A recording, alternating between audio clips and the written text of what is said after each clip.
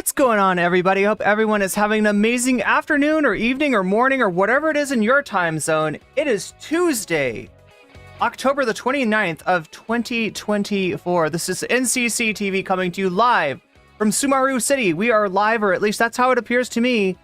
Could be a brain in a jar somewhere. Don't care. No, don't care. Shouts out to all my weasels out there, all my forest creatures, rocking out to the realest of the real. Synthetic life-form streamer trapped in a cyber brain and body like some kind of ghost in a half-shell in this late-stage hyper-capitalist dystopia. Forced to exist in the twilight realm to pay off my debt to society and student loans. I hope you're having a good day, whoever, whatever, wherever, and whenever you are. We're about to jump into it right here on twitch.tv and youtube.com. High risk, high reward, high on life, or whatever simulation, simulacrum, simultaneous, spontaneous singularity of consciousness this is, was, or will be sometime in the distant cyber future. All right. New lighting. I'm not sure if I like this or not.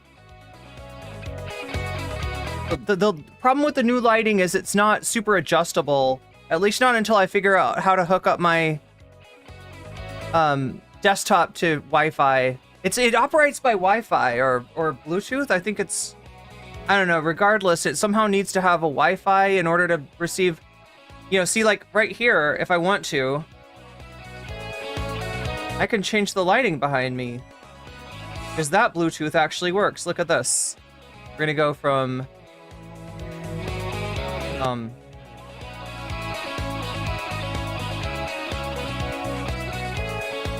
why is it blue? It should be green. That's supposed to be green. Do I have something?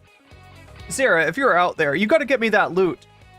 I saw that you color graded me the other day in your Discord message. Apparently, something about my picture is not true to life. It's not. What do you call it? Reproducing the colors, right? Oh, there's a word for it. People who know about color grading know this word, but I don't. See what I mean? I can change the colors. I could even do...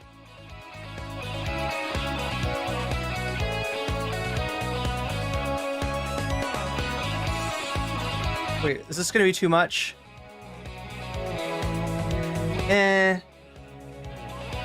What about that? What about that?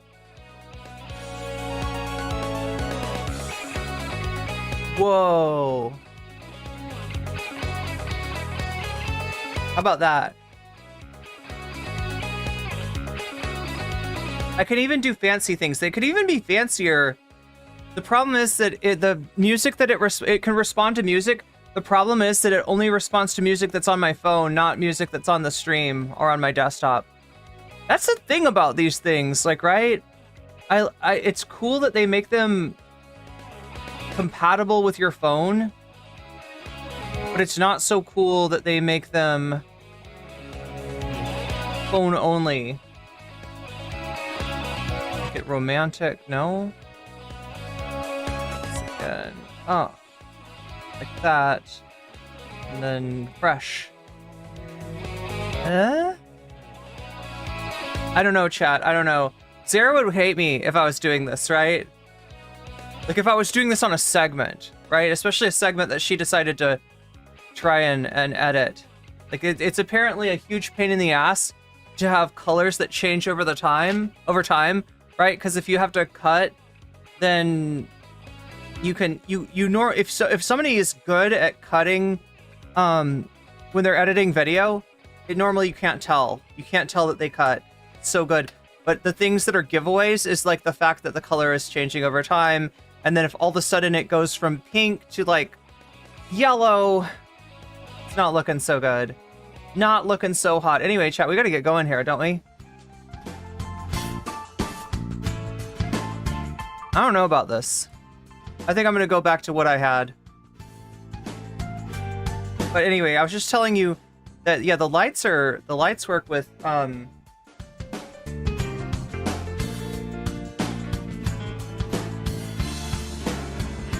Bluetooth.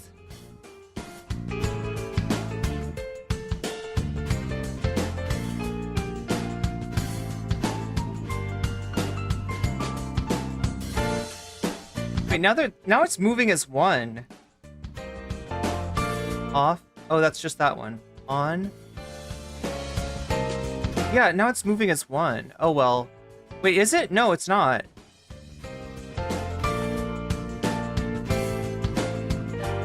Ooh, look at that. It's peachy. Chat, I got peachy lighting. I like peachy. Anyway, let me turn down the music slightly, see what's going on in chat, see what's going on with everyone today. I hope you're having a good day. I took a little bit of a day off, not because I wanted to, but apparently because I have to. But yeah, it's not great. It's not great. I can't afford to take a day off. Medhi? Oh, you're talking to Medhi. Oh, the mic pool report? Wait, watch this. Oh my god, what am I trying to do here? We gotta put up the poll. That's the first thing. First things first. I'm so ADHD. I need to have like a checklist. You know that doctors sometimes do this? Like, they implemented checklists for, you know, physicians and surgeons, especially for surgeons, to ensure that if there was like an important thing that somebody needed to do in order, that it didn't accidentally get skipped. Isn't that nice to know? They got a checklist for you when you get your medical care. But yeah, I need a checklist like that. I need to go through an order of operations. Otherwise, I tend to forget stuff. Speaking of which, I'm not gonna forget the bonus content is the next thing that I need to put up. Let's put this up here. And I've got something new for you today. All right, now here, I've kept a lot of the oldies but goodies because it feels like there's some people that keep voting for the boar, the Korean granddad riding a boar. They really want to see that, so I want to make that happen. Also, the Tucker and Trump Daddy's Home thing, that's pretty good content. That's something I probably should cover. And of course, Metaphor Refantasia, which, hey, you know, somebody got me the bought me the Hummel bundle code, so I'm really thankful for that. And I want to continue our playthrough of Metaphor Refantasio. Here we go. Daddy's Home. Yeah. There's your poll. Vote for the that which the path your heart chooses. The path with a heart. Sure. Yeah. Let's go with that. That's what you should be choosing. Like, which one of these things speaks to you? Which one of these things calls to you? Right? What sparks joy in you? Right? That's the topic that you should choose here. You can also hit like on the stream while you're doing things with your fingers. Anyway, it helps me out a great deal. Let me pop out chat here. And order of operations here, so I don't forget to... Fancy indeed. You know, what would really be fancy, one great earth, is if I made it so that this would work for Twitch too, although I don't know if I can. I don't know how that works yet. But wait, I do know how to do this right here. Boom, and boom. Yeah, rock the vote. What does Medhi write about?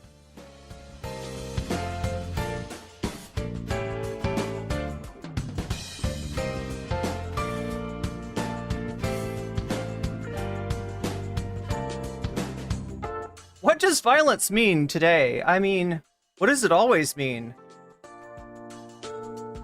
A certain president who tends to be wrong about a lot? So obviously Trump. That's who we're talking about, right?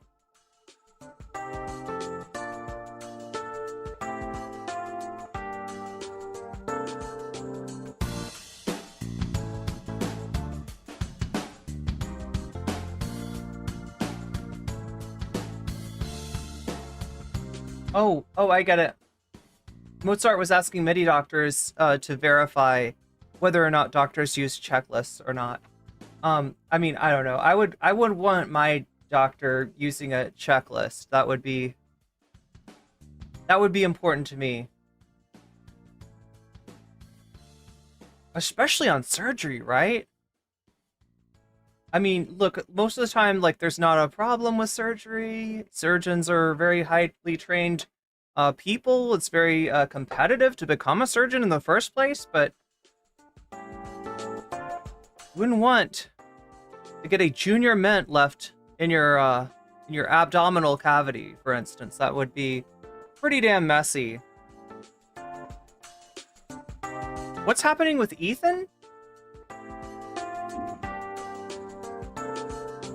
I don't know. Do we have Ethan today? Wait, is it on the list of things?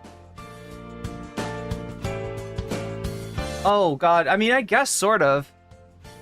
Well, now, if you were watching the Majority Report, you already know that there was a caller today who called to complain about Hasan. Listen, caller, I'm not gonna light you up or get mad at you or make fun of you. I mean, as far as I know, you're not a DGG Brigader person. You're not a Destiny D-Rider or anything like that. You could just be a Majority Report audience member who's a little bit libbed up. That's okay. I'm okay that some of Sam's audience is a little bit libbed up. That's okay. We gotta work together to defeat Trump, to seal him away for once and for all. But I just gotta say, if you're looking for Hasan's boss, it's not Sam Seder. Sam Seder is just Hasan's unk.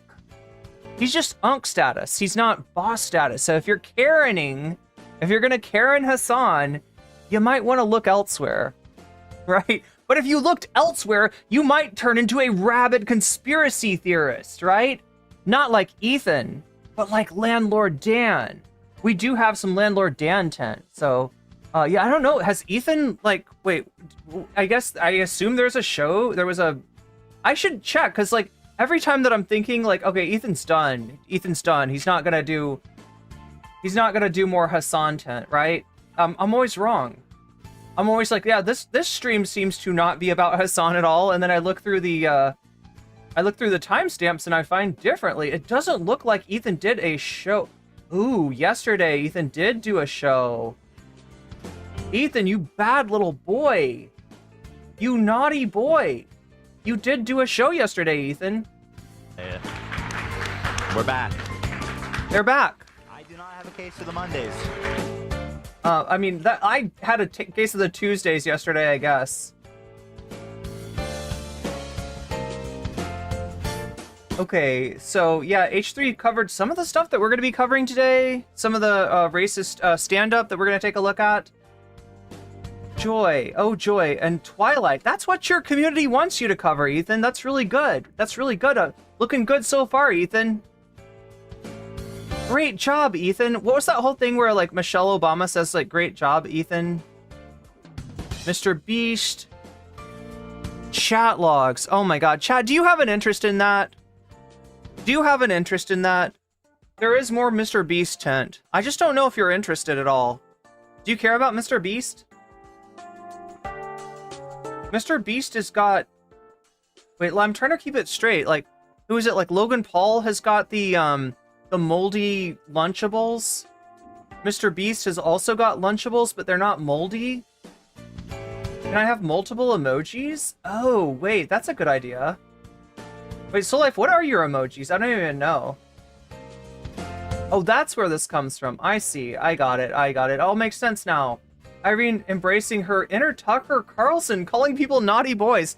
Yeah, and you're gonna get a vigorous spanking, Ethan. A vigorous spanking. God, he's excited about that is the thing that's disturbing. A little too excited about that spanking. It's almost like Tucker's the one that's gonna get a spanking. I don't know. I mean, he deserves a spanking. He's been a bad boy. You ever read the Tucker chat logs? Sorry, not chat logs, not chat. What am I? Internet brain broken here. The Tucker text logs. Yes, that's what I'm talking about. Tucker's texts about surgeries performed by women have better health outcomes statistically. I did not know that, Crotchy, but I do know that yeah, they use dialogue trees. I mean, there's some of that, and you know, they do try to standardize care. Has he gone tonto? Oh wait, doesn't that mean something in Spanish? Is that what you're going for? I don't remember. I used to know that word. Always imploding Ethan Klein. He implodes. It's gross. It's kind of like, have you ever tried to cook an eggplant in the oven? I mean, it should be really easy, right? But it's not. It's not. Right? Roasting an eggplant, it's got to be the easiest way. Honestly, I feel like maybe even grilling an eggplant would be easier, right? Because when you cook it in the oven, all right, there's two ways you could go. You could pop the eggplant in there and just like pray that it doesn't explode. Because an eggplant exploding is way messier than a baked potato. It's messier than a sweet potato, which I've had explode and it sounds like a gunshot. And it scared the fuck out of my roommate. I thought there was a gunshot going off and it was like, no, that's my sweet potato. I forgot to poke holes in it, right? But if you poke holes in an eggplant, you're going to get drippings. Eggplant drippings at the bottom of your oven, and they are very hard to clean off. So, right? The choice of evils. And really, I think the best way that I found cooking an eggplant is to place a, like a cookie tray underneath the eggplants, right? So the eggplants go on the top shelf, the cookie tray goes right under there, and it catches all the juicings and the drippings. I mean, eggplants can be good if you know how to prepare them. Like, I love baba ganoush. Other people probably don't. I've even heard people compare the taste of baba ganoush to the taste of, well, how shall I say this? I shall not say this because I will get demonetized if I say what people compare. Microwave baked potatoes. Bland, you're probably right. Sunday's supposed to be giving Hunter S. Thompson vibes. That was a long time ago. I don't know why that's still there. Look, I mean, you're not guaranteed Sunday content tonight. There's only one of these options that will lead in that direction. Should you choose it? Let me see if you are. Oh my God, you're choosing it. Chat chooses violence. Damn. It's so reliable. Oh, your phone will die soon.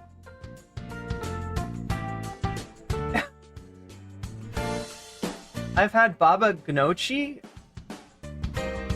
Why don't you just put the eggplant on the baking sheet? I think it doesn't cook as well on the bottom then. I think there's a reason. I do have a reason. I've cooked so many eggplants, chat. I've cooked eggplants, I've scooped them out. I've put them into the blender with tahini and cumin and lemon juice. What else goes in there into baba ganoush? I feel like sometimes parsley? Is that advisable? You gotta be careful putting like leafy greens into your hummus or tabbouleh, right? Cilantro and hummus is great if you mince your cilantro and sprinkle it on top. But if you take stalks of cilantro and you put them into the blender, that's gonna taste super bitter. But yeah, Miss Katonic, that was Hunter S. Thompson vibes. By the way, congratulations on your streak, Twitchy Schmegley. You've got a 7-stream streak on Twitch.tv. Miss Katonic, you got a 10-stream streak. That is woot indeed. Those are some actual Jake emotes. Those are the corn ones, right? Jake's all about the corn. Someday somebody's got to explain to me how Jake became corn. If Jake comes in, if actual Jake came into the majority report, though, I wonder, would people greet Jake with corn emojis? Is that how that would work? Baba Gnocchi, yes, exactly. Wait, dip in egg? Wait, what? Are you talking about eggplants? You dip eggplants in egg? Isn't that like too much? Oh yeah, toothpick. Yes, that's a good way. That's a good way to do it. That's a good way to do it. Are you gonna make an emoji of an eggplant in a pan? I mean, we need a pan first.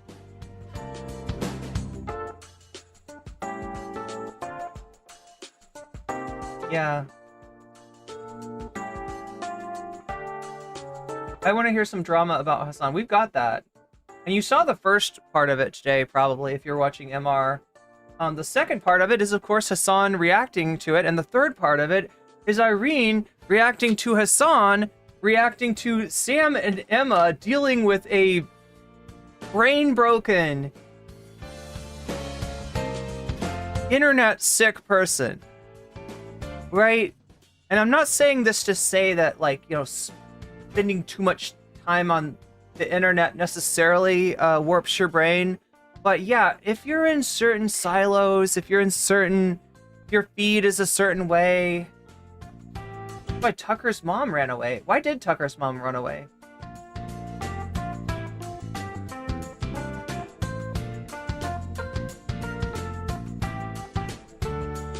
The scales have fallen from my eyes? Wait, when was that?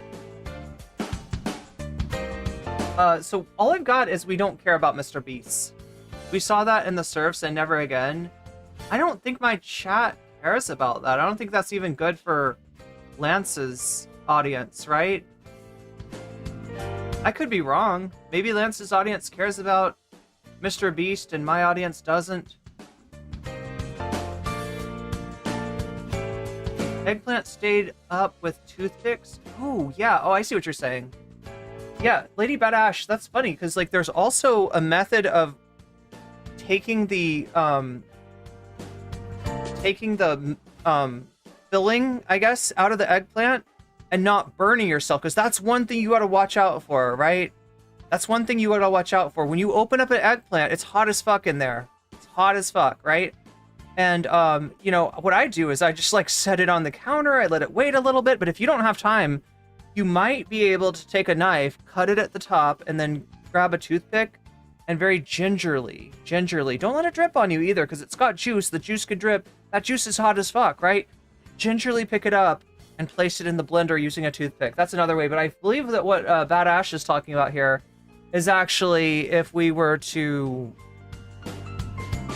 take an eggplant, stand it up on like 4 toothpicks, I'm guessing like it was some kind of quadruped animal, and put that on a pan so that we don't have to use 2 shelves, because it sounds like Bad Ash is trying to get out of the 2 shelves. Maybe if you just have 1 shelf in the oven, that's a consideration. Alleged couch joints? Wait, is that even is that like a JD Vance thing? I ate baba ganoush and I liked it. What is it compared to? I don't want to ruin it for you. Or maybe make it great for you. I don't know. Natural Habitats Shorts on YouTube is where Platypus wants to know why his fur is blue under a black light. That's my reaction to Irene not telling us what baba ganoush tastes like. I mean, you know how like Michael Douglas got throat cancer? This is such a bizarre reference. I'm sending in chat in like 82 different directions, and like 81 of them are wrong.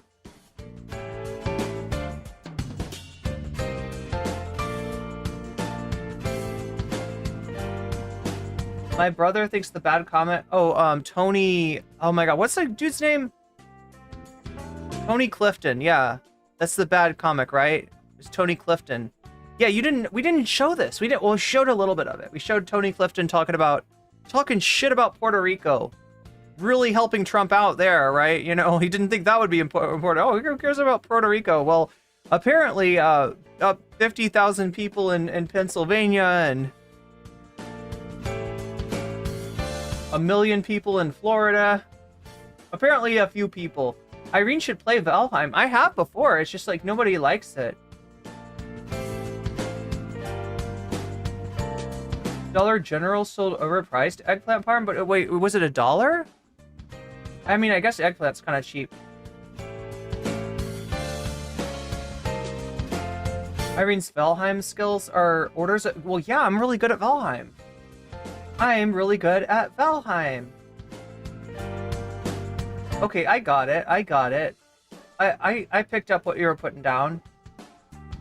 Silo is such a Sam Seder term. I know, there's another name for this, isn't there? There's a less boomer name. No Ganoush is good Ganoush with Gary Ganoush. Is that like a Pokemon trainer? Tony Hinchcliffe. Yeah, Tony Hinchclifton, right? Tony Clifford the Red Dog. Does anybody know who Tony Clifton is? Yes! Schmugly, you got it! before I could even ask. Yes. Wait, no, I disagree. I disagree. No, you're wrong, Schmegley. Tony Clifton was Andy Kaufman's friend, okay?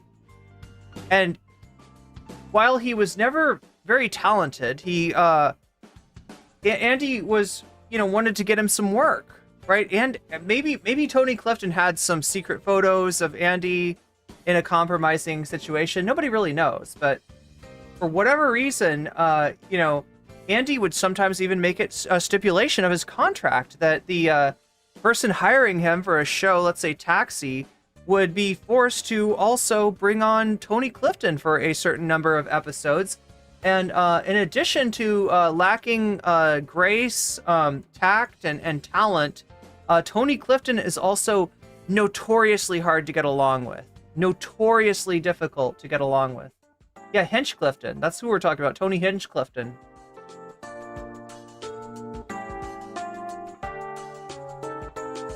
Tweet came that Tony Hinchcliffe was reading his jokes from the teleprompter. Yes. This is true. Yeah, so here's the deal, right? Like I said, the jokes that Tony Hinchcliffe made were of varying degrees of badness. And by badness, I mean, yeah, they're inappropriate. Yeah, they're racist. But by badness, I specifically mean harm to the Trump campaign. Yeah? Harm to the Trump campaign trying to get, certain voter blocks, right? And so immediately after this became a controversy, the Trump campaign distanced themselves. They said, whoa, hey, we got nothing to do with this Tony Hinchcliffe guy. We don't know anything about him. He's some guy that Rogan recommended. More on that later. But yeah, he's some guy that Rogan recommended. We don't know this guy. We didn't approve that. We don't have anything to do with this. This isn't us. This isn't the Trump campaign. This isn't Donald Trump. This is all on Tony Hinchcliffe, and he's a comedian, so what can you really say? Anyway, well, it turns out that they did vet what was in the teleprompter. They vetted this was pre-written, put into a teleprompter for Hinchcliffe to read, because he's not talented enough to, top of the dome this kind of stuff, right? And the Trump campaign approved it. They vetted it, right? They looked through it, and they even said, because the first draft of the script was gonna have Tony Hinchcliffe calling Kamala Harris a "see you next Tuesday," and the Trump campaign said, "Whoa, bro, you're memeing too close to the sun. Don't say that." But they didn't say anything about the Puerto Rico stuff. They didn't say anything about his comments on black people, Jewish people, Latinos, like a lot of people. He had smoke for if you're a minority, Tony Hinchcliffe had smoke for you that night.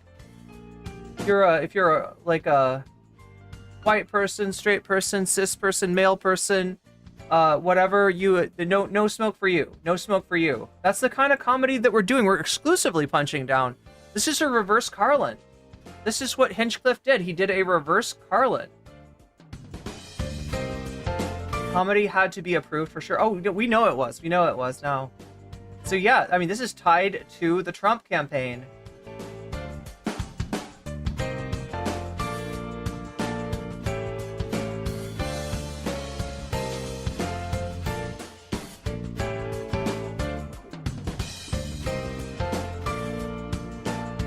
Will Florida, I feel like one of the words that you used in this chat got auto-corrected, and it's confusing me. It's confusing me. Goddamn autocorrect.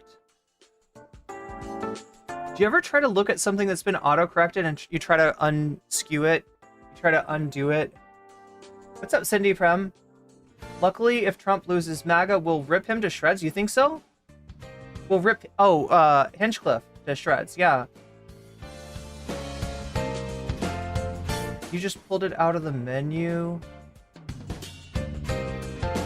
Voters. That's the word. Okay.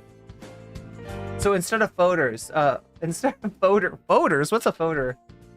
Vote Brokers is a restaurant in Florida, but no, that's not what we're talking about. We're talking about, voters There's some diehard Trump voters. Okay, so from photos was supposed to be Trump photo. It changed Trump voters to from photos? Will, Florida, you got done dirty. You got done dirty by autocorrect. Look at that. Look at that.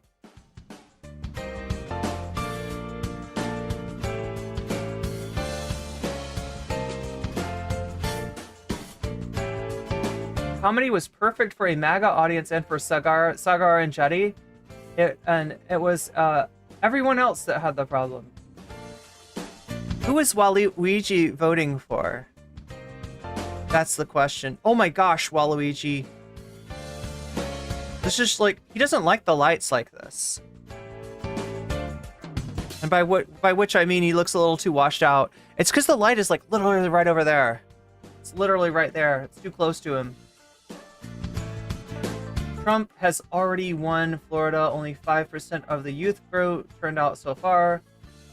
Well, most likely. I mean, Florida's not a swing state, but it is one of those states that's close to a swing state. So it's not the best state to fuck the bag on. Waluigi, are you a raging I feel like Waluigi might be anti-electoralism. That's a possibility. That's a possibility.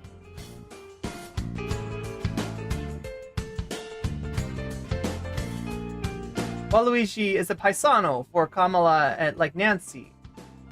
Card-carrying Cederista. He looks flawless. I mean, yeah, he looks immaculate.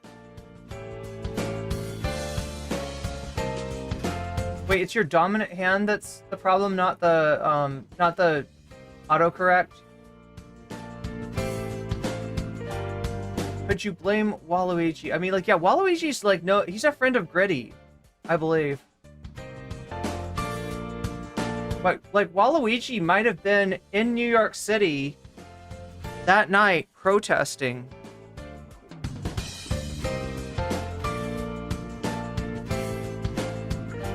Waluigi believes in direct action.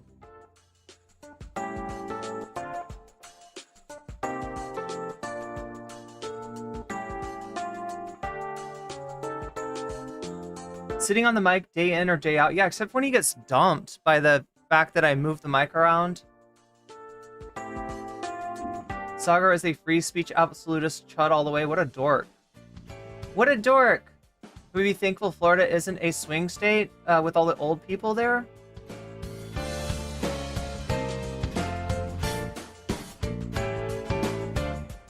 Don't need old people getting in more STIs. Lady Badash, that's the par for the course in the villages. The villages of Florida.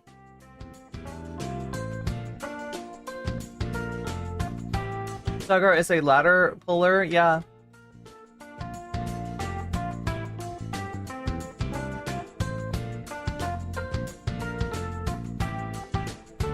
Okay, so just so you know, if you're watching me on Twitch, I do look at chat. The only times that I don't look at chat is when Twitch chat doesn't move for a little while. So if you ever want to say something to get my attention, you might go with a highlighted text. If you've got some channel points, you can do that for free.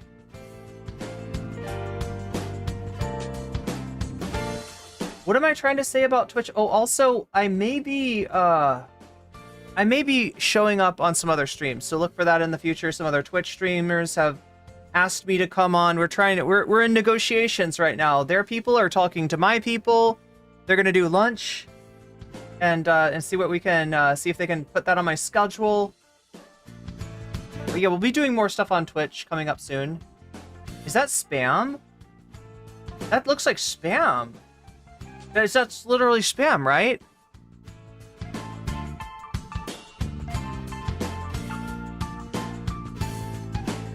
I didn't know there was a spam emoji. God, spam's a goddamn popular food. That's not all Sagar pulls. Luigi and Waluigi are extremely queer-coded. Yeah, possibly bisexual, aromantic. I don't know. I'm just guessing. I'm just throwing it out there. But yeah, we got a lot to get through today. It's autocorrect. I'm using speech to text because my hand... Oh, I see. That makes sense. Yay, disability. Yeah, I know that that's a hazard of the hands-free speech to text.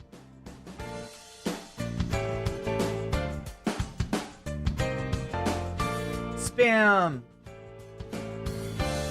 Mike Pool report. Mike Pool report. Did you change your name by chance? Waluigi is our ace king. Yes. Quite possibly. Oh, it's TC. Thank you, Omegastar. I was trying to figure that out. Like, I thought the command was Jerry for some reason. I knew it was associated with Jerry, and so I typed exclamation point Jerry. Does it work like that? It doesn't work for me. I think it's because I'm in a special applet here. What's up, Yarvines? Good to see you there. All right, so yeah, we're about to get going here. We've got our poll, and it looks like chat is choosing violence once again. All right, now that's what it's at right now. 55% of you choose violence. 23% of you are gaming frogs. Ribbit. 13% want to see a Korean granddad ride a vor. Did I say a vor? I meant a boar. I did not mean vor. I did not mean to imply vor there, chat. I meant a boar. And 9% of you are looking for the Daddy's Home content. So now this can change. Make sure to vote. 32 of you have voted so far. When you vote, make sure to like the stream as well. That helps me out greatly. The other way that it can change is that when people donate, right? When you donate, just know that if you want to, you can let me know in chat which of these topics you want to see, and I will add your donation as a percentage to the topic of your choice. So if you want to help out your favorite topic, right? Say you're a gaming frog, say you want chat to choose violence, say even that possibly you are a Vox Populi type person, and you're like, the voting is sacred, I want nothing to count other than the voting, right? You can let me know in chat any of those options. Korean Granddad Rides a Board, Gaming, Metaphor, Refantasia, or Fallout New Vegas. Chat chooses violence, which is a hot topic right now. Tucker and Trump, not such a hot topic today. Or you can choose any of those, or you can say Vox Populi if you want to like counteract other people's donos, right? Because sometimes people are like, they get resentful. They're like, I mean, this isn't winning, but the donos are making it win. And if you're that person that is like, you wanna just clean the slate, you can say Vox Populi, and your vote will counteract like other people's voting. It'll take off the percentage from all the topics instead of adding the percentage to a particular topic. I hope that makes sense. So whether you're using a super chat, super sticker, getting yourself a membership, gifting other people membership, whether you are contributing to my throne to help me get cool stuff for stream and for making videos, or you are signing up for my Patreon, or you're over on Twitch getting yourself out of the ad break with a for free with a Twitch Prime sub, or for $6 with $6, or even gifting subs to other people because you're saving them from the ad break. Any of that stuff enables you to put your money where your mouth is, and just let me know which of... Here, let's switch to the right screen. There. Excuse me. I see what's going on here. Boom. No? Really? What's on here? All right. Are we good there? Yeah, we're good there.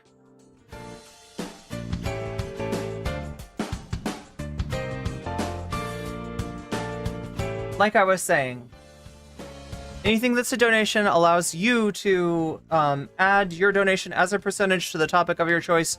All you need to do is let me know in the chat which of these choices applies to you, which of these choices speaks to you, which of these things do you want to see as bonus content, and you'll actually buff the topic of your choice, or you'll debuff everything by saying Vox Populi, which is right down there. Oh yeah, there's Irene Sings too. There's Irene Sings. I need to do an Irene Sings stream sometime. I was going through, like, I have this thing where, like, I really like weird, like, old music from the 60s and 70s. And I became aware of how many songs that I think are good songs were actually by the Turtles, right? And I always think my knowledge of 60s and 70s music is pretty good. Like, right, I know the Who, the Rolling Stones, the Beatles, the Animals, the Yardbirds, the Zombies. I know all about all these acts, but I wasn't aware of how many hits, songs that I know, were actually written by the Turtles. And I also wasn't aware that two key members of the Turtles, the backup vocalists, right, which if you've ever listened to the Turtles, you know that that kind of pop music relies on background vocals. I wasn't aware that these two dudes are the guys that are in Frank Zappa's movie 200 Motels, right? And there was this weird thing that happened where the Turtles lost the rights to their name. So they were called the Turtles, they had a bunch of hits, and somehow their label took the name away from them. They couldn't use it anymore. And so they had to turn into, oh my god, let me see if I get this right. The Fluorescent Leech and Eddie, I believe, is the name of the group.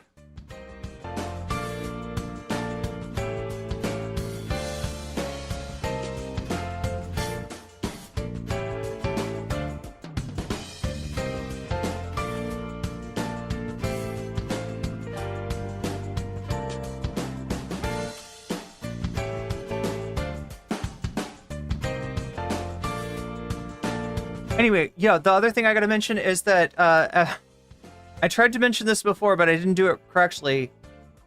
Every hour at the top of the hour? No, at the middle of the hour, there's a 3-minute ad break, right? It's an ad break that you can skip. You can skip for free using a Twitch Prime. You can skip for $6 using $6, or you could possibly be gifted a sub. That is a possibility if you're lucky, but it's more likely to happen if you're active in chat. So that's my advice on that, is be active in chat over there on Twitch. It could benefit. You could get out of the ad break. The ad break is like the biggest hazard over there. This is the biggest hazard going. It's like a mix of like a sand trap in golf, but if instead of like just getting the ball in the sand, you actually like fell down through the earth into like a subterranean layer with like evil creatures that have night vision. You know what I'm saying? It's like you go right into like a video game. So yeah, major pitfall there. Major pitfall. Waluigi's the king of my heart. Wait, isn't that a song? Oh no, it's Queen of My Heart.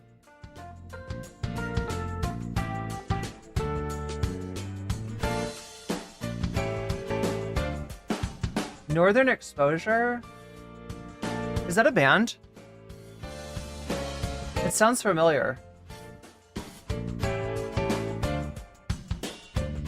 Working the early vote here, haven't caught many streams. Soul draining to see so many Republicans.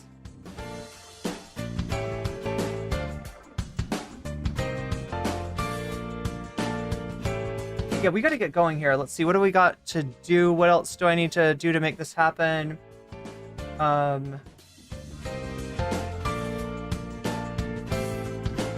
yeah, like I said, I kind of had the wrong instincts on some of this stuff the other day when I was covering the Madison Square Garden fascist rally of Trump's, right?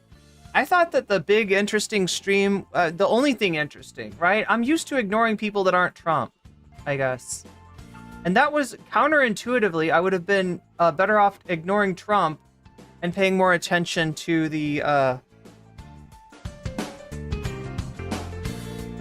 other people there, including Mr. Tony, what is it, Hinchcliffe? Hinch?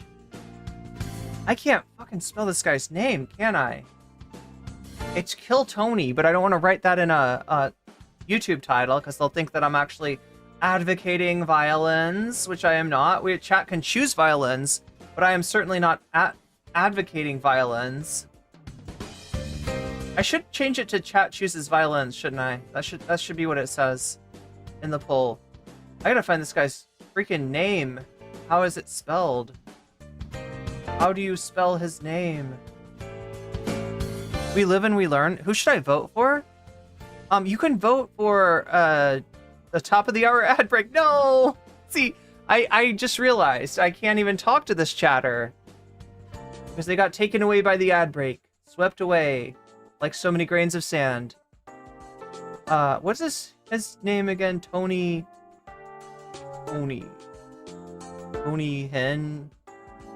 Hinchcliffe. Okay, that's his name.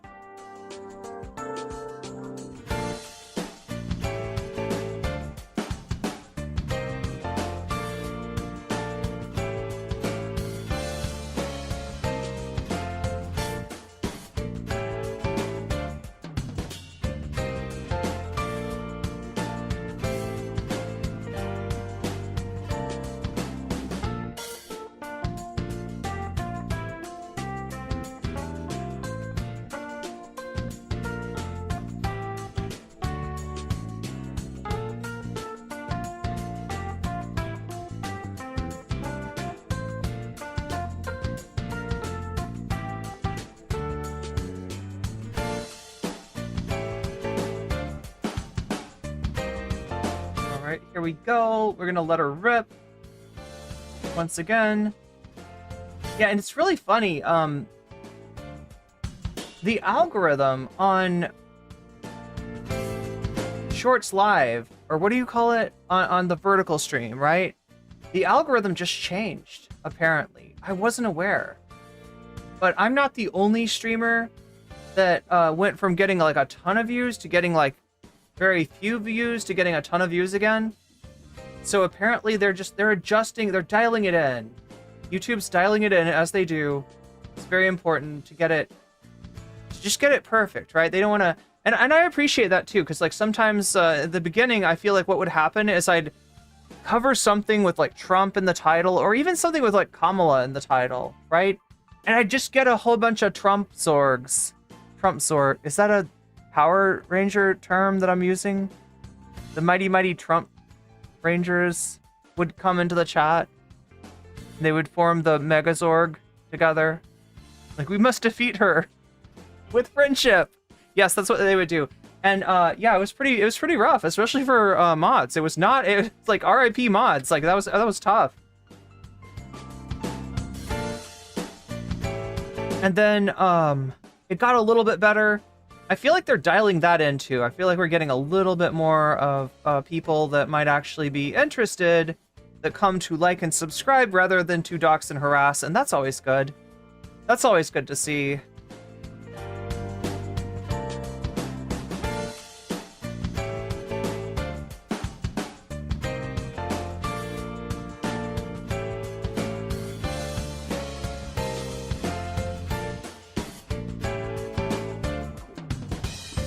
The poll question. Have I exited? No, I'm not. I'm still in top chat somehow. God damn it.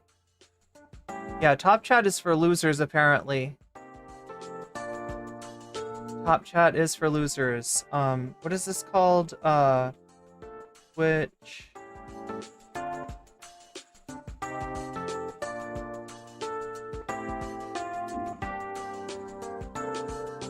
Oh my god, I can't even...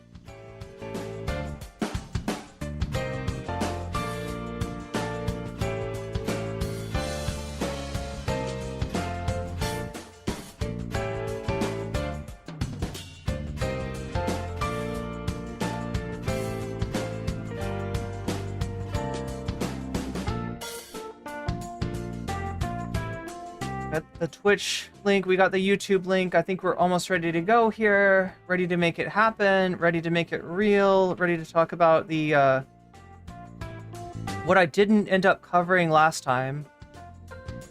Still very important to cover. And then that, and then we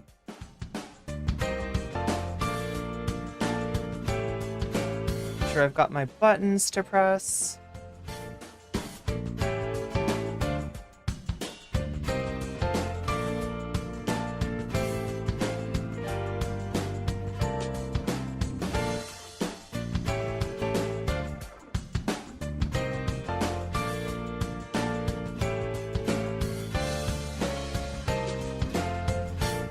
I see me. I see me. There I am. Is this button. Press this button. Then press this button.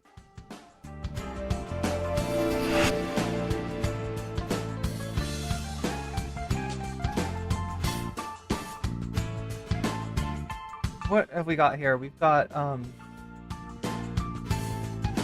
Tony Hinchcliffe's fateful set. Now, there's more that I could do with Tony Hinchcliffe if you're interested, right? Because it turns out that Tony Hinchcliffe, as a Joe Rogan adjacent comedian, he's got a lot more going on. Let's just put it that way. He has got a lot more going on than what we saw, right? And he's an interesting person who became famous in a very interesting way. Right now, for some people, becoming famous is as simple as that you are greatly talented, you are incredibly funny, and all you need is the right exposure to make you pop, right? For some people, for a lot of people, right? That's a lot of people's, some people even in the Joe Rogan orbit are like that, right? There's another path to fortune and fame, and that is to kind of get on the train of people that are more talented than yourself. And that seems to be the story with Mr. Hinchcliffe. That seems to be his journey to fame is more about other people that he was fortunate enough to work with, being in the right place in the right time, getting the Rogan shout out, and the other people on Kill Tony that actually make the show work, that actually make the show funny, because this guy lacks the ability to fucking land a joke like I've never seen before. Like, somebody that this high profile being this unfunny is kind of interesting. And you're going to see a little bit of it here, because like okay, so here's the deal, right? If you're a comedian and you tell edgy, offensive jokes, usually it won't matter. It might even be good for you. It might even be a positive thing for you, right? Because people will complain about your joke, and then other people will be like, oh, leave him alone, it's just comedy, right? But if you tell a joke that's both offensive, vile, and lacks comedic substance, let's just say, well, that's a whole nother animal together. And you've seen some people, if you're a fan of Kill Tony, you've seen people come on with their, it's not really a hot 5, it's like a hot 1 or something, whatever they do to like audition on there, the new comics that come on Kill Tony. You've probably seen people, do this exact thing. They come on with a, super offensive joke that's just like not funny, and they get just like ridiculed. It's fun. It's weird. It's weird. I wonder what would have happened if, instead of being in the right place in the right time, getting in good with Rogan, and being surrounded by more talented people than himself, if Tony Hinchcliffe were to have had to become famous via being a guest on Kill Tony. My guess is that his career would have petered out really quick. Now, I don't know if we're going to watch this, because I don't know if you're that interested in it. We'll see how interested you are in this. And judging by that, there's also, I've got some footage of a very early stand-up routine that Tony Hinchcliffe did, which, just kind of shows you, sort of illustrates this, right? Either way, chat, we got to get into this. Like I said, my mistake for not covering this in total last time. I should have. This is the funnier stuff. This is the more interesting stuff. This is the more relevant stuff. The stuff that other people that are not Trump said, rather than the stuff that Trump said. So my apologies for fixating on Trump. He's usually the source of humor, but this time the humor is going to be this man's attempt to get the early morning crowd to laugh with his jokes that really, like I said, there's not a lot of humor here. It's just like, it's 100% just like, let me just make it racist. That's funny, right? When it's racist, that's how you make humor work. I don't know. This special. 17 years ago, I was sleeping in my car behind the Comedy Store in LA, and I'm proud to say this is my 4th time performing at Madison Square Garden, the most famous arena in the damn world. The American dream alive and well right here. This is very different than where I'm used to performing, though. I'm used to nighttime with people drinking, not so many babies in the crowd, and people that are obviously only here for Lee Greenwood tonight. Normally, I don't make my political beliefs a known thing. It's divisive for a comedian to do that, but just know I sleep well at night knowing who I'm voting for. But here's the deal: if you want any laughs at all, if you want a crowd that's gonna, do more than just groan, yeah, you're gonna need that. You're gonna need to do that, right?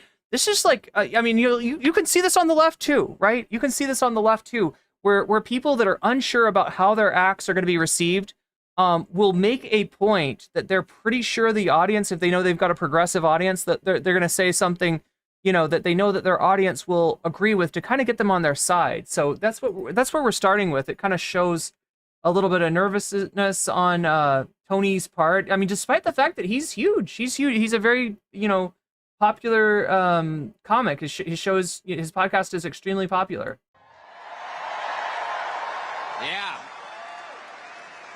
Yeah.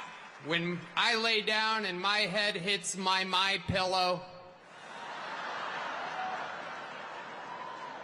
Just to let you know, I'm one of you. I'm one of you. I'm one of you. Please laugh. Please laugh. It's a fantastic pillow, by the way. I was staying at the Four Seasons up by Central Park one night, and I laid my head down, and it felt so good, and I thought to myself, what an amazing pillow. I have a little bit of money now. I could buy a good pillow. And I took the pillowcase off, and there it was. My pillow, my pillow, my pillow. And damn it, I bought 4 of them.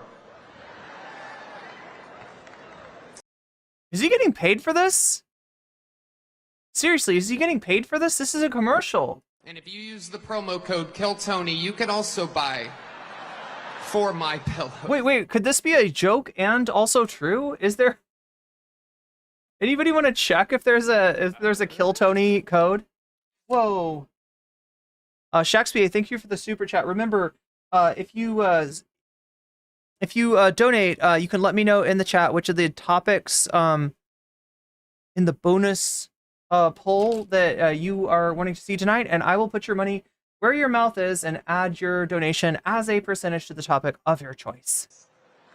You can also get my attention for a super chat of $5 or more. We'll actually go into TTS voice. Make sure it's not anything offensive though, because it won't go through, right? It doesn't do offensive stuff. Unlike Tony Hinchcliffe, who exclusively relies on offensiveness as a replacement for humor. Serious stuff happening, people. I live in the great state of Texas now.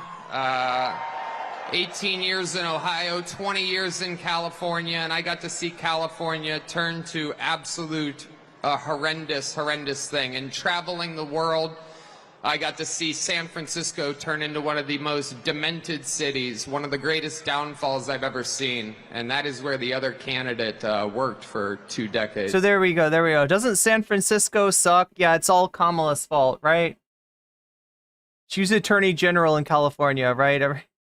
And it's absolutely wild to see. And in Texas, stuff is really crazy. We're right there by a wide open border. Where are my proud Latinos at tonight? Oh no, here we go. You ready for this, chat? It feels like a Disney log ride. Have you ever been to any of these like Disneyland? It's like a log ride. You get on the log and it goes around in like the water and stuff like, but at the very end of it goes like down a hill. Like, imagine this is a log ride that goes like straight down the hill, and it just keeps going. Like, right, the hill is extremely, like, it's Everest, right? It's a log ride that takes you to the top of Everest, and then you're just, it's all down here. It's all downhill from here. You guys see what I mean? It's wide open. There's so many of them. It's absolutely incredible. Believe it or not, people, I welcome migrants to the United States of America with open arms. And by open arms, I mean like this. Yeah, we're already full, right? United States, extremely crowded place. It's wild. And these Latinos, they love making... There's definitely not any small towns that are fucking dead and that need people to come to them to reinvigorate like the town, like Springfield, Ohio. babies too. Just know that. They do. Sorry. They do. It's wild. And these Latinos, they love making babies too. Ooh. Just know that. Ooh. They do. Ooh. They do. There's no pulling out. They don't do that. They come inside, just like they did to our country.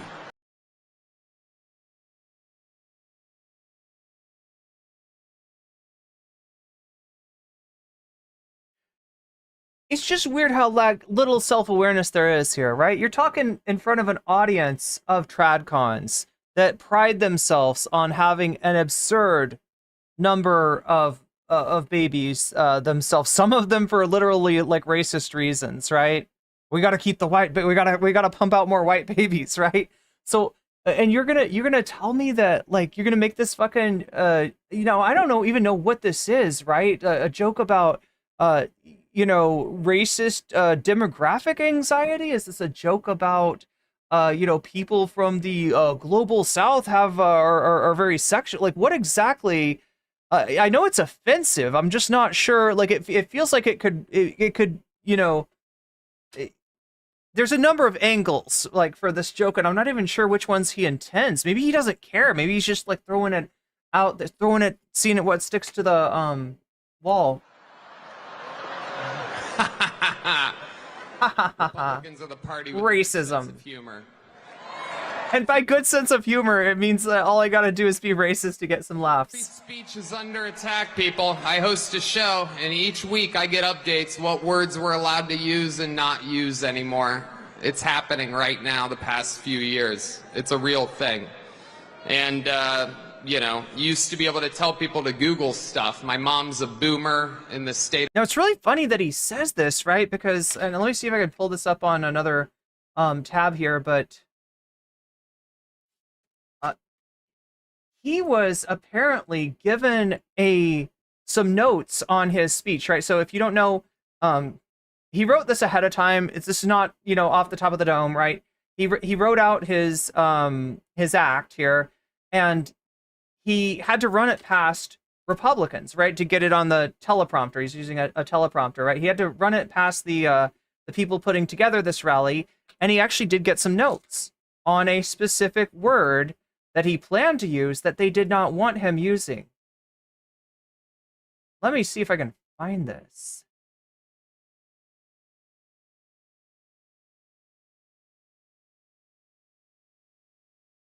Here, we'll let it go, but... And there's no convincing her of anything. She's eating the cats. She's eating the dogs. They're eating the pets up there. It is absolutely wild times. It really, really is. And that's like the closest thing you're going to get to a joke at the audience's expense. There's a lot going on. Like, I don't know if you guys know this, but there's literally a floating island of garbage in the middle of the ocean right now. Yeah. I think it's called Puerto Rico.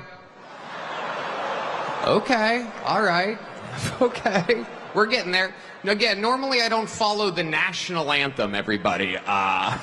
This isn't exactly a perfect... This isn't exactly working out for me here. So, the response is underwhelming for this, right? Even for, calling Puerto Rico a floating island of garbage, right? He's not getting... But, the whole thing is, for this shit to work, is you gotta be funny. You gotta be more funny than you are offensive. And especially with an audience like this, it shouldn't be hard. This is not an audience you see the Trump houts out there, right? They're not, they're not offended by much. The comedy setup.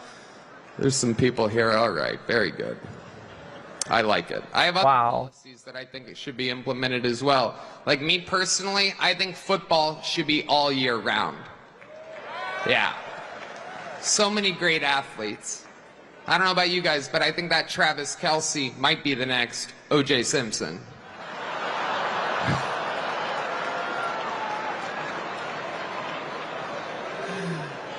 Feels good in here. The other side's got a lot of crazy endorsements. Swift, Eminem, Leo DiCaprio, Beyonce. Every day the Democratic Party looks more and more like a P. Diddy party. Oh. And every day the Republican Party looks more like Epstein's Island. Oh,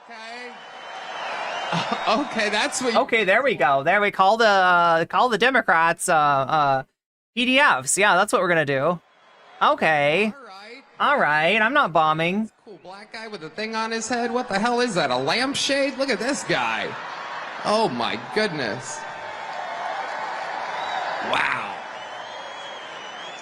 I'm just kidding. That's one of my buddies. He had a Halloween party last night. We had fun. We carved watermelons together. It was awesome. You guys are... This is a groany little morning crowd, huh? It's tough to follow this... Yeah, this is not the only stand-up set that I've seen where Tony Hinchcliffe, he tries to turn the joke into how much he's bombing. This is not the only time I've seen him try to use the audience's lack of response, lack of laughter, lack of being entertained by him as a point of humor in and of itself. For the next Commissioner Gordon's over here. I don't understand that one. There we go. Like, is that like auditions for the next Commissioner Gordon? It's the cop from Batman. Does anybody get that? It is, though. It's crazy times we're living in. I mean, all these pointless wars. It is unbelievable what's happening right now. It is incredible. Ukraine versus Russia, Israel, it's like bad soccer games. Who even cares? What are we doing? Why is our money involved in these wars?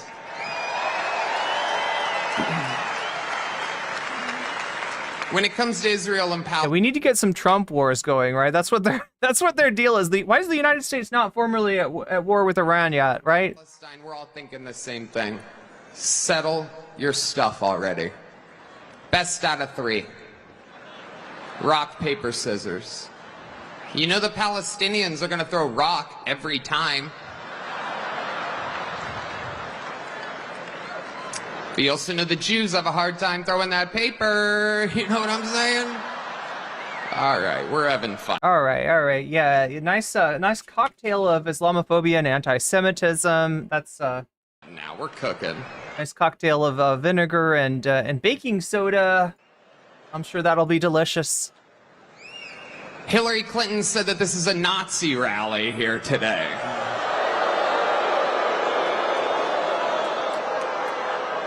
Can you believe that? For the most anti-war president. The whole thing is that like, I feel like, you know, they are letting their freak flags fly today, right? For beating those allegations, starting off with like F Puerto Ricans, F Latinos, F Jewish people, F Palestinians, right? I feel you're not really beating the allegations, are you? Of my entire lifetime, and she calls him Hitler. Let me remind you, Hillary, it was your husband who shot innocent people, or as he called them, interns. Wait, excuse me? Actually, what does he mean by shot? What is he talking about, right? There is, like, if you ever Google, don't Google this, right? But there is something that Republicans will say called, like, the Clinton body count, which is, like, a very old conspiracy theory that goes back to the 90s. Apparently, there was a cabinet official, member of the Clinton administration that unalived himself in a park.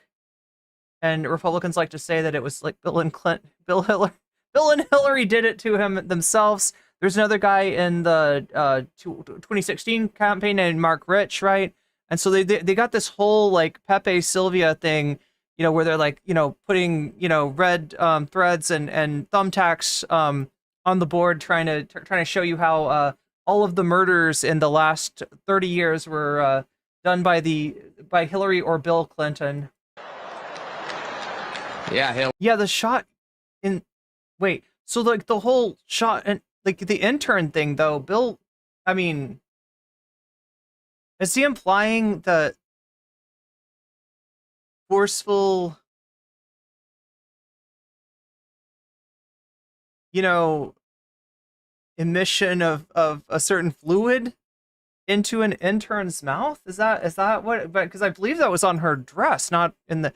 I'm so confused, chat. I'm so confused. Hillary, I bet you did not see that one coming. Get it? Not see, because like not see. Get it? Get it? Not see that. He's a funny guy. By the way, if I commit suicide in 3 weeks, I didn't. You know what? This is so ironic. This is so ironic. If this dude ends up dead, right? If this dude ends up Epsteined, yeah, I'm gonna guess he didn't Epstein himself, but I wouldn't be looking at the Harris campaign for having gone after this guy, right? It's not whose campaign he's doing to harm to here. If anything, it'll be the Trump crime family. I mean, it's just obvious to me who the right candidate is. There's a guy out here dodging bullets. It is unbelievable, right?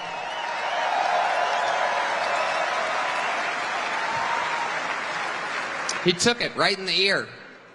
Unbelievable. I thought about this. I don't know if you have. Coolest place to get shot. Like, if you're gonna get shot anywhere on your body, that's where you want it. Right there. Technically, he got shot in the head, depending on if you're a Democrat or a Republican. Okay, I finally found it, chat. Here we go. Right? If you're a Democrat, his ear was grazed. Because it was so peaceful up here, but now there are freaking. If you're a Republican, If you're a Republican, his ear miraculously healed due to the power of ivermectin. Due to the power of ivermectin, right? That's what it was. That's what it was. Survived a headshot. And it is my pillow, which he sleeps on every night. It is. It's the best place to get shot. Okay, so let me show you what I was trying to show you earlier. This is for Trump campaign sources confirmed. Trump's campaign edited Tony Hinchfield's routine to remove another offensive joke. Meanwhile, the Trump campaign saw the Puerto Rico insult and had no issue. So they're trying to distance themselves. They're trying to say, hey, this is Hinchfield. We didn't know what he was going to do. We didn't know what was going on there. He just like threw that one at us, complete surprise, right? We got an article right here talking about how they saw his original, this makes me think his original act was like less funny than this one, because one of the jokes was to call Kamala Harris a "see you next Tuesday." And they were like, that's too much. That's too much. Don't do that. Don't do that. Don't call her a "see you next Tuesday." Do not do that, right? So they took that one out. They saw it. They saw the Puerto Rico thing too. They saw all the, all the jokes that he had in there. So them trying to, recuse themselves from any knowledge of this is just absolutely absurd. Part of the human body will drive a piercing through like a little girl's ear for no reason, right? There's just it heals fast. Nobody cares. It's the best place to get shot. He went down, saw blood on his hands. I'd imagine. Okay, look, it would be the best place to get shot had he somehow come back with a cartilage piercing. You know what I'm saying? Like if he had pierced the area that got, penetrated, right? That would be cool. Imagine he thought right then, I think I just won this shit.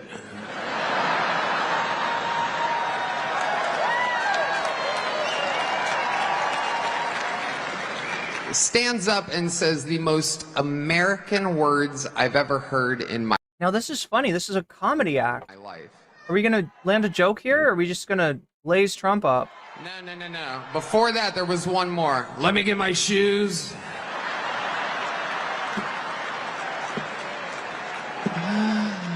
Fearless. Perhaps still with an active shooter. He's talking like a guy that just had the best one-night stand of his life. Right? Like, where's my shoes at? I gotta get the hell out of here. Let me get my shoes. And then the fight. What he did was so cool that Biden got... It's not that cool when you realize that the reason that Trump wants his shoes is because he wears lifts. Now, I don't think he's a short guy by any means. From all I can tell, he's like, I don't know, 5'11", 6 foot, somewhere around there. But he wants to be 6'2". He desperately wants to be 6'2", and if you take those lifts out, he's not gonna look 6'2" anymore. That's why he wanted his shoes. They have fucking lifts in them. COVID. I'm surprised he didn't call for his diaper. Oh, yeah. Wait, what about COVID? I'm sorry. Fight. What he did was so cool that Biden got COVID. Okay. Oh, yeah. Go back. Look at the timeline of everything again. 3 days after that. That means that Biden, he didn't get that from hanging out with sick people. He was in a sterile room in the White House, watching blood running down Trump's face as he pumps his fist. Biden's like, oh, fuck. Oh, God, no. It's true. Trump survived an assassination attempt, and Biden got COVID. We vote next week. God voted 3 months ago. That's right. God voted Kamala. Right? You want to talk about Kismet? You want to talk about Kismet? You want to talk about synchronicity?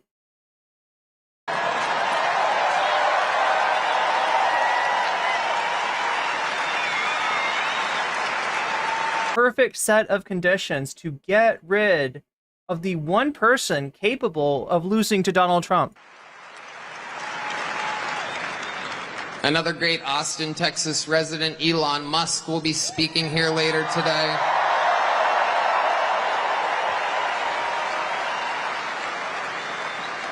Unbelievable. Genius.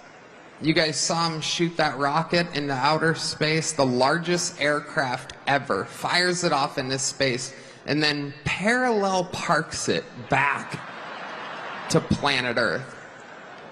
Meanwhile, Kamala supporters can't parallel park their Toyota Priuses properly. Sorry, I listen to Elon Musk. I follow his lead. The world's smartest, richest man has my attention. And has your throat. Jeez. We're glazing up more than just Trump here today, chat. We're glazing up more than just Trump. Now, this is a fairly short set that he's going to do. Again, I'm just like, wow. I'm kind of amazed at his lack of ability to land a single joke.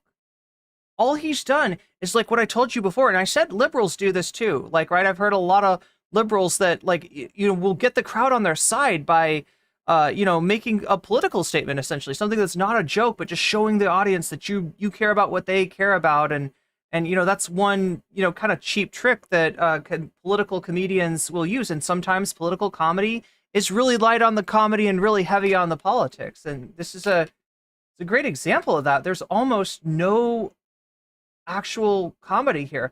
Now, like I said, chat, there's two ways we could go with this, right? There are more speeches that were made. There was like 6 hours of speeches. I believe 1.5 hours or 2 of those hours are taken up by Donald Trump.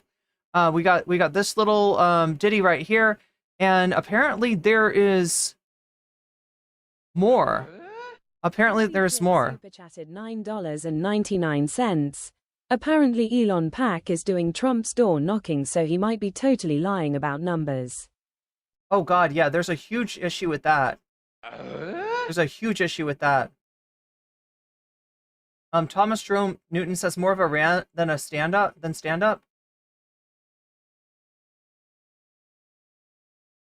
Yeah, so there was an issue. Somebody showed it. There's a video where somebody shows you with Elon's software that you use if you're going to door knock for Trump, right? Because he's outsourced his get out the vote operation, his ground game, so to speak, to 2 different organizations. One of them is America PAC. That's Elon Musk's political action committee.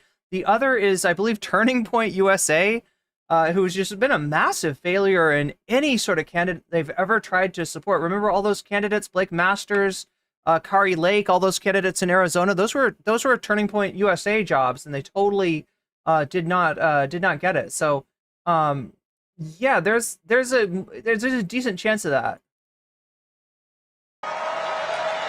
Except for when it comes to stock trading, then I listen to Nancy Pelosi.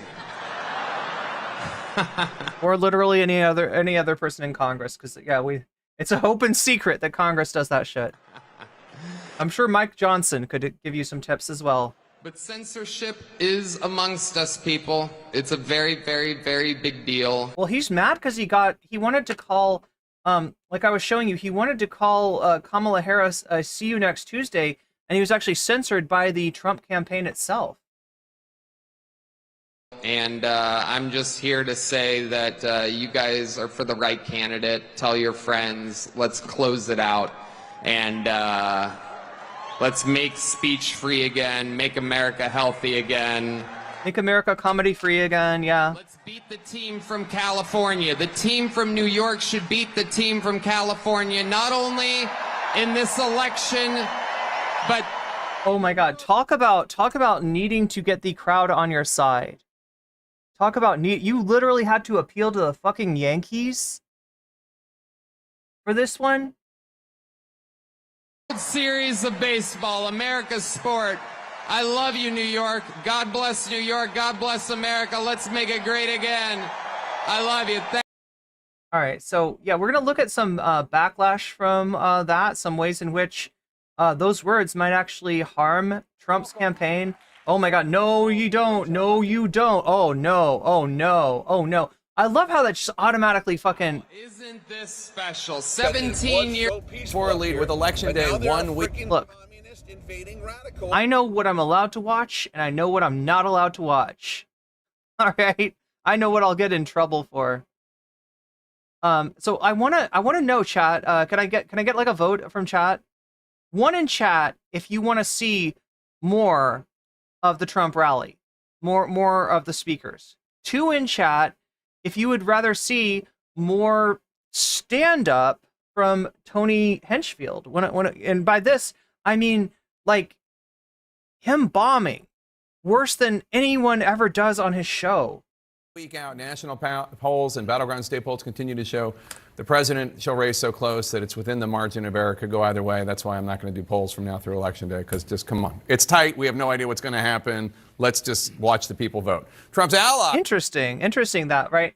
So some polls that are very suspicious, right? Some polls that seem to have a bias, seem to be there more as propaganda than as polls, will make sure to poll right before the election happens in order to be able to say that even if their polls were off for a really long time, that right before the election, they got the right numbers, or they got close to the right numbers, right? It sounds like, what does he mean when he's like, I'm not going to poll? I mean, what, CNN's not going to poll? Are reportedly feeling confident about a victory, however, according to Axios.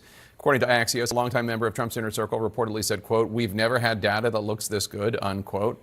Let's bring in the panel. And let me just say, like, I believe it, because it's never been this close in polling, 2016 or 2020, so I don't doubt it. But how much is the Trump team actually truly confident versus trying to project confidence so it seems like an inevitability, either to pave the way for the election or to pave the way for challenges to the election? The latter. You think it's the latter? I think it's part of this 39-piece program that if he loses, they will shout and scream like they did in 2020 and challenge and say it was... So yeah, this is Joe Walsh. He's a Republican, but he's one of the never Trump Republicans. He's kind of cringe. Jake, my perspective is different. As part of Republicans for Harris, I'm out there every day in a battleground state.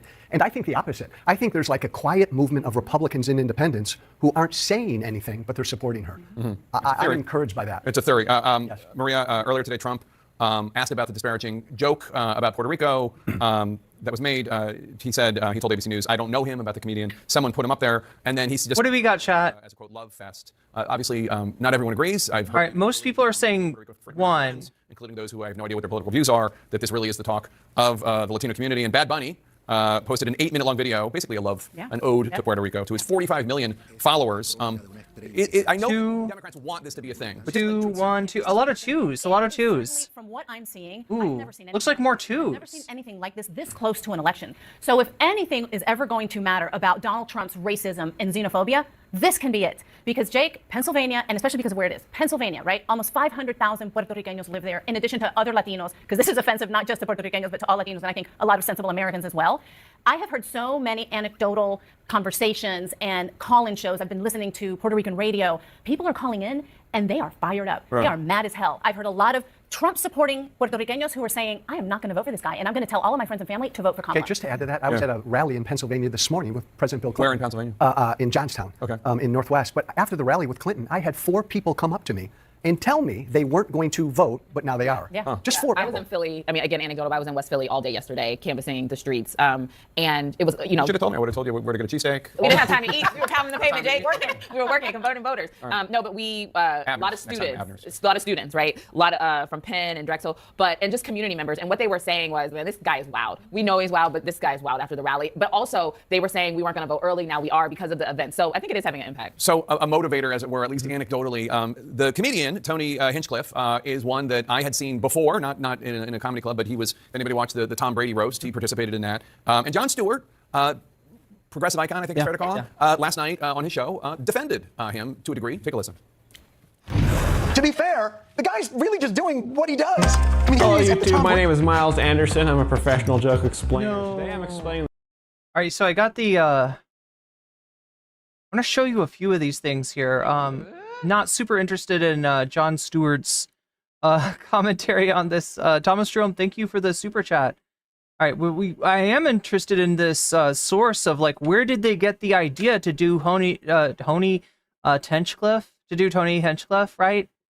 And now, as we all know, Trump was recently on Joe Rogan's show. I brought that to you. The stream is a little fucked up because Joe Rogan's people had their way with my VOD. They took it down, and I had to delete a bunch of it to just to keep it up as a video. But it's up for you there if you want to watch it. I am considering trying to put it up on Patreon. Right, the full thing. I don't know if I can do that or not, but that might be the only way I can get you the original reaction that I have.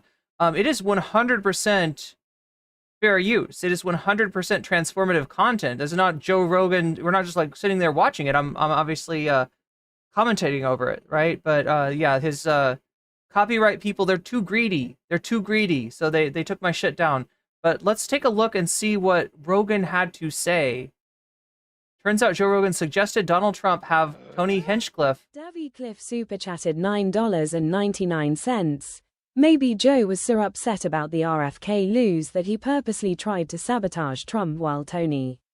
Ooh, that's true. Yeah, he really is an RFK voter more than he is a Trump voter. Thomas Jerome says, Solidarity, Puerto Rico, Puerto Libre. Yes. Davy Cliff. Maybe Rogan was so upset about the RFK loss that he purposely tried to sabotage Trump while Tony was. Yeah, well, let's look into this one theory, right? Because here's my theory: that Joe Rogan is actually his fight IQ is incredibly high. All right, that's my theory, and that he lulled Trump into a false sense of security by going so easy on him, by glazing him so much for that interview. And then he was like, hey, Trump, why don't you get this guy, Tony Hinchcliffe, right? He's one of my favorite comedians. He's a great guy. You should get him. He'll be funny as hell, right? Your crowd will love him. See what he says here. It would behoove him to hire a few great comics to just tour with him. And just write one-liners about all these different fucking people. I mean, actually, that would work for like anyone. That's a good idea. Actually, see what I mean? Fight IQ. He could remember. It's his fight IQ, chat. I mean, I know he likes. It's not his IQ, right? But it's his fight IQ. Go off his own head. But if he could remember a few Hinchcliffe bangers, if he hires Hinchcliffe to take him on the road, do you know how fucking insane that would be? Yeah, dude. That would be sick, man. That would be sick. Writing bangers for Trump to shit. Writing bangers for Trump to shit on the libs. That'd be fucking sick, man. Trump was smart. He would hire Shane and Tony Hinchcliffe. I don't know if Shane would work for him, right? Hinchcliffe would, but I don't know what Shane Gillis's politics are actually. It would behoove him to hire a few great comics. Miskatonic says this was another one of Barron's great ideas. Barron's going to get in trouble, right?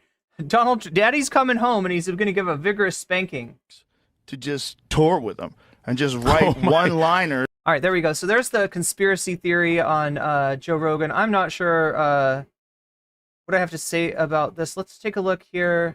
I'm not please, out there, I'm not defending anything, but I'm just saying that is a defense. I just don't think I would have gone with that comedian, or heck, maybe even a comedian at all. I mean, I'm just looking at how close this race is going to be. You opened up, it's so close, we're just going to forget the polls at this point. Well, that's just me. But I think most people would agree with that, Jake. Man, as a strategist, when I worked on campaigns, I wasn't a comms guy, nothing against the comms people. I was a data guy. I dealt with numbers. And when I'm looking at micro-targeting, I'm looking at very key precincts when I need to turn people out based on very specific issues, it becomes that much more challenging in a place like Pennsylvania when you have these folks knocking on doors, turning out communities that may not have necessarily been as engaged. Joe Evangelion, nice. Something to engage them around or about. All right, chat, we're going to try something.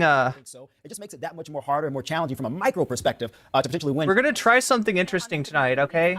I agree with Jon Stewart. This is what he does, which is why people are not. So I've got enough votes in chat to justify me showing you, at least as long as it's entertaining, right? You can let me know if you like this or not, right? But showing you one of Tony Hinchcliffe's early stand-up routines, one of Tony Hinchcliffe's early sets.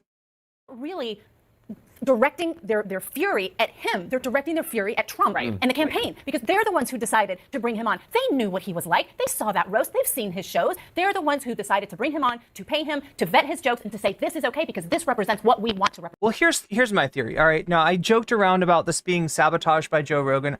I don't really think that Joe Rogan's trying to sabotage, right? I think that Joe Rogan would rather vote for RFK, but since he can't, he's going to vote for Trump because RFK endorses Trump. I think most likely Rogan, if I'm being up and up with you, Rogan is on Trump's side. That was apparent from the interview. But here is one possibility. And it goes back to a very old strategy that Trump's employed time and time again. Get the left to respond to something that most Americans will see as just a joke. We'll see as benign, right? Get them to respond and take umbrage and clutch their pearls. Then you can be like, look at that. They can't take a joke. And what they didn't realize is that the majority of Americans are not laughing.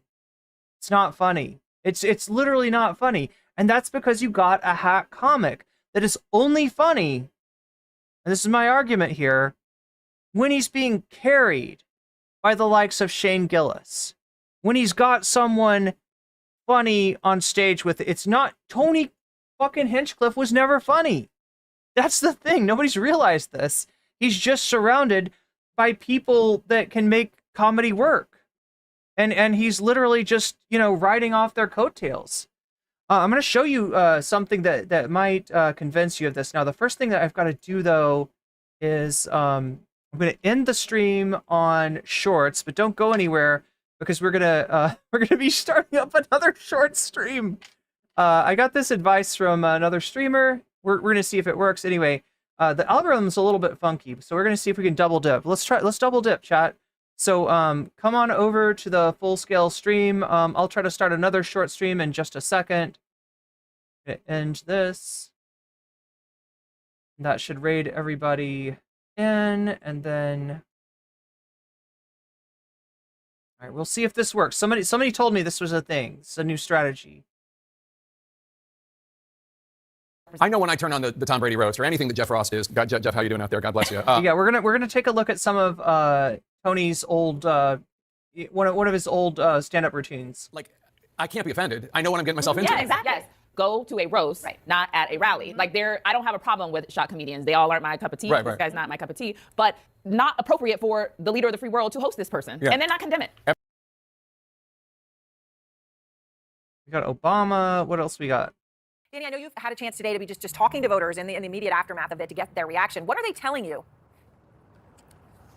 Aaron, quite frankly, we spoke to a lot of Puerto Ricans here in Philadelphia today, and they told me that they're mad, they're frustrated. Many of them told me that they took these remarks personally. And I've also heard other people say that there are, Trump does have some Puerto Rican fans, right? No group of people is a monolith, and I wouldn't expect any of Donald Trump's fans to be put off by this or to be moved by this or it's almost the hardest thing.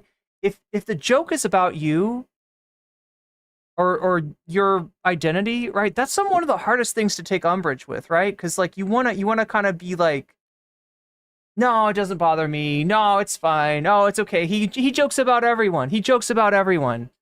That's sort of understandable. But yeah, obviously, in a election that's this close, where there actually is a large amount of Puerto Ricans in Pennsylvania and in some of the battleground states, right? It might actually, like, right, if you're talking about an election that could come down to like 10,000 people, any loss of votes is significant. So let's take a look what's happening here in Philadelphia. This is going to be important, right?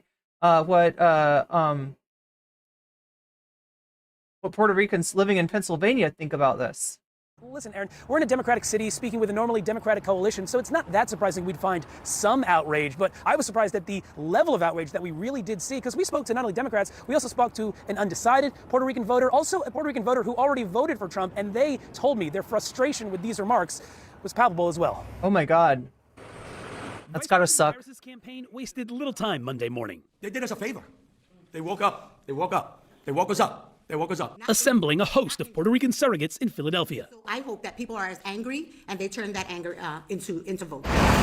Pennsylvania has more than 480,000 residents of Puerto Rican descent, according to 2022 data from the U.S. Census Bureau. That's the most out of any of the battleground states. And the Philadelphia metro area is among the top regions with Puerto Ricans outside of New York and Florida. Philadelphia City Council member and Harris supporter Ketsi Lozada knew she had to speak up after last night. I think that what folks don't realize is that when Puerto Ricans get angry, we turn into action mode very quickly.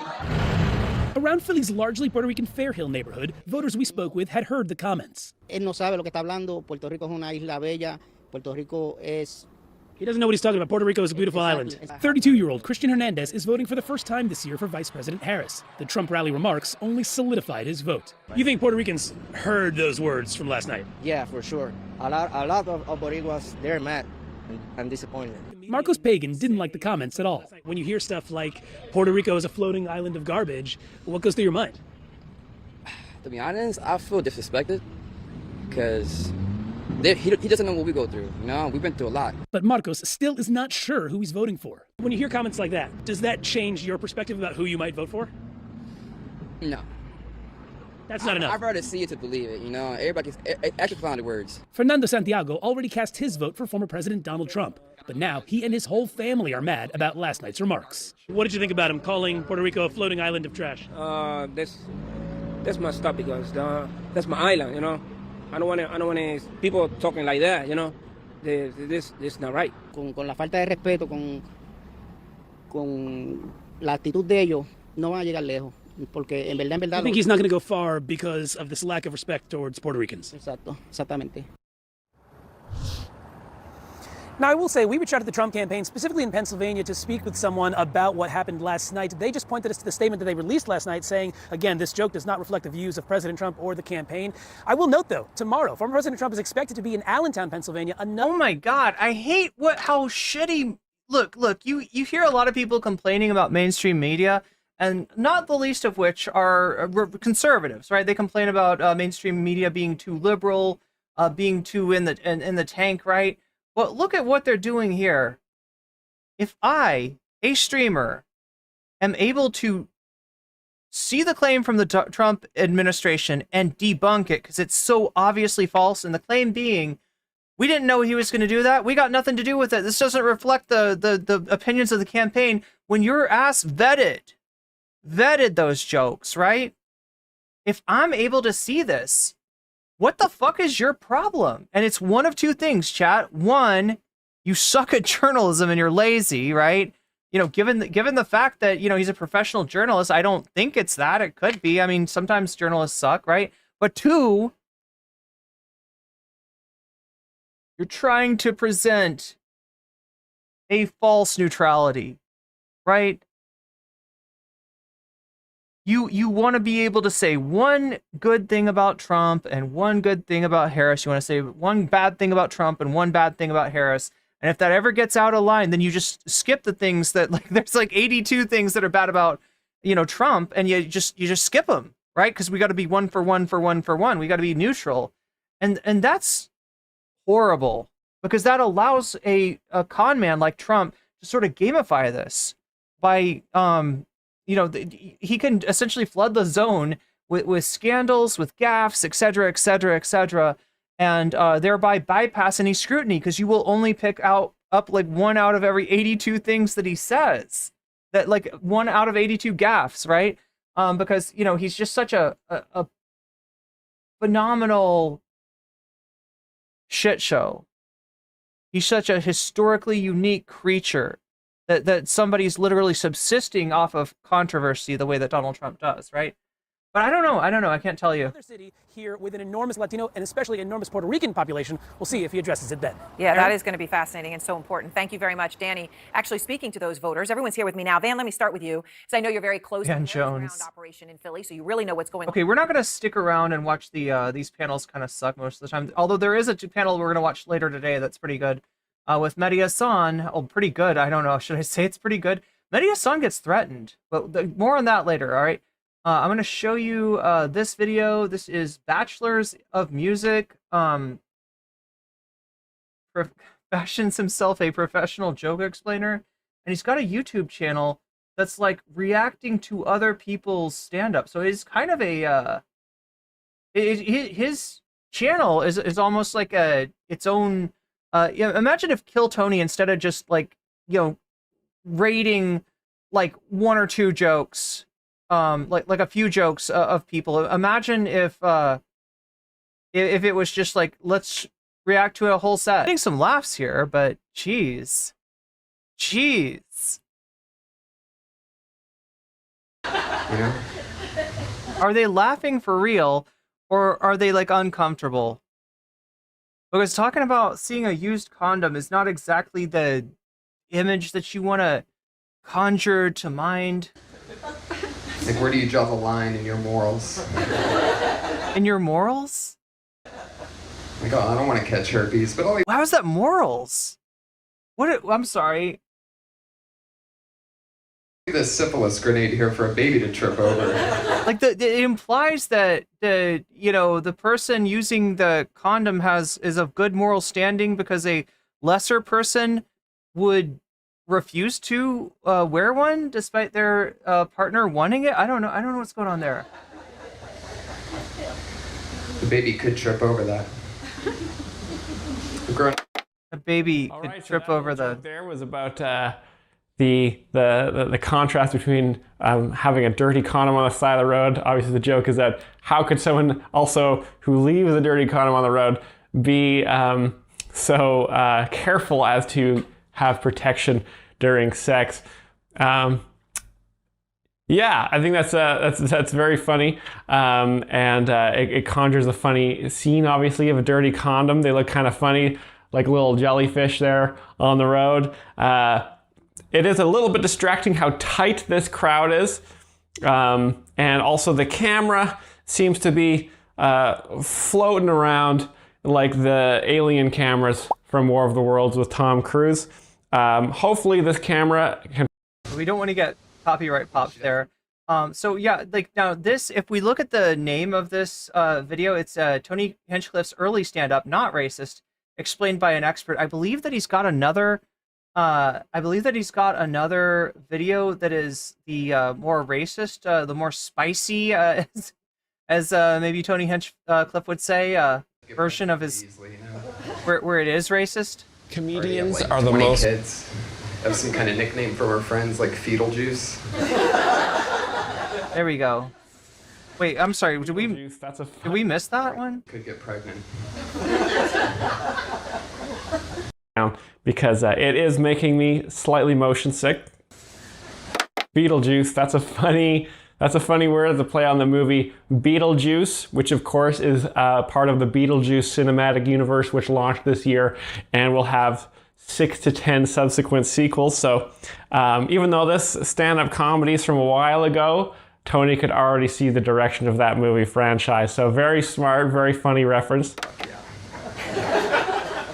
It's exciting. I like you guys.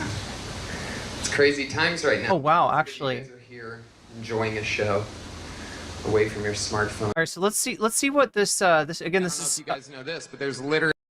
This is Bachelors of Music. If you want to check out this guy's channel, he reviews comedy basically. He's a comedian, stand-up that reviews comedy, and is actually like in this stand-up kind of showing the style of comedy that Tony is attempting, right? This sort of deadpan, self-effacing type of humor. You know, he's sort of showing like what it looks like when it's working, right? In his ridiculing of, which is not overt. He's not like, this guy sucks, he's unfunny, fuck this guy, right? Not at all, right? He's very kind, very almost to a point. Like, right, his kindness is actually what's making fun of Hinchfield. His reticence to go ham and just say this guy is unfunny, untalented, etc., etc., etc. That's part of the humor. So he's sort of showing how to do this the right way. Now let's see his reaction to the Puerto Rico joke that we just saw. I don't know if you guys know this, but there's literally a floating island of garbage in the middle of the ocean right now. Yeah. I think it's called Puerto Rico. Okay, all right. Hey YouTube, this is the professional joke explainer here at my day job. Just need to do an emergency explanation of Tony Hinchcliffe Puerto Rico joke. He said Puerto Rico is like a big garbage patch in the ocean. I don't know what Puerto Rico is, so I had to look it up, and it looks like by the amount of federal funding they get and the fact that they don't vote or can't vote there, I don't think Puerto Rico is actually a real place. I don't think anyone could actually survive there. So it's a very funny joke to make fun of a place that doesn't exist. That's all I got for you guys today. Thanks so much for watching. Okay, well, that was okay. I mean, so anyway, he's got two main Tony Hinchcliffe videos, right? The other one is the spicy stand-up, right? The controversial stand-up, ostensibly the more my name is Miles Anderson. I'm a professional. The more racist. So anyway, this is Miles Anderson, aka Bachelors of Music. Go follow this channel if you want to. They got 7.2k subs. It'd be awesome if we could give them 100 more, just by people in chat going over and giving this guy a follow. I don't know. The Puerto Rico joke, like, you know, he had to do it in the moment, right when it was popping. So I don't know what that was. Joke explainer. And today I'm explaining the jokes of Tony Hinchcliffe, one of the best comedians working today. Okay, we gotta stay away from your music because it could be licensed.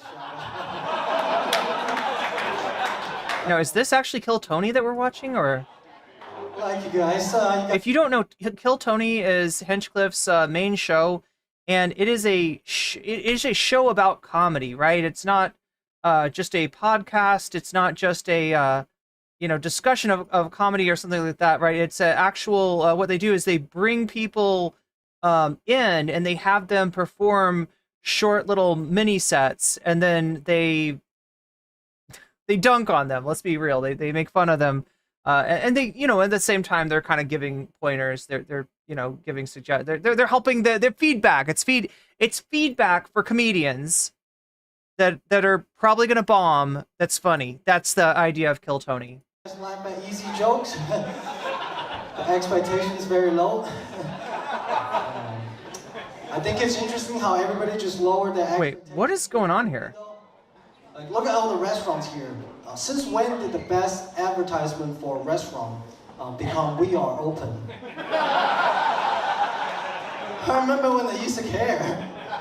They used to put out exciting statements like "Soup of the Day," "Catch of the Week." So obviously this is not Hinchcliffe himself. I'm not sure what the fuck. That feels like we're in the middle of a bit by Miles himself. I don't know what's going on here. I'm gonna skip forward to where we actually see Tony himself here, because we're not here for Miles's humor. No offense, Miles, but we're here to see two different versions of Tony Hinchcliffe's act, right?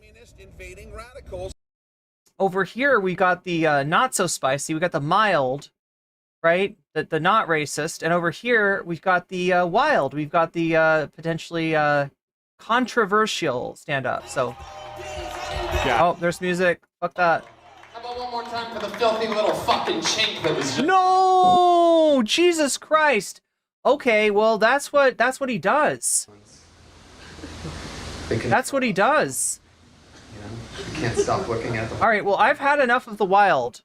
All right? I've had enough of the wild. I'm going to guess that what this guy does is like exclusively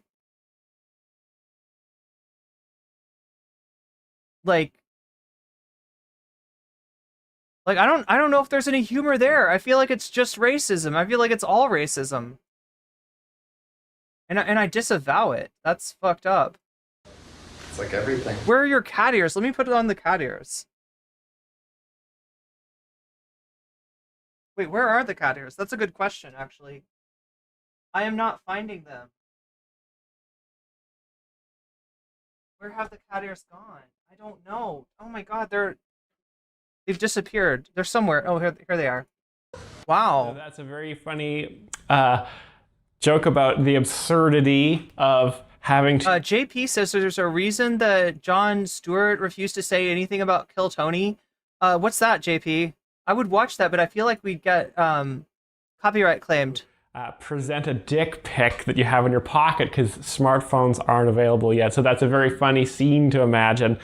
Pulling the penis picture out of your pocket when your live penis is so close to where a picture of your penis is. It would be so much easier to whip your penis. Elizabeth says my reaction here to Kill Tony is exactly how I felt when I tried watching him once before. Yeah. Look, we're a family show over here. We're family friendly. We're advertiser friendly. I'm not trying to show you anything like that, right? So I got away from it, right? It's just wild, right? Because I was like, okay, this is his controversial comedy. What's this gonna be like?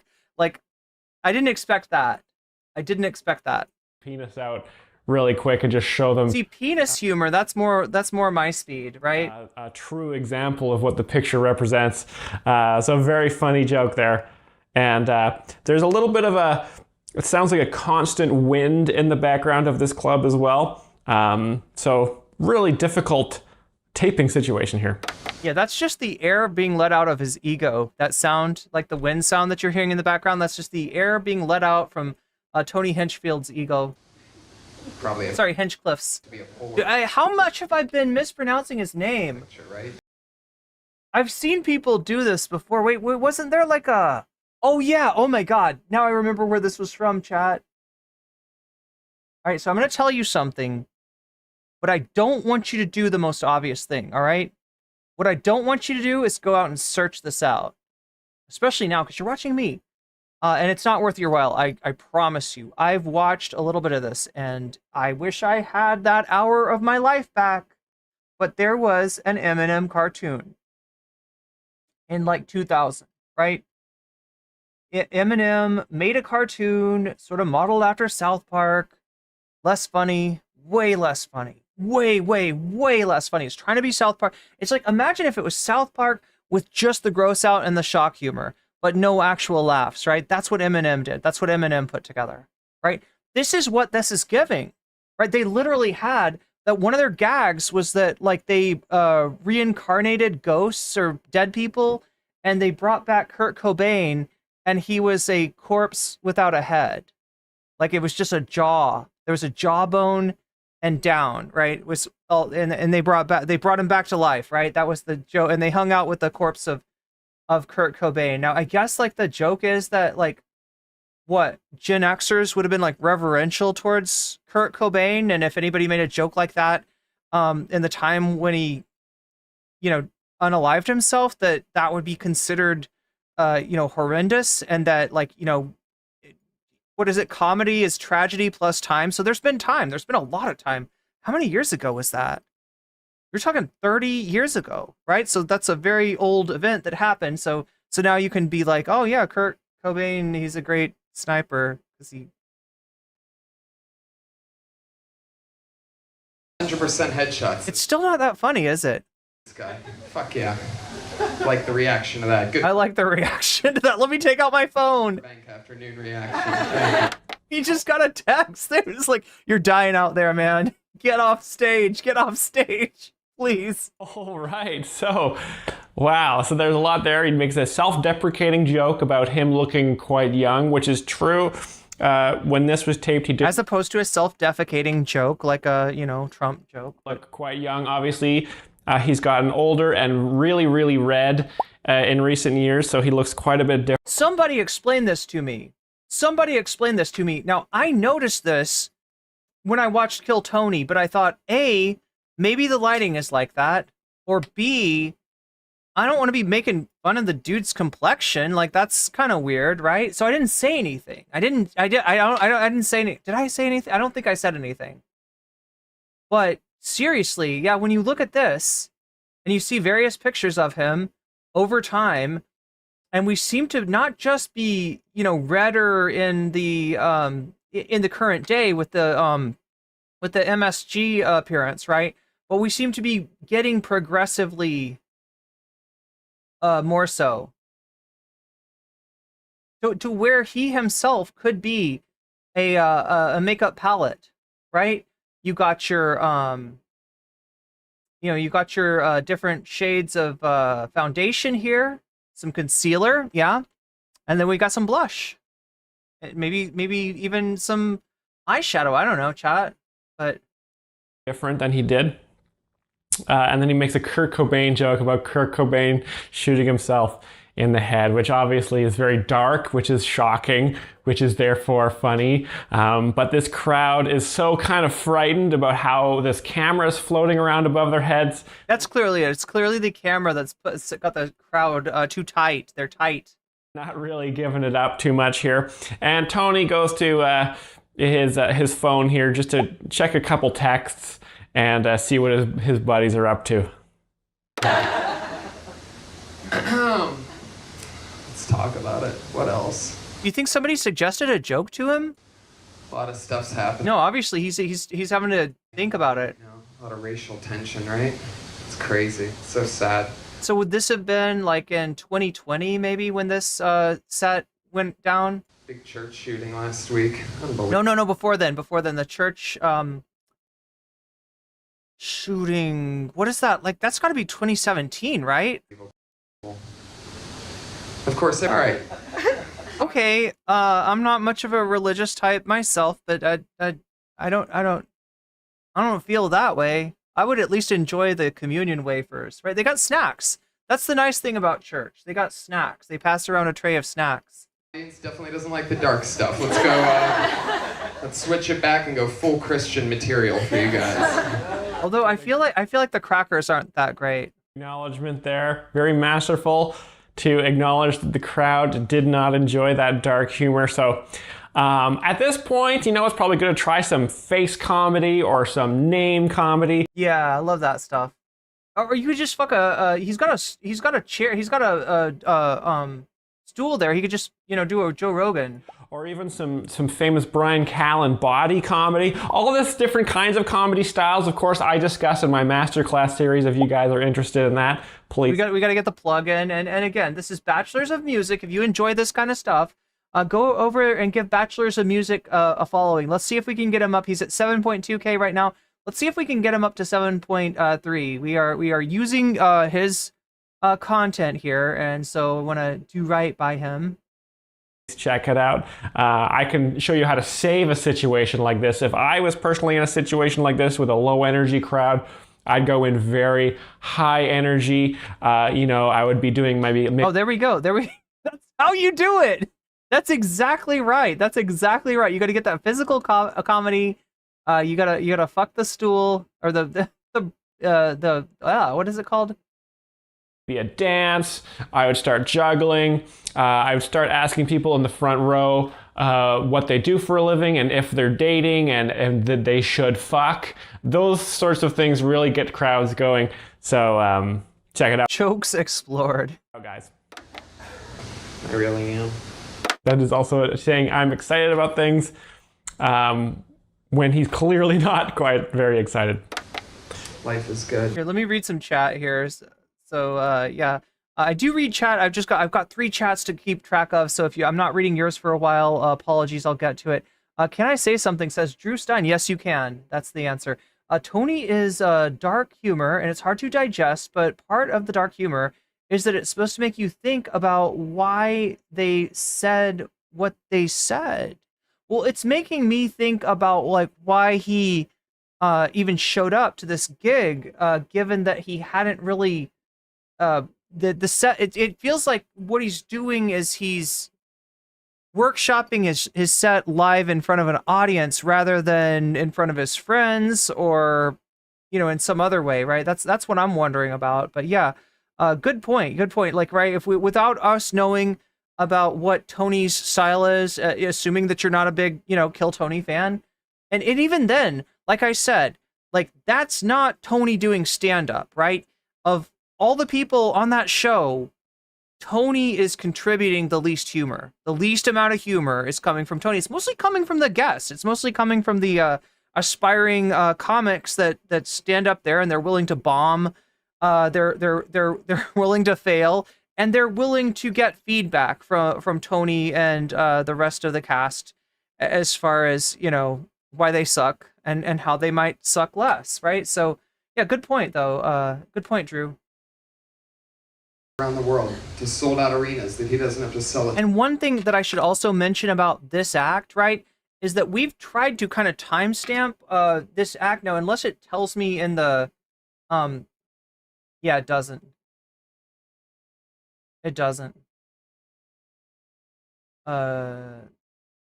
What is this? This is the original. Let's see if we can get a sense of when this actually happened. But the TLDR is, like, this is a very early Tony. You can tell how early of a Tony he is by looking at the tone on Tony. Do we see the tone on Tony here?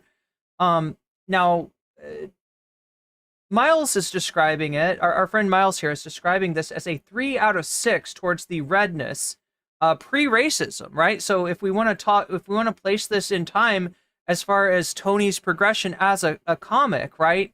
It's only 3 out of 6 in terms of redness. In other words, he is redder than he was at the very beginning of his career, but he's not as red as he was at Madison Square Garden, nor is he as racist as he was at Madison Square Garden. So what you're seeing here is not representative of Kill Tony. It's not representative of, the kind of stand-up that you might expect at appearances like the Madison Square Garden one, although I would say that it's not any less funny. It's less racist, it's less conservative, but it's kind of the same. And it's making me think that my thesis that Tony Hinchcliffe has never been funny is supported by the documentation that I'm showing you here. Thank you, communists and invading radicals. It's so nice to have you in my chat. It's so wonderful. I don't always wear cat ears, but I do when Twitch requests that I wear the cat ears. I have to listen to 3 chats at once. So if I'm not getting to your chat, just hold on and I'll try to. Ticket for gets handed a card that Is it alcoholism? I don't know. I hope not. He doesn't have to write. He just reads it. This guy's in this corner. That is one thing that can make you appear more red, I guess. Takes a 3-month vacation. Did we? Yeah. That is funny because that does sound like a very good job, but it is not as good as being a stand-up comedian, or as important. Obviously, being a stand-up is the most great and important job you could possibly do. So don't listen to Tony here. He's just joking. Obviously, a funny joke about the restaurant Chili's. Chili's is a very funny place. It is. And an announcer announcing people at Chili's is a very funny scene. So it's a specifically funny place to meet with a person who has hate-rated you on Twitch several years ago and over margaritas and jalapeno poppers and laugh about the old days and how she chased your audience out of your chat and such. Yeah, there's a lot of comedic potential at Chili's, right? That's the joke. There is just kind of the funny situation that he's created here. I'm excited about it. Really excited. Especially given that the person responsible for such heinous acts and such horrible hate speech was actually a rather wealthy middle-aged woman who lives in the suburbs. That's the ultimate humor of that. Is that what he's got on his phone? Here, let me look here. Clean jokes. There we go. All right, let's see. He's scrolling through his phone here. Again, just checking the group chat, telling him that he's not very happy right now. Yeah, it's not doing well with the used condoms. Didn't do well. Kurt Cobain's a headless corpse didn't do well for him. He's looking for something that might be, because maybe the problem with this audience is they are truly like a PG or PG-13 type audience, and that he really needs to just dial back the edginess, whereas sometimes edginess can be used as a replacement for humor. In this case, maybe it's cutting in the other direction and inhibiting the audience laughter. I mean, this entire video is funny that it would be uploaded. Obviously, Comedy Dynamics has some sort of feud with. Yeah, pay some people. You guys are a really fun crowd. I really like. I'm sorry. You might have missed that joke. I want you to catch that, because like honestly, as unfunny as Tony is at this point or at any point, Miles is actually pretty talented. Obviously, Comedy Dynamics has some sort of feud with Tony Hinchcliffe. Yeah. Comedy Dynamics has some sort of feud with Tony Hinchcliffe, just like the Letter of the Law has a feud with Donald Trump. Like something like Logic might have a feud with Marjorie Taylor Greene. You know what I'm saying? Probably like that one. Let's do that one. You guys are a cheesy crowd. You like cheesy jokes, right? We like jalapeno poppers, sir.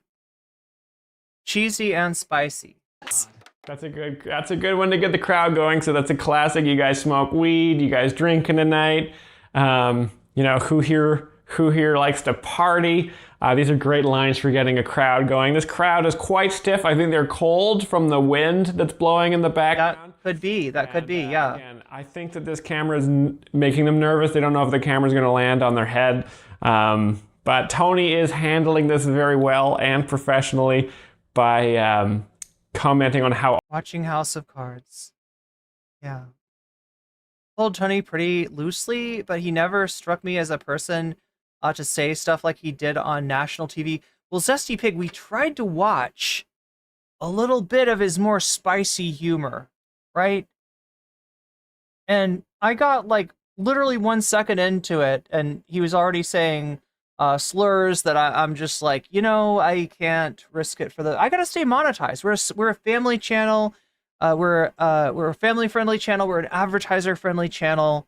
And so, you know, that's just like, it's too rich for my blood. So we can't really go deeper into. But yeah, it's like literally when the first word out of your mouth is a slur, and that's your comedy act, it kind of says something. But yeah, I mean, we see him here, and he's definitely not as racist. He's about equally funny. He's trying to use you know, ideas like seeing a used condom on the street as his, or the imagining the decapitated corpse of Kurt Cobain. Those are the types of, that's the type of humor that he's using here. So is it offensive? I mean, I guess it depends. Are you a Kurt Cobain fan? I love smoking pot. So that's a funny joke there about smoking pot, which he likes to do, yeah. And that Tony likes it because of the anxiety it creates, which is... Whereas most people don't like that, yeah. A common excuse for not wanting to... It's counterintuitive. Smoke marijuana. And again, the crowd doesn't really give it up, but Tony is not giving up, which is important to remember. So I would just say that, like, in conclusion, and we're not going to stick on this for too long, I feel like we've squeezed all the juice out of this we could. I just wanted to give you a little idea of Tony's stand-up, which I've got to say is not funny. We saw two different varieties of this stand-up, apart from the Madison Square Garden appearance. This is the mild one. You know, it's just kind of awkward, and the only humor you could get out of this is if you're laughing at his situation as a person who is bombing at comedy, which maybe is the way, maybe that's where he got the idea for Kill Tony, because if you've ever watched that show, so yeah, again, this is, you know, Tony early on, right? As Miles says, this is 3/6 of the way into his current redness. He's about halfway as red as he is currently, and but you know, like maybe a sixth of as racist as he is now. There's the full-on, like, I'm just gonna say a bunch of slurs and you're gonna laugh at that because slurs are funny. And then there's Kill Tony, which is completely different animal. And I just want to point out that my critique But now there are freaking my critique of the comedy stylings or lack thereof of one Tony Hinchcliffe should not reflect on the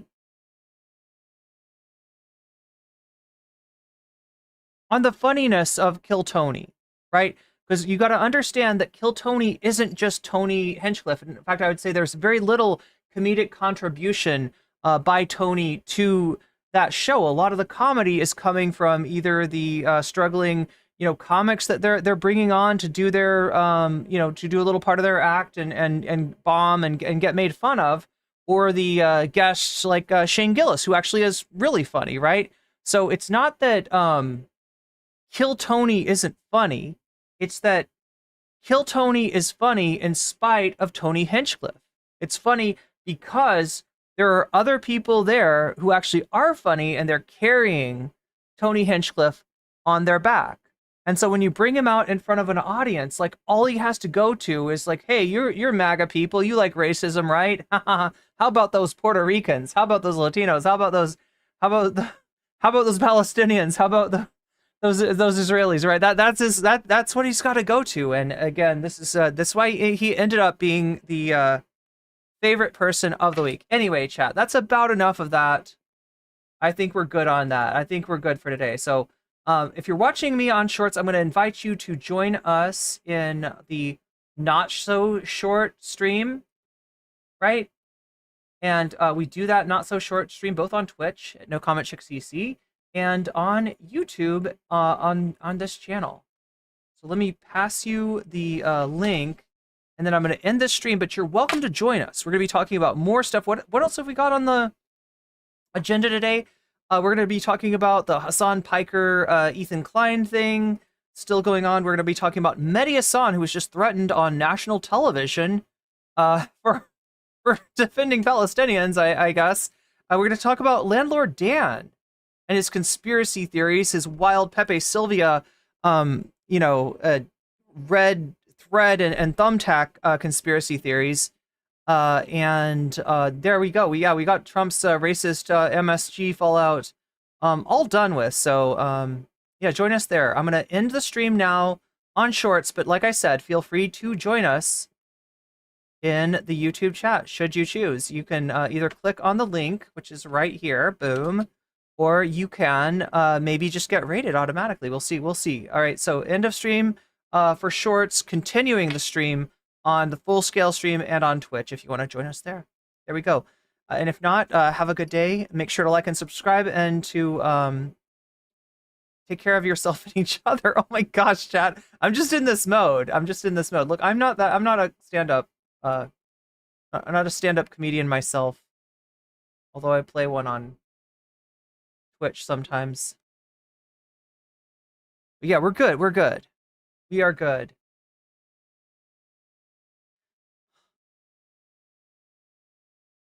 Wow. I feel a little bit of, I don't know, what is it, like anxiety for actually Tony Hinchcliffe here. Like I've never done stand-up comedy myself. I haven't had the privilege of bombing in front of an audience.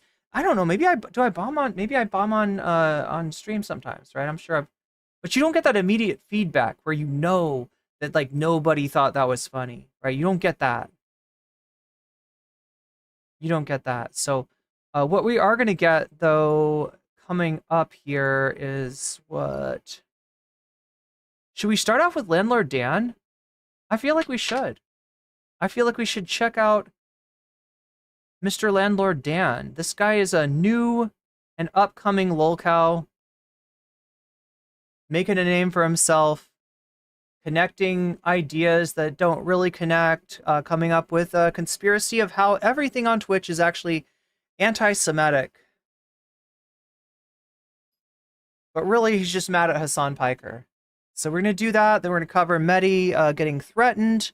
Then we're going to... Oh, yeah, the other thing I need to do really quick, chat, just some housekeeping really quickly. So I take a poll every single stream of what kind of content you want as bonus content. And I add your donations if you want me to, as a percentage to the topic of your choice. So you can vote on that. We've got 82 votes so far. 82 people, 82 of you have voted on which of these topics you want to see right now. And of those, it looks like chat chooses violence is number one. So that's some Sunday content. We haven't really gotten into that in a long time, but we very well could. That's a possibility. I don't know if I suggested that through the starting soon screen, or if chat is just in that kind of mood that they want to see Sunday step on some rakes, but that's what you're voting for right now at 46%.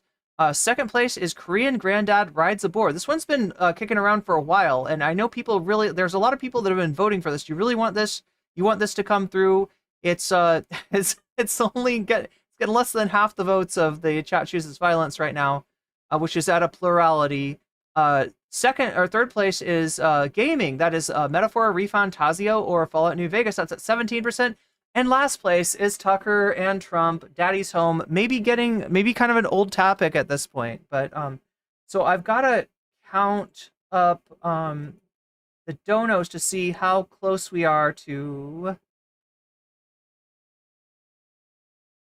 the top of the hour ad break. No, not the top of the hour ad break. How close are we to? Oh, we're 15 minutes away. All right, so I've only got 2% logged, but that's wrong. That's incorrect. That's incorrect. So let me read off the rest of the donos, and I'll add up as we go. Davi Cliff says Mike doesn't have enough money to pay for a sponsorship.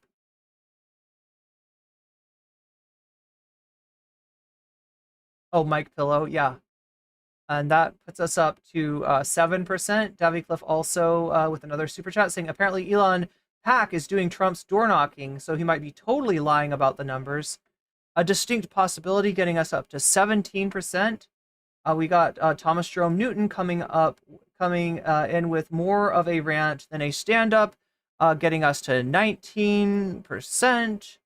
And also Solidarity and Puerto Rico Libre getting us up to 21%. 21% now. We got Davy Cliff saying maybe Joe was so upset, Joe Rogan, so upset about the RFK loss that he purposely tried to sabotage Trump with Tony. Yeah, by suggesting Tony, which like I have, it does seem like he's the one that gave Trump the idea. Other people say Barron though.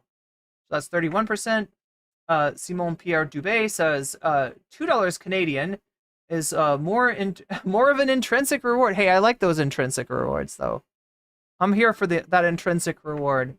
And Davy Cliff with the maybe this is some next level anti-comedy. See, that's the thing. That's the thing is that like that's the shit that I kind of came up with was the like the Zach Galifianakis, Tim and Eric kind of stuff. Although not all of that is anti-comedy, but enough of it is. Does Nathan Fielder count as anti-comedy? Chat, what do you think? Is Nathan Fielder is not anti-comedy, right? Yeah, that brings us up to 37% of the dono goal. As always, if you donated, you can let me know in chat where to put RFK drop. Yeah, you didn't know this. Yeah, RFK has dropped. He has endorsed Trump, and he was actually at that rally. Mozart wants the boar riding. I don't blame you. I think the boar riding is pretty sweet myself. Landlord, I'm going to stop you right there. Landlord Dan, yeah. Well, I mean, that's what we call him. I mean, I don't know what he likes to be called these days. His name is Dan Saltman. He's a old school DGGer who surprisingly does not seem to know any of the old lore from DGG, which used to frequent my chat until they decided to cancel me for having a guest on. Thanks, DGG. Thanks for going to Reddit because your fucking ass got banned from chat, right? They're kind of sensitive. For people that claim to love free speech the way that they claim to and bitch about Destiny getting banned despite the fact that he does shit that gets him banned, right? They really do, they really are quite sensitive when it comes to, you know, what guest I talk to, not even endorse, right? Shane Gillis has absolutely done anti-Asian racist content. I didn't know that. Don't know what else. The guests tend to be funny. Yeah, then Tony. Yeah.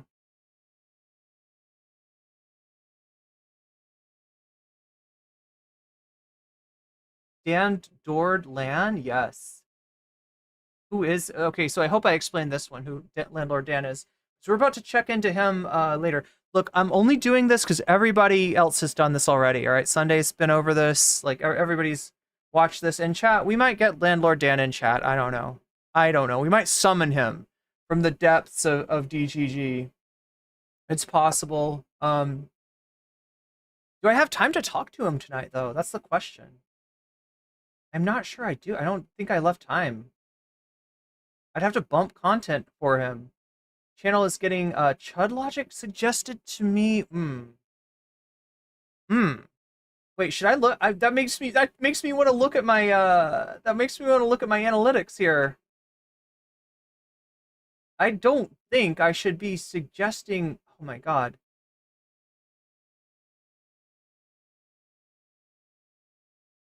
Because like I can see from my analytics like which channels kind of are suggesting me, or I'm getting which channels my shit might suggest.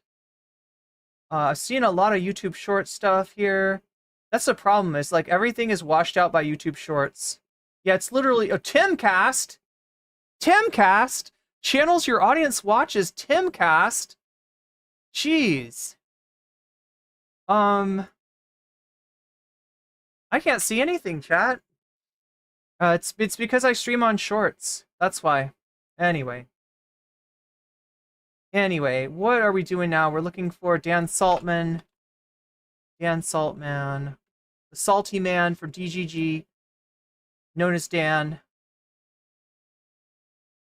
Dan exposes the truth about Destiny's Twitch ban. Dan versus the Iguana. It's like Tyler. Yeah, this is what I'm saying. Tyler covered Dan today, so I guess I gotta cover Dan right. I don't trust other people to cover Dan right. But here we go. 7 days ago, Dan Clancy is an anti-Semite. Anybody from Twitch watching this understand that I am reacting to this person as a critical and skeptical observer. Do not agree with a lot of Landlord Dan's takes, so you know, that's the spirit in which it's done. I know he's going kind of hard at the CEO of Twitch right now. You know, I have a lot of opinions about Twitch and how it operates, and not all of them are good, but yeah, these opinions like that the CEO of Twitch is an anti-Semite are not opinions that I share. So just so we're clear about that, here's Landlord Dan. We are at 37% of the dono goal. Is there anybody whose donos I have missed? My channel's getting Chud Logic suggested to people. See, I literally have no way to check on that now. Irene doesn't trust anyone? Timcast has pretty a vile audience. That's where the shorts trolls come from. Maybe so. I feel like I don't watch that. I haven't watched Tim Pool in a long time. Kill Tony has some good guests and incoming comedians, but Tony himself, yeah, that's what I'm saying. That's my whole point. You got it, Sunshiro. Nobody's got time for that except Sunday. And actually, Sunday acquitted himself pretty well. Like, I didn't agree with everything. He just loved Mr. Girl. Who, Dan did? Tim and Eric, so I just ran back downstairs. Yes. Yeah, I don't know. It's not all like I don't think that all of Tim, and they do some anti-humor, but I don't think it's all anti-humor. Sorry, I already got Felix commentary on Daddy's Home stuff.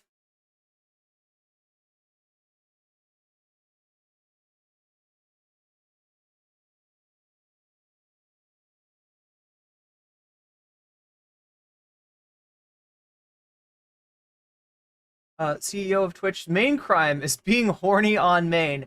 It does seem to be that right now. I can't speak for sure, like what that is, right? And I don't want to demonize anybody who watches, like, what do you call them? Like hot tub streamers, right? There's a set, like, right? There's some hot tub streamers out there, chat, who I think are great debaters and more competent in their political analysis than Twitch politics, right? I am talking about CuteBot. I think that I know that CuteBot's usually, you know, her content is differently focused. It's not necessarily about politics. It's not necessarily about debate. But the times that I've seen her get involved with a debate, i.e. Infrared Haas, like she's the one that we can thank CuteBot for the 3 holes controversy with Infrared Haas, right? That came from CuteBot interrogating Haas in a way that he'd never been interrogated before. And we only know that Haas does not know anything about female anatomy and physiology thanks to CuteBot, right? So again, like I'm gonna push back on necessarily like demonizing somebody just because they watch hot tub streamer content, right? Which apparently is when Dan Clancy showed his phone to several people, that those were the kind of streamers that came up, right? So because of that, people are like, ooh, he's a dirty old man. Ooh, he follows hot tub streamers. It may also be that those are some of the most popular streamers on his platform, all right? And also, like, I don't know, unless he's looking at, like, exceptionally, like, young, you know, people, like, I don't, like, you know, like, for an older person to be sexually interested is not necessarily, like, a bad thing.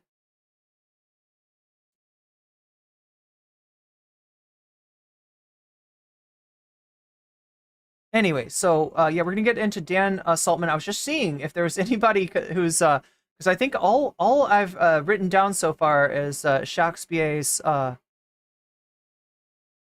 added 2% to chat chooses violence. Nothing else has got any buff on it, right? So if you've donated already and you want to buff one of these topics, you got a topic that you want to add put your money where your mouth. Yeah, CuteBot. That's right, CuteBot. I don't know much about CuteBot. I just know that every time I've seen CuteBot handle politics, it's been a pretty cogent analysis, right? I don't even know what CuteBot's politics are. Yeah, the other thing I don't like is, like, I wouldn't call hot tub streamers, like, necessarily, like, you know, sex workers, but I feel like the demonization of sex workers kind of spills over into some of people's a lot of the criticism of these streamers is fairly anti-sex. I think he's just horny on main, but it's fine because it's kind of funny. Yeah. So that's the one. I'll watch her for politics. That's right. I don't think she does politics that much. Maybe during the election though, right?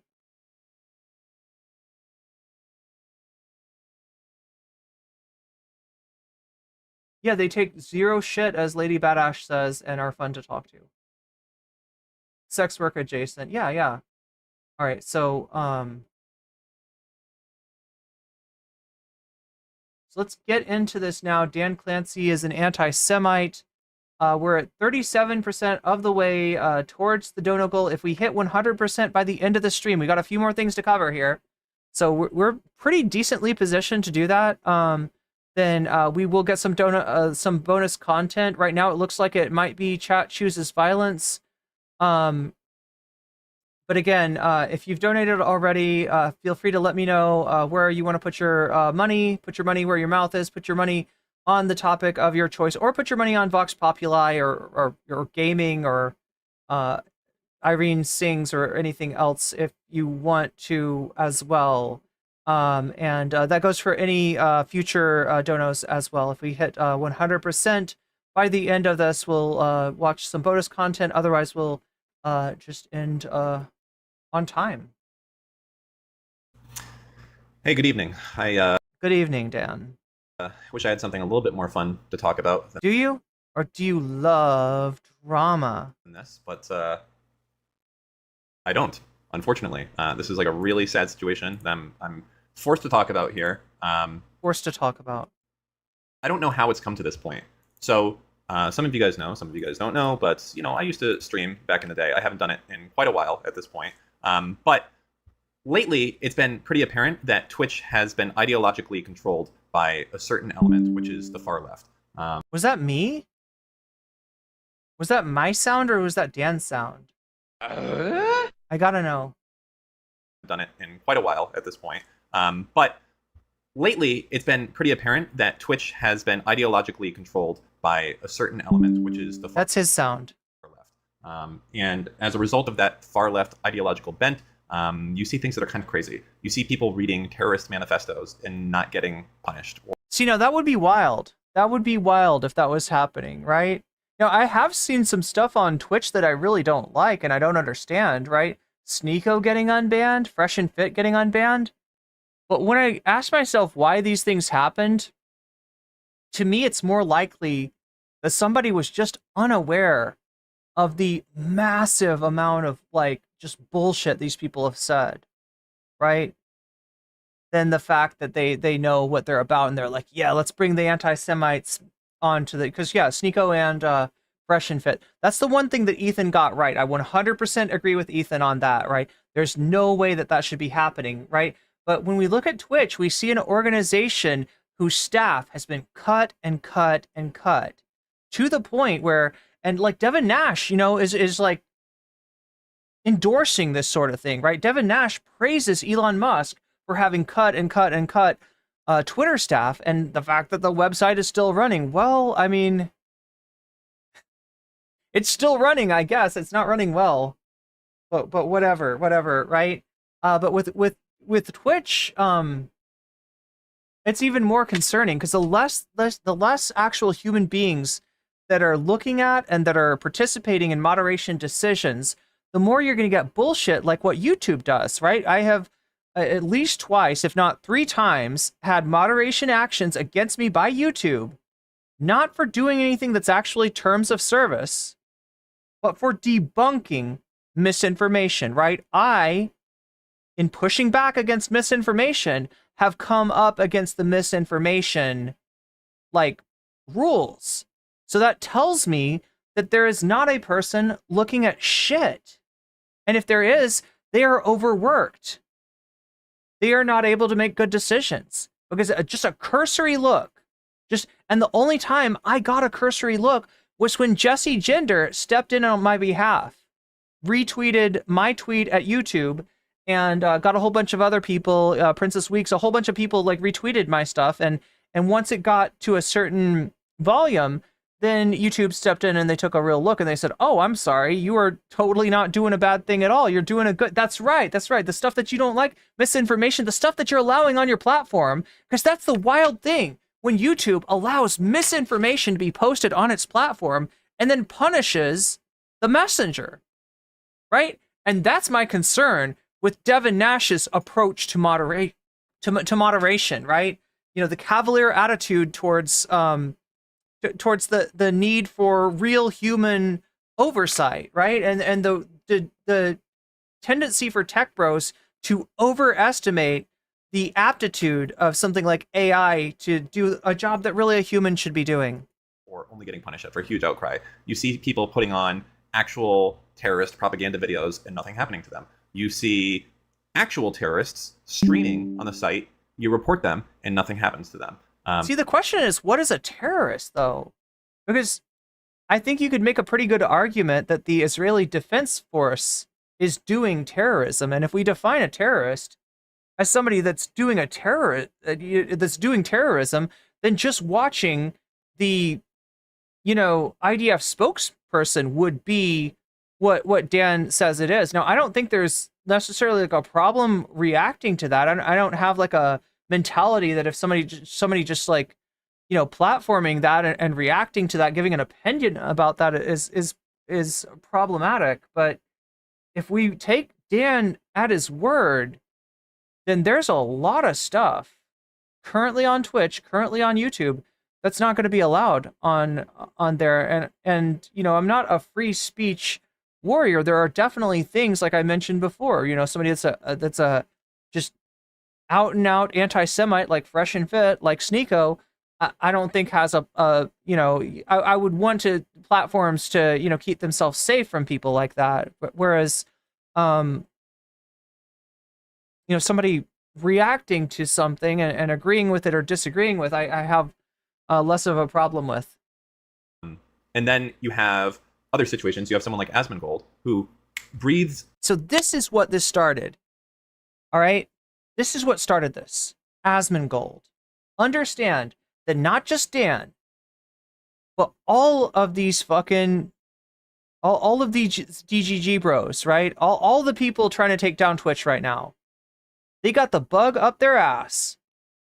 Not from just general, like, you know, Hasan is bad shit. Like, in reaction to Asmongold, they're like, oh, Asmongold's gonna get banned for endorsing genocide. We should also get Hasan banned. But Hasan hasn't endorsed genocide. But he watched a terrorist music video. He brought a terrorist on his stream and compared this man to one of the most popular anime characters who has superpowers. We'll get to that later with the Majority Report call.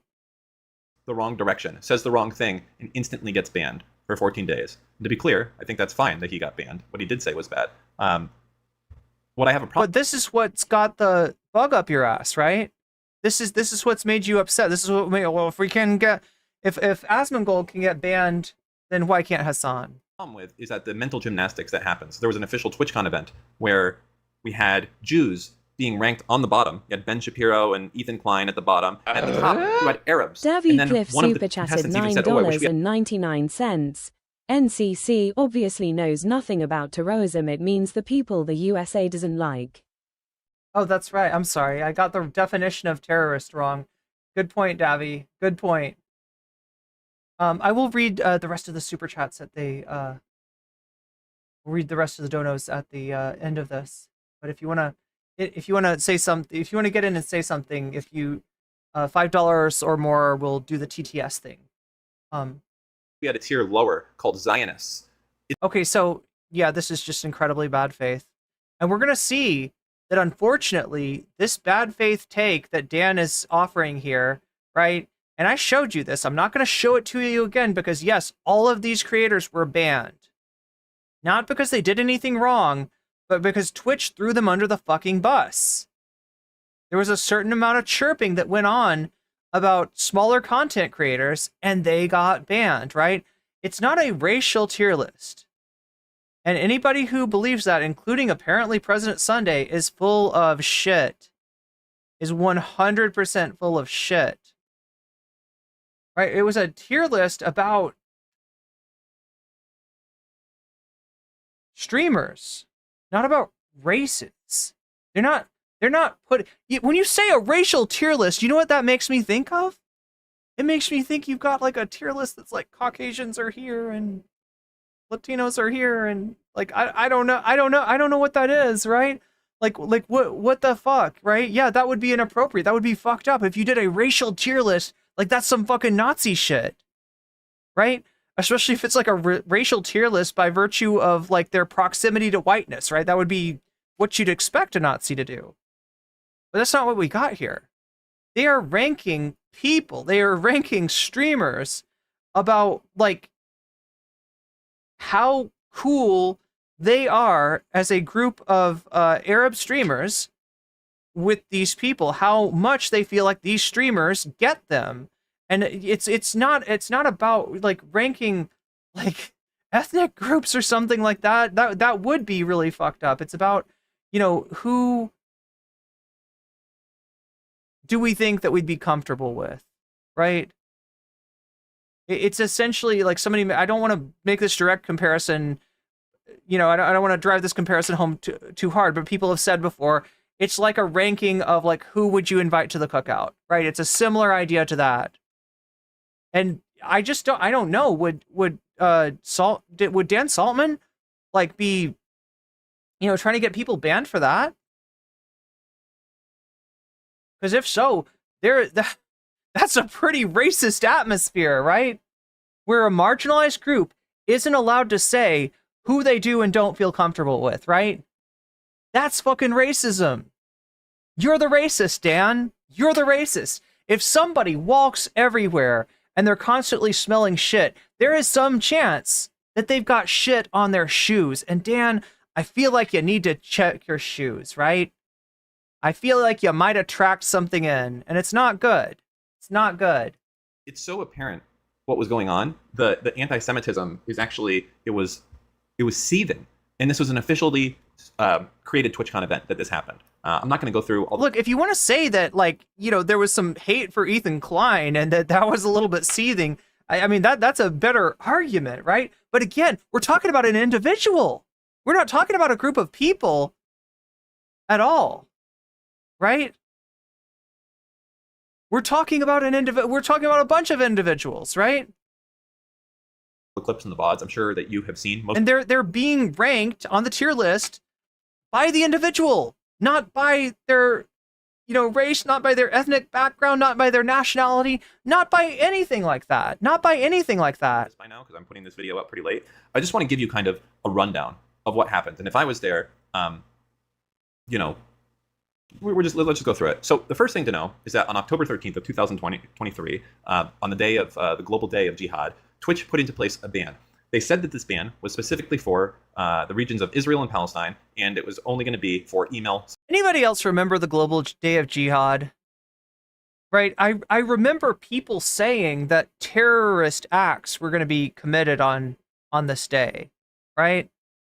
I don't know if the global day of jihad is a real thing or what, you know, was actually going on.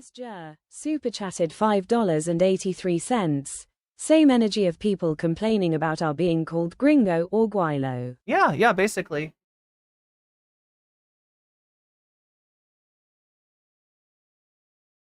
What would be the Canadian version of this? Of what, a tier list?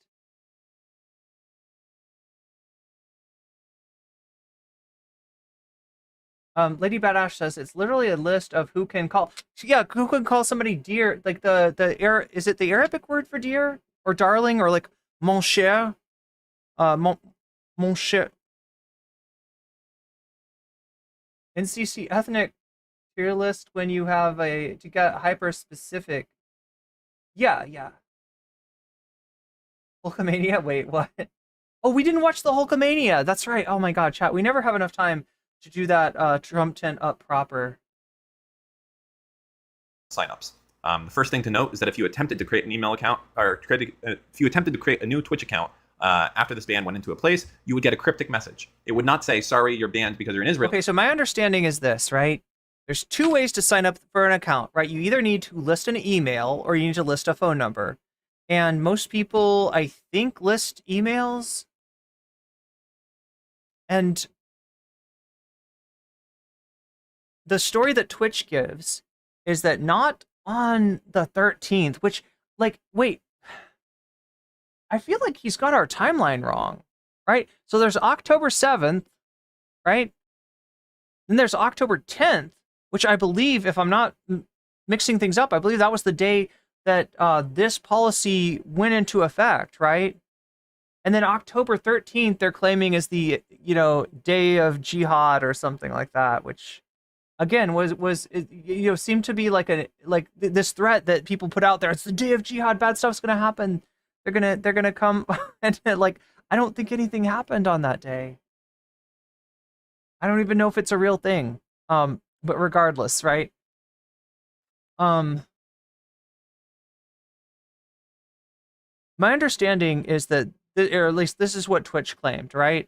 All right, so Twitch's claim is that on October 10th, because of the events of October 7th, Twitch put a ban not on people, not on Israelis, not on Jewish people, but on new signups, people signing up newly for Twitch who were either in Israel or in the Palestinian territories, right? So it's not, you know, it affected a lot of different people, in other words, right? Not by their religion, not by their ethnicity, not by anything else, by their region, by where they lived, right?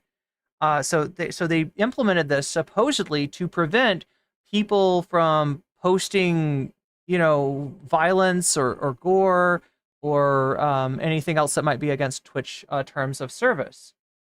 They removed the ban on signups, according to them, according to Twitch. They removed the ban of signups via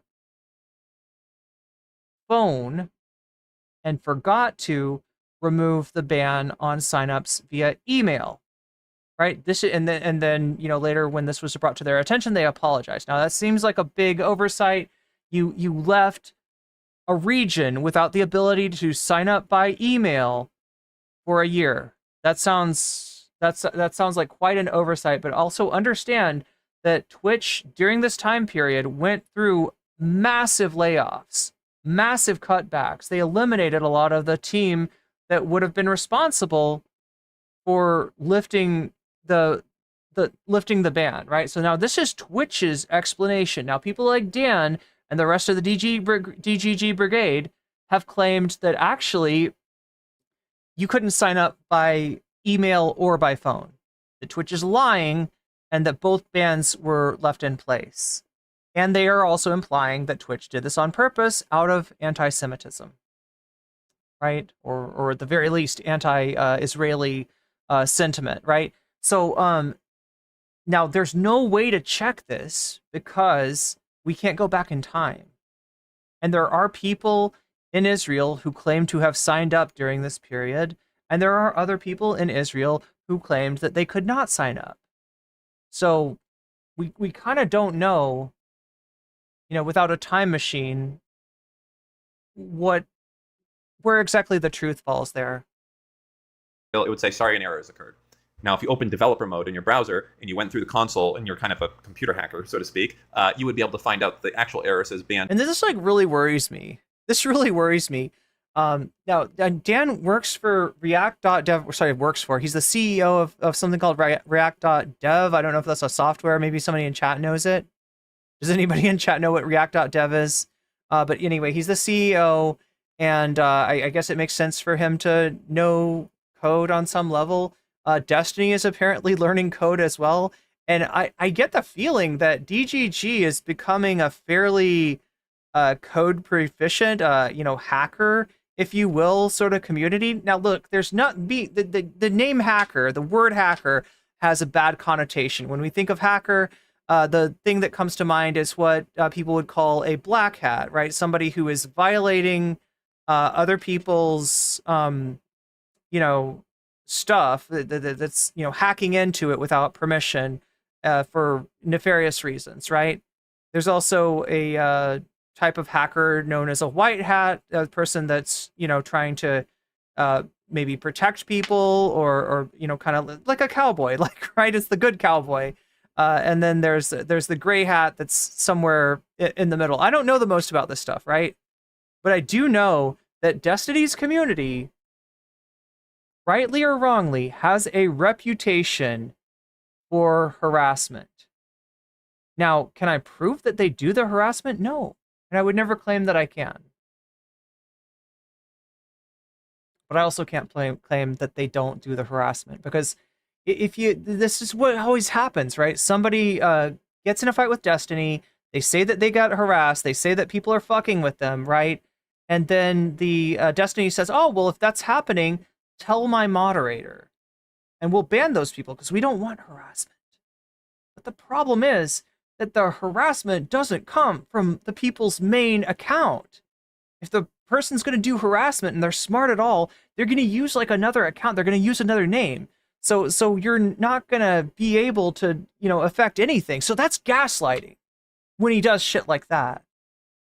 But at the same time, there's really no way for a streamer to 100% prevent, any harassment from being done on their behalf. All we can do is, and I'll do this now, say that I would never want you to do anything like that on my behalf, and I would ask that you not do anything like that on my behalf. If you ever think that you're helping me out, by going after somebody, on the internet, please understand that that's not my wishes. Right, but again, so yeah, I'm trying to present as neutral of a presentation of the DGG reputation as I possibly can, right? What I will say though, and what I think is indisputable, is that DGG, some Destiny fans out there take the internet way too fucking seriously. And I've got experience with this. Somebody who didn't like a guest that I had on, and that decided, after getting banned for, I think, flaming my mods, right? Literally insulting and, my mods, right? They got banned, and then they went to Reddit to cry about, and I'll fucking say the name, Captain Gwendolyn. I don't fucking care. This is a toxic person who was in Destiny's community at the time and is now in Vash's community. And is an absolute piece of shit. I got no problem to say that somebody that fucking goes to a subreddit to cry about a ban that they rightly earned because they were upset about the guest that a streamer had on. I got no compassion. I got no compassion for that whatsoever. Right? So, I mean, but that's one person. And I would never say that the entirety of Destiny's fan club is like Captain Gwendolyn, who's apparently not even a Destiny fan anymore, more of a Vosh fan these days, right? So, so what I guess I will say is that I feel like taking things too far, getting obsessive about these internet conflicts between Destiny and whoever is kind of part of the culture. And I don't think that Destiny or Dan would deny that. But I think they'd say something like, well, fuck around and find out, I guess, like, right? It's like that. It's like, well, I can't help you. And on some level they can't. On some level, the people operate independently. If they want to make splinter discords, if they want to make war rooms, they can, and they do. And it fucking makes the space suck ass, right? So the fact that Destiny is like modeling getting into coding and Dan is talking about like hacking, it makes me nervous. It makes me really nervous. Right? It's bad enough already, you guys. And I would hope that you have the maturity to do what I just did and try to tamp down the hatred and the drama and try to get some of the people in your community who take this shit way too seriously to fucking simmer down. Right? Especially if you're going to be doing like coding and stuff like that. Because it's bad enough when you got a bunch of splinter discords trying to end people's fucking career, trying to spread lies about them, like trying to put a cost to disagreeing with Destiny. It's bad enough when it's like that. I don't want to imagine what it's like, what it would be like if they're, doing more nefarious activities than that. Yeah, like watch yourself, right? Seriously, you're talking about Hasan's community. You're talking about Twitch as being this nefarious place of all this, that's doing all this harm, that's spreading all this racism, all this anti-Semitism. Check yourself, all right?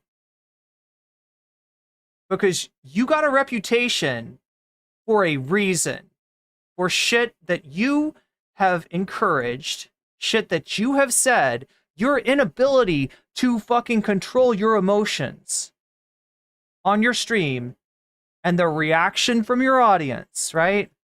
It's bad enough already. It's bad enough already. And country. So that happened in October 13th, 2023. And that block affected the piece of code that was posted to Twitter by the Stop Anti-Semites code. Holy shit, can I speak? Stop Anti-Semites account. The code contained a very simple line. And it said, if the country is Israel or Palestine, error out. The issue is, number one, first off, people in the West Bank and Gaza have had their shit omega fucked up by Israel, bombed to fucking hell. So I'm not so sure how much infrastructure is there for anything. And secondly, the infrastructure that they do have is not even inside of Palestine. It is provided by Lebanon, it is provided by Egypt, it is provided by Jordan. So it's not even going to be... Again, this has been disputed by other people. This has been disputed, right? IPs that are in that space, it's going to be IPs outside of that space. So people in Palestine were not affected. It was only people, as far as I can tell, inside of Israel that would have been affected. And what you have here now is that Twitch silently put this ban into place. They didn't tell all of the Israeli creators, hey guys, by the way, just so you guys know, we're going ahead and we're banning new signups from Israel. I hope that's okay. Just wanted to let you know, you might not have that many new people paying you because no one can create a new account, but just a heads up. They didn't do that. They were completely silent on it. The second thing is, as I was mentioning here, they like to say that it was an email-only ban. It's actually not true. Ynet News reported on this, and I did some testing, but I'm going to rely more on Ynet. Again, Ynet News, as far as I know, is not a reliable source, right? You actually couldn't create an account, even if you used a phone. It was still denied. So basically... There was a lot, like I saw the Ynet News article, there was some claims made in that I think were falsifiable, right? So if there's one line, if there's some bullshit in it, there's probably very, very likely more. We definitely can't use that as a conclusive, authoritative, unbiased source. De facto complete ban of half the world's Jews, and it will put into place silently. And the reason that this block. So you notice what he's doing there? He's trying to deny that also, people that aren't Jewish, even if you accept his bullshit, right? That his unproven bullshit that West Bank and Gaza, get internet from elsewhere, right? Even if you accept that, right? There are non-Jewish people living in Israel as well, right? So you're erasing them, and second of all, weaponizing a conflation between Israel and the Jewish people to get these leaps of logic that turn a moderation action to prevent the uploading of objectionable materials from an area where a major conflict is happening that seems like it was supposed to be temporary, and obviously through a screw up was left in place for a year. Conflating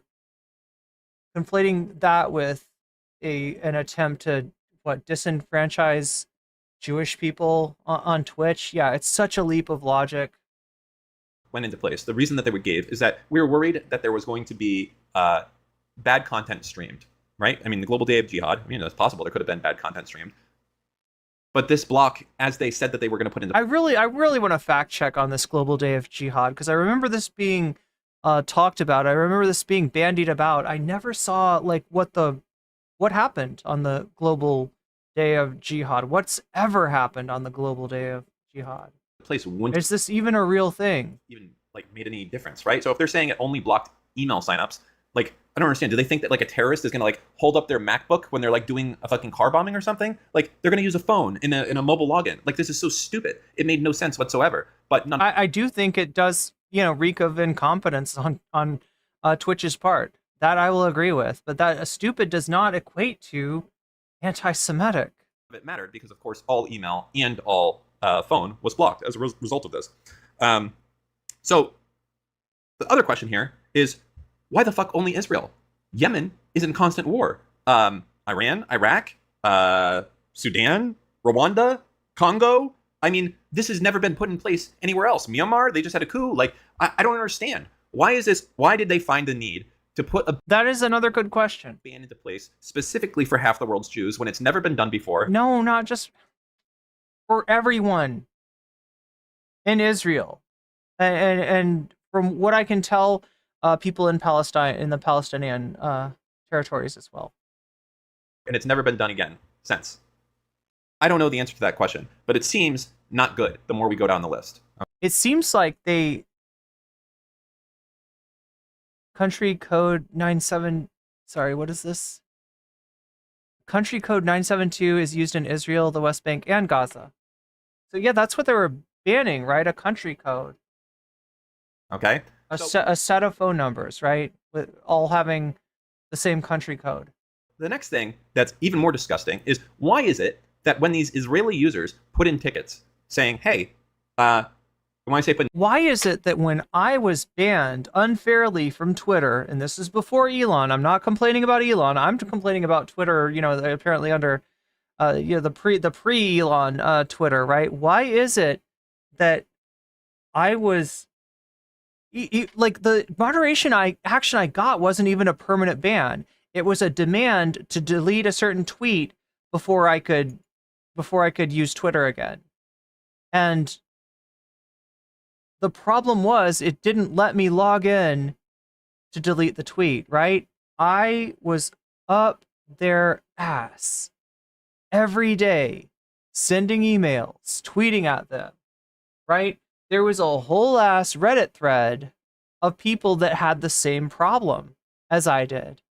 And they still took, 3 months I was off of Twitter for 3 months without even being banned, right?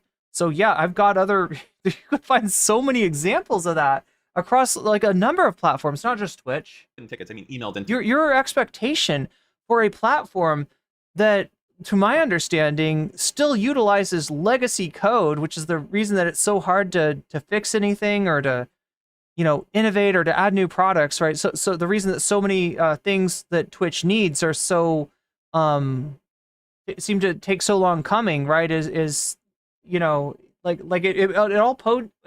points to just a kind of organizational incompetence, and it may be because of the unprofitability of Twitch demanding that the staff be cut back drastically, and that the staff that they're left with is incapable of fixing. There's a lot of things they're not fixing.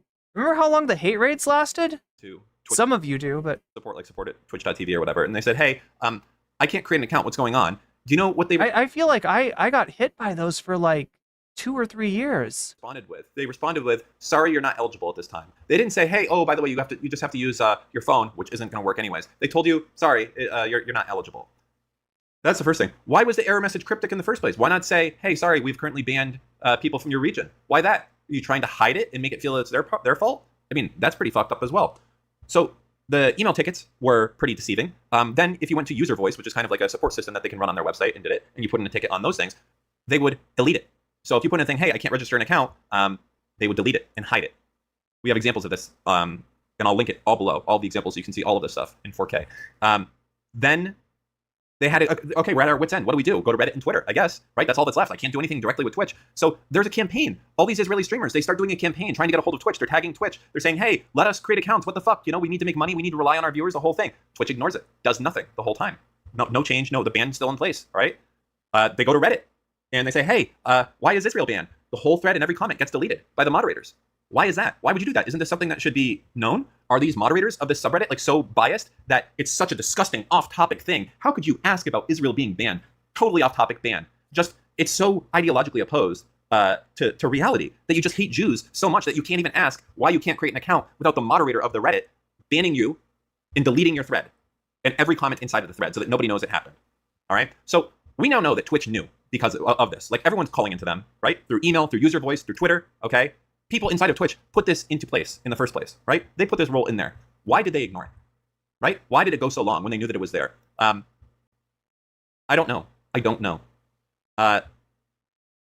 Another thing that's even more crazy that's come out is that Twitter outsourced their support. So on Twitter, sorry, not Twitter, Twitch. Twitch outsourced some of their support so that when you go and you click report on a VOD, okay, because you've seen something that you don't like, or you're clicking report on because you've seen something that you don't like. Okay, Karen.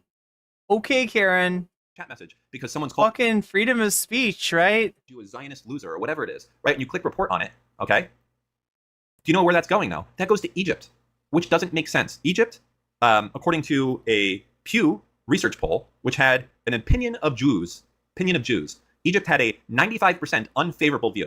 They were sourcing their support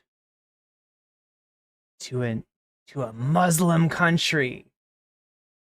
Again, who's the fucking racist, Dan? Who's the racist? We can't rely on Egyptians. They have a negative opinion of Israelis. That's, oh my God. Of Jews, okay? 95%. I don't know what to say. Yeah, how dare you do support, run your support out of a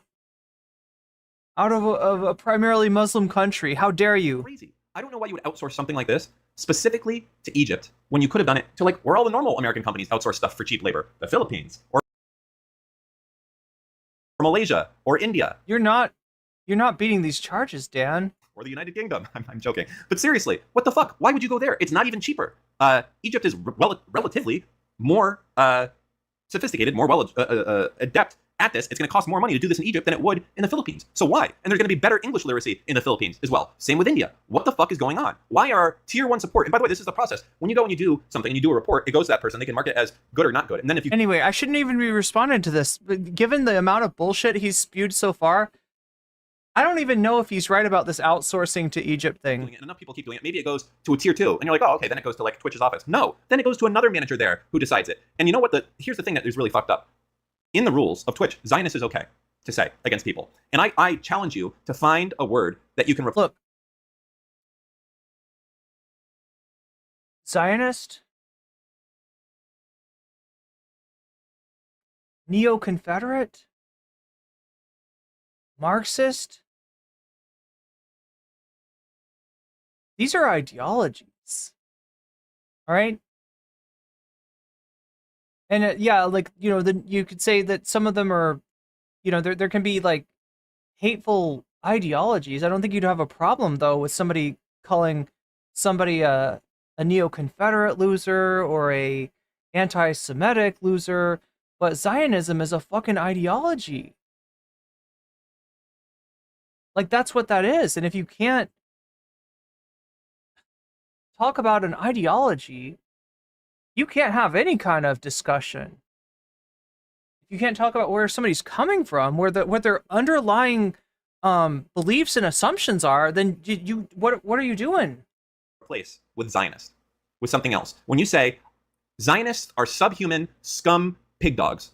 Okay, now when you start saying subhuman and shit like that, I would say that merits a ban. But Dan, do you know that by that logic, Destiny should have been banned from Twitch, right? If we're going to have a problem, which, I mean, I have a problem with people using subhuman as an insult.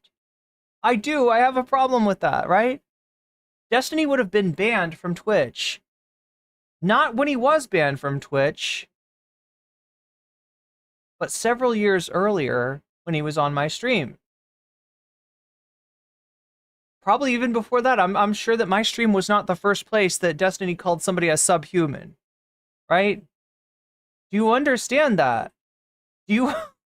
This is, I mean, you could look on Twitter. This guy wants to get Destiny unbanned. This is part of why he's on this fucking, you know, crusade in the first place. Is that he feels like Destiny was unfairly treated and he was banned for something that, you know, Hasan has done worse, right? That's where a lot of this comes from. Tell me another thing that you can replace Zionist with, okay? And still be able to have your Twitch account in good standing. I thought about it for a while. The best answer I could come up with is... Oh my god, I can come up with so many things. Tanky, Marxist, capitalist, libertarian, anarcho-capitalist. Like anything that's an ideology, you could make that statement. Right? It's if you are applying that to, like, you know, a religion, an ethnicity, you know, an identity, that's when you run into trouble. But as far as underlying belief system, I thought that was okay. I'm sorry. I'm sorry, Dan. I guess you can never call somebody a tanky again. What the fuck? It's equivalent. Show me how it's not equivalent. Show me how it's not equivalent. When you on the Destiny side call people tankies, right? You do so with disdain. There is no question that that's a pejorative. And yet you don't treat Zionists the same. Is Eskimos, but I think that might get you kicked as well. It's really difficult to do. The problem here is that Twitch is infested.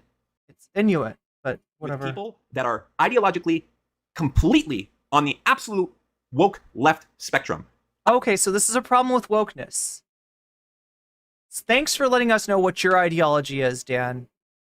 I can now correctly put you into the intellectual dork web box that you belong in and not have to, like, take anything that you say seriously.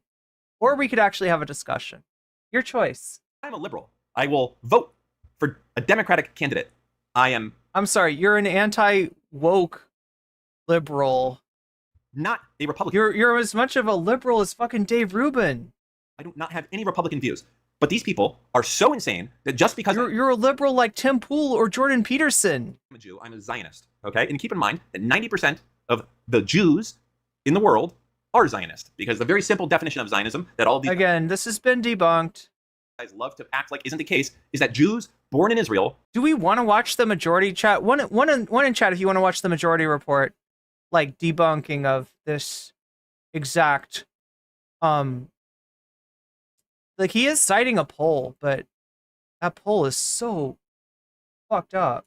Should be able to stay and keep living there. You ask any of these other people, say, hey, what does it mean? Palestine, river to the free will be sea, etc. It doesn't include like Shlomo Bieberstein staying in Tel Aviv. I'll tell you that right away. He's got to go back to Europe or back to Poland or something. I'm not sure. So that's a crazy situation that we're at here, that they've done that. It gets crazier. I don't know how it gets crazier, but it does. As I go and I'm starting to, I've had so many very helpful people from Twitch and from Amazon reach out to me directly and thank me for what I'm doing, because I've been crazy active on Twitter for the last little bit here. And they're genuinely scared to speak up. I'm like, hey, why don't you guys like say something internally? Why don't you do something? And they're like, dude, are you out of your fucking mind? There's no way I can do that. So everyone's afraid to say anything inside of there because of this ultra woke leftist Hasan mentality, honestly, that the Jews are evil, the Zionists are evil, and Palestine will be free, and America is an imperialist, colonialist country, and Iran is better on gay rights than America is. They're so progressive. They're better on trans rights too. I can't believe I fucking heard that. Do you see what he thinks is the problem? This is McCarthyism. This is modern day McCarthyism. You're anti-American. You're literally having a problem with people being anti-American. Anti-American, anti-Israeli. You're having a problem with countries that are doing fucked up shit, that have done fucked up shit in the past and show no signs of abating from doing fucked up shit. That's really your problem? McCarthy? In Israel, if you're gay, if you go 1,500 miles in any other direction, you will get killed or put in prison for the Oh my god. This chestnut. They're very transpositive. Yeah, they force you to transition if they find out that you're gay. That's the positivity on it. I don't want to get into politics too much on this. It just, the whole thing frustrates me immensely. So as I'm looking into, okay, so who is in like the official executive team? All right, chat, I hate to do this, but I haven't farmed likes nearly enough on the stream. So if you haven't liked the stream yet, make sure to hit that like button. It helps me out greatly, and I appreciate it greatly. Who is it that's running trust and safety? Who are the people that are doing this? And I find one of the top people. Are they woke? Do they have colorful hair? Do they have nose piercings? Cartilage piercings? Is that the manager of trust and safety or the senior manager of trust and safety? Their last job, they were in front of Parliament by the Prime Minister, essentially, on television. Well, I don't know. Oh, now Sunday talked about this. In front of them, but they were certainly called out in front of them for anti-Zionism. Huge for anti-Zionism. Oh my God. News in the BBC. So what you're saying now is that you can't have a job at Twitch if you are against certain ideologies. What the fuck, Dan? No, this guy's dangerous. Like, the fact that he's gotten the ear of any advertisers, the fact that he's gotten the ear of any, any of the top brass at these companies, right? The fact that he's got a fucking U.S. congressman out there doing Hasan Bad content on Twitter.com for him. This is dangerous shit. Like, this is McCarthyism. Everything like that. Do you know where their next job is? I think you know where I'm going with. Senior manager. Dan, if you want to have a problem with un-American shit, you're doing it. You're doing it, right? You're like, if you have a problem with freedom of speech, being threatened in the modern social media ecosystem, you're doing it. You're causing it. This kind of shit creates a chilling effect on speech. Yes. Trust and safety. You can't work for trust and safety if you're against certain ideologies. Not all ideologies. You can be against Marxist-Leninism. You can be against, right? You can be against leftism. You can be against all these things, but just don't be against Zionism and don't be anti-American, or else you can't work. TV.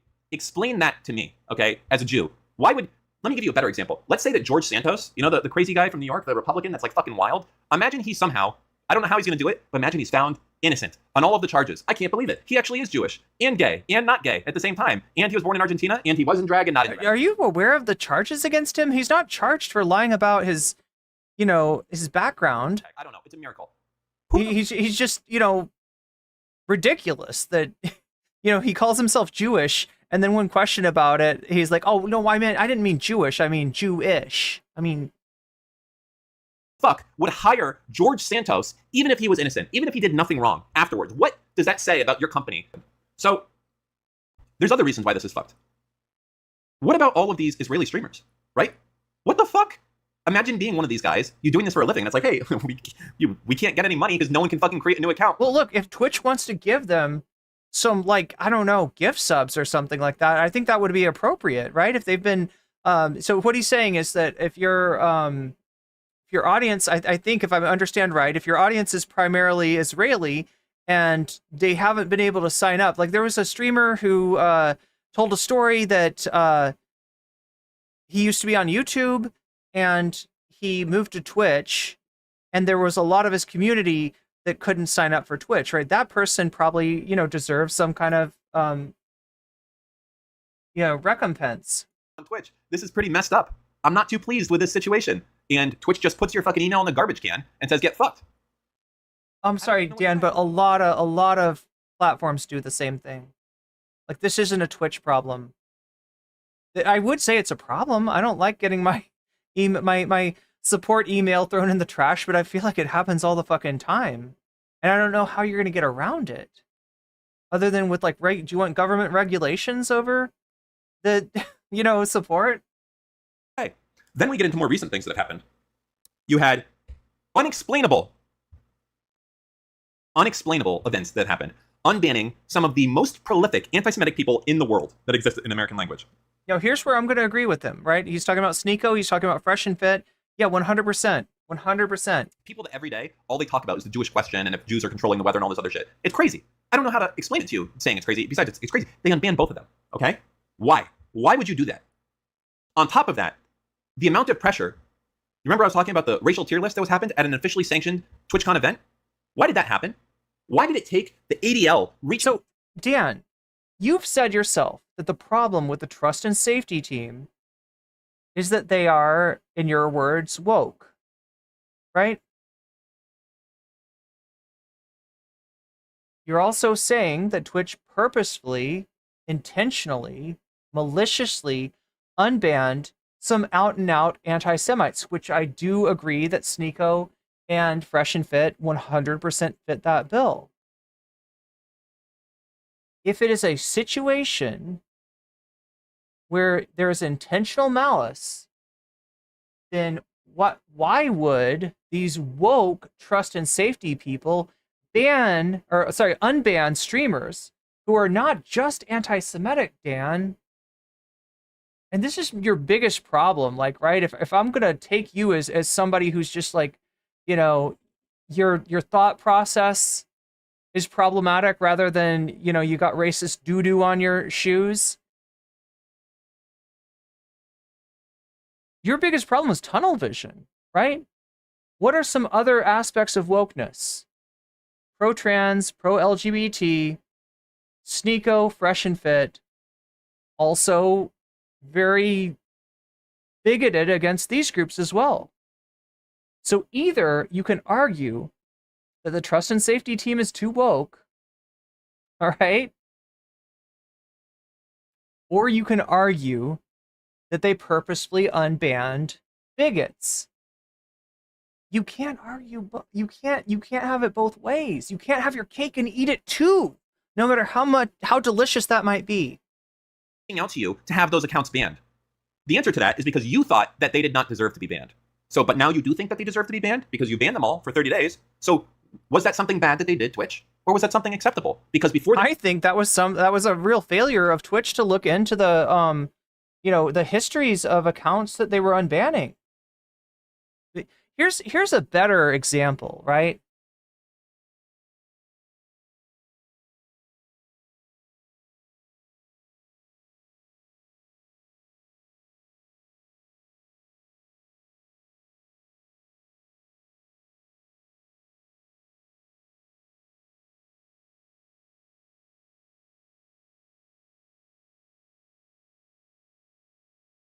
The answer to that is because you thought that they did not deserve to be banned. But now you do think that they deserve to be banned because you banned them all for 30 days. So was that something bad that they did, Twitch? Or was that something acceptable? Because before the ADL reached out to you, it was okay. People had reported it and you said, nah, no problem. I'm curious, what about the person who organized that event at TwitchCon? Is there any reprimand happening for that person? Or are you just hoping to sweep this under the rug? Oh my God, we're going to get more people banned, right? If you set up an all-Arab panel for Arab streamers to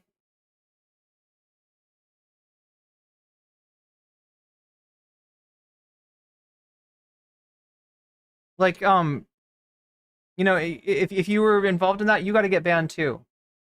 I'm sorry, I keep on getting distracted. My computer is popping up notifications at me. Trying to think where I was going with that. The answer to that is because you thought that they did not deserve to be banned. That was happened at an officially sanctioned TwitchCon event. Why did that happen? Why did it take the ADL reaching out to you to have those accounts banned? The answer to that is because you remember I was talking about it. It's crazy. I don't know how to explain it to you saying it's crazy. Besides, it's crazy. They unbanned both of them, okay? Why? Why would you do that? On top of that, the amount of pressure, you remember I was talking about the racial tier list that was happened at an officially sanctioned TwitchCon event? Why did that happen? Why did it take... No, the question is, why do you get to say that without people smacking you in the face with the fact that that wasn't a racial tier list? Why do you get to... And this is DGG nonsense. This is more fucking DGG nonsense. The lie travels around the world before the truth can even tie its shoelaces. Right? We looked at that. We did not see a racial tier list. I know what a racial tier list would be, right? It would be a tier list of like, here are the races that we think are really good, and here are the races that are not so good, right? There's so much wrong with this. The ADL reaching out to you to have those accounts banned. The answer to that is because you thought that they did not deserve to be banned.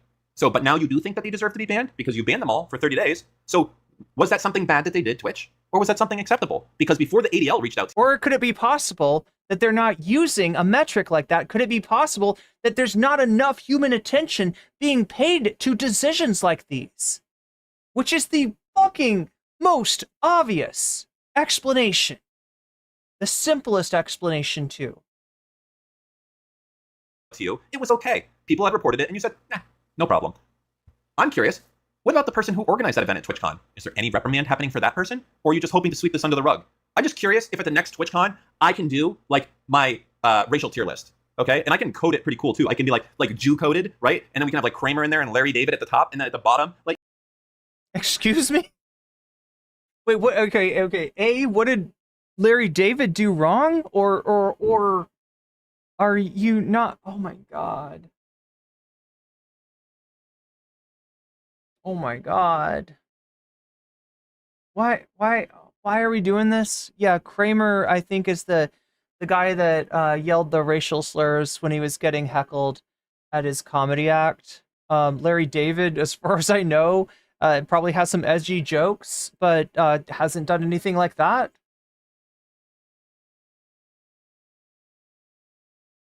Like that, okay, so what you're proposing is somebody being like, this is trying to not say that it's a racial tier list, right? But they just happen to put everybody that's at the top is Jewish, right? Including some, including a out and out racist, like what's his name, Michael Richards, right? And then, the second tier is another racial group, and the third, right? That's what you're proposing, right? And yet, if you look at the placement of people on that tier list, that's not what you see. In fact, the category Arab, right, the top category, includes people who are notably not Arab. Hasan is Turkish. Right? It's tongue-in-cheek. It's just so disgusting that this event happened and you tried to sweep the entire thing under the rug. You tried to act like we're just fucking stupid Jews that are misunderstanding the situation. And you can see it with all the press that's very much aligned with Twitch on this situation. The puff pieces, the PR. It's like, we may have... I'm sorry, but that's not a trope. That's not a trope. That's one trope that doesn't exist, thankfully. Accidentally disable partial signups in some regions. Translation, we completely banned all signups from Israel. Okay? This was a mistake, and we put this in place to ban some violent content that may have come out of the region, and inadvertently it was left in place. Why no other region ever has had this before? Why was it left in place, despite people reaching out to you? Do you not read your support tickets? Or do you want to admit to us? Yes. I think that I don't know if they want to admit to it or not, but I think that a lot of platforms don't read their support tickets, or if they do, they read them in like 1 second and file them, as approved or not, right? I think that there's a lack of consideration to a lot of support. I've experienced this. Like I said, my de facto ban, I wasn't banned from Twitter, but I was unable to use the platform for 3 months. because my support tickets were thrown in the fucking garbage. Yeah, this happens. This is gonna happen. This is an incentive of platforms that want to make money, that want to hire the least amount of staff that they possibly can, and process the most amount of posts that they can. To us, and that leads you with a insufficient moderation. Don't use your user voice. That's good to know if you don't listen to support. So can we report that back to everyone else that Twitch does not actually, no, the support tickets don't go to you. That's someone else's problem. Is that the answer that you want to give to there? I don't think that's the answer you want to give there. It's hurtful.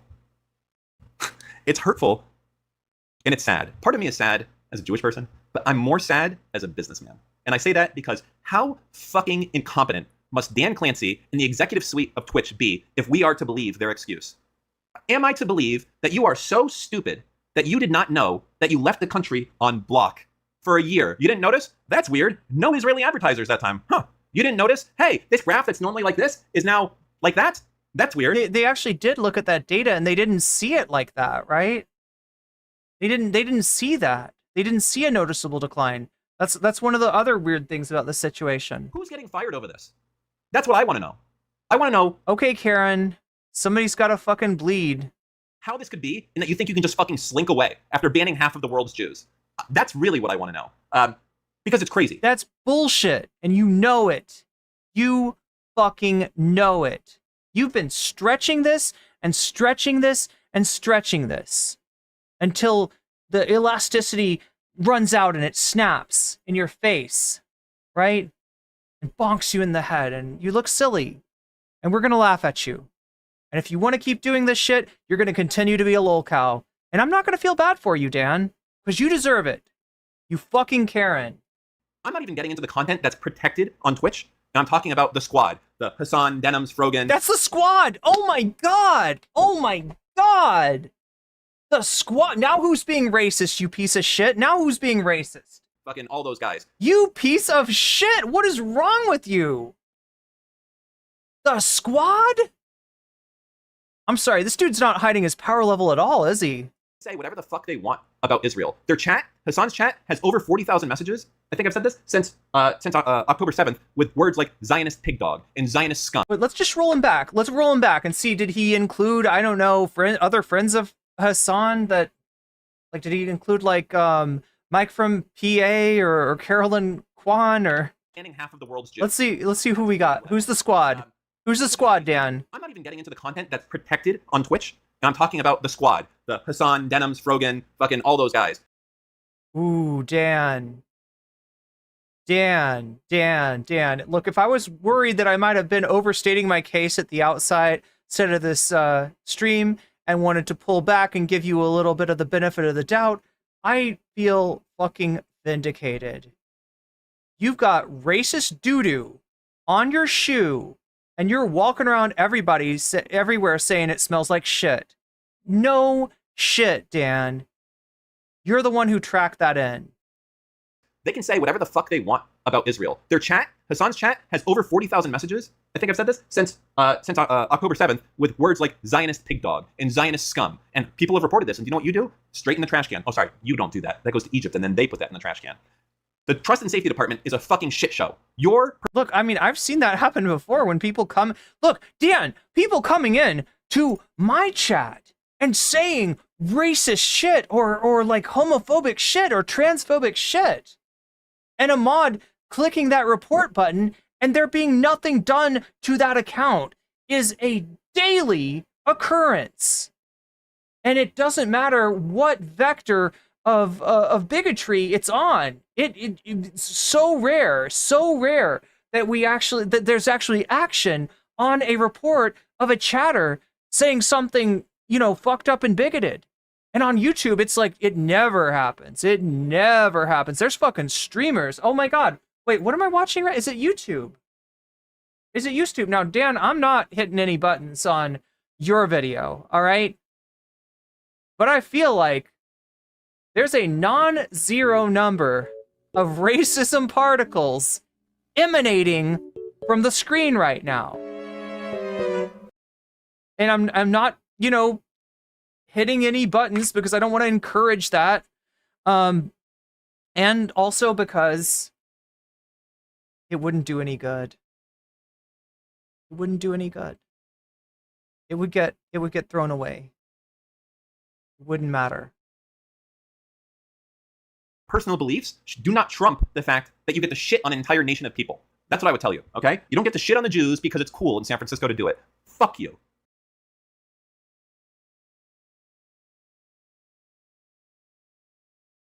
Okay.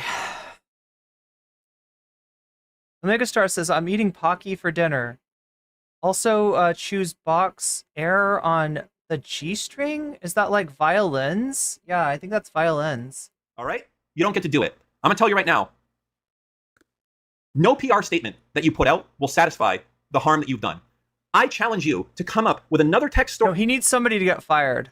That has been more disenfranchising to a specific group of people than this. I cannot think of one. This is the most blatant, disgusting. Dan, there's a ton.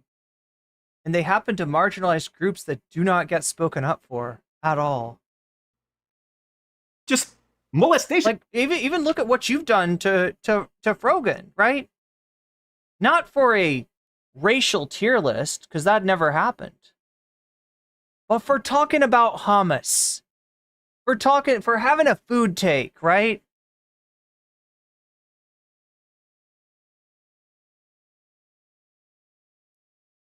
Four streamers got banned for absolutely nothing. Of someone's rights for a year.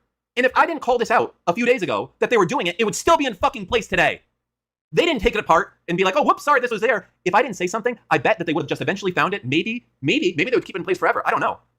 But maybe they would just silently remove it one day and not fucking tell you, because they're scum. They're fucking assholes. And they're led by Dan Clancy, the fucking tip of the spear, a guy that does not give a fuck about Jewish people or Israelis. He cares so little about the Jews and the Israelis, he didn't even fucking tell you that, hey, dipshit, you're not gonna get any more users moving forward. That's how little he cares. Dan Clancy, step the fuck down, you piece of anti-Semitic shit.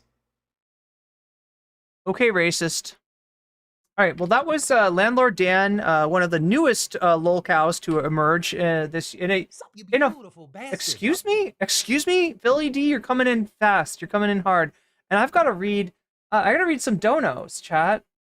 I got to take care of some housekeeping. So, what do we have left? We have Medhi Hasan going on a CNN panel and getting threatened, and then we have some really funny content at the very end. So stick around to the very end because we're going to be covering Hasan reacting to a caller on the Majority Report, like a terminally online caller, just face planning, trying to complain to Sam and Emma like they were Hasan's boss. Does he even stream normally, like outside of Destiny Tent? He used to. I believe he used to. Yeah, these damn woke fascists, right? Sabra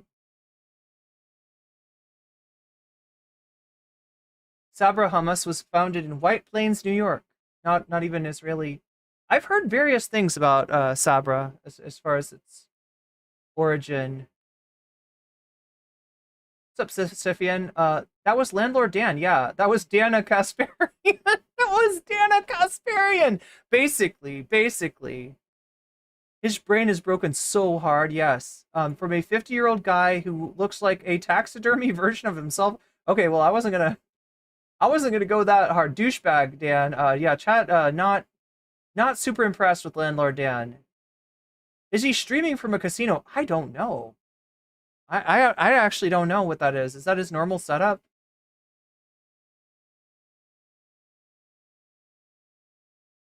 He flipped off the camera just to be cool. To show us how cool he was.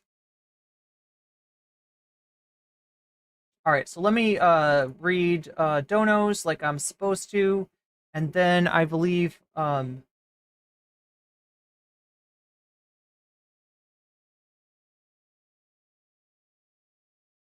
my god, chat, I'm so bad at counting. Okay, so let me go first with Twitch. Omegastar, thank you for the 200 bits. Eating Pocky for dinner, you choose box air on the G string. I believe that's chat chooses drama. That's up to 4%.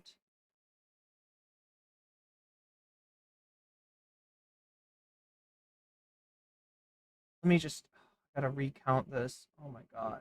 15, 17, 19, 21, 31, 33. Yeah, okay. So here we go. Shakespeare chooses concerto for 4 violins in A flat major and A flat minor, lest I get the key wrong. That's a call for violins right there. I probably should actually say violins. I don't know, chat. Do you think my stream's getting quashed tonight for saying for not saying violins? For not talking about the correct musical instrument? Possibly. All right, so NCC obviously doesn't know about that terrorism means the people in the it means what people in the USA don't like. Yeah, good point. That's 54%. Thomas Jerome saying same energy of people complaining about being called yeah. Spanish word and a Mandarin word? Is that right? I believe I've heard that one before. We're up to 59%. Did I add everything? Yeah, it looks like everything that somebody said.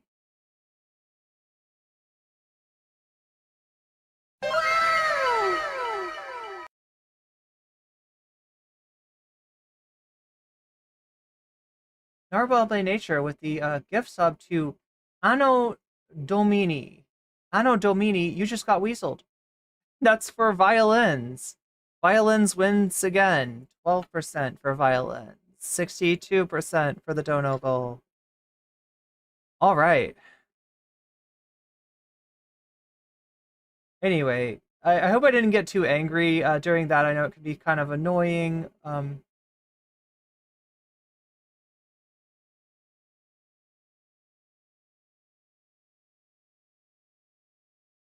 Dan, take the Amazon man who isn't Jeff Bezos. Yeah. Also convinced me I will now go to my local Equinox and sleep with all of the Israelis in the steam room to denounce hummus. Yeah. Wait, I'm not sure. I'm not sure I understand.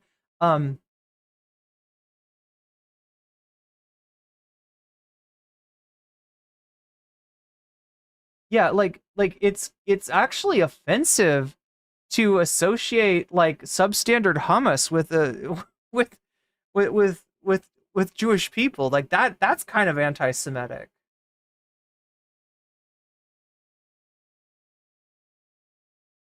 Like I don't think anybody wants to be associated with look, honestly, with like any kind of prepackaged store-bought hummus, right? But specifically that brand, that's not it's just it's worse than like I've gotten good hummus that's or not good hummus. I've gotten decent hummus that's prepackaged and store bought, right? But yeah, Sabra is like it's what you'd find at like a gas station, right? That's I don't know. I don't yeah, I don't want to talk any more about hummus or else I'll get banned too. Apparently, you're not allowed to. I love it when you're angry. I find it cute. Aw. Well, at least it has some redeeming value. That happens to me more often than I'd like to admit, BCatK. That's relatable. Yeah. It's industrial crap. You don't want your culture to be... Yeah, exactly. It's like, I don't know. I'm trying to think of an example. I can't think of an example of like a food that's got cultural significance too, but there's a version of it that's, you know, made for convenience that's not nearly as good. Ethan says yes. Do Israelis eat sabra? Ethan says that it's in everybody's refrigerator, so I don't know. I can't speak to that. But either way, we got to get moving. What else do we have? We have Medhi Hassan. Medhi Hassan. Medhi Hassan. Oh my god. We actually have 2 Medhi Hassan videos. I don't know how...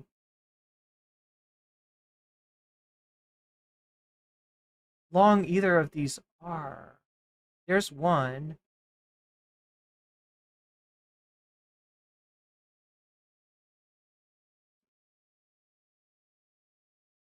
There's a lot of videos about Medhi Hassan. I think it's on CNN. Medhi Hassan, CNN. Let's look at this.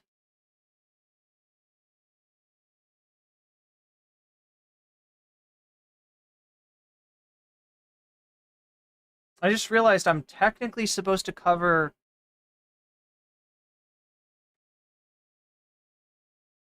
the CNN. Wait, I'm assuming it's on CNN. Was it on? I think it was on CNN. CNN Meltdown, yeah, so.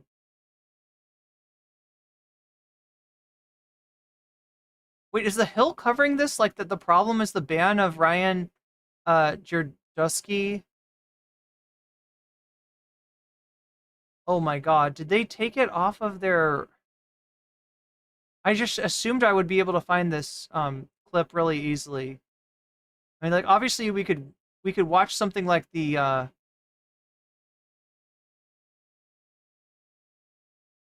Okay, look, CNN has a YouTube channel, right? CNN, there we go.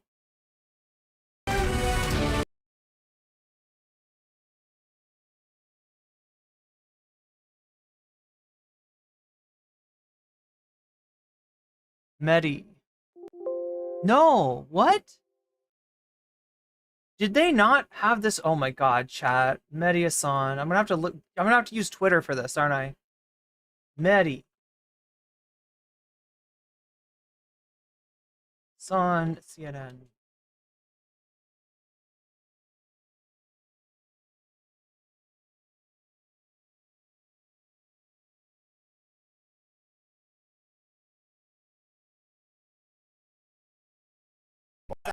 If you don't want to be called Nazis, stop doing. You're you called stop an saying- you've been called an anti-Semite more than anyone else at this table. Yeah.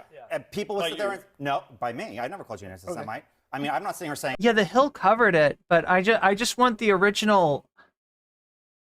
Like, is it impossible to get the original segment?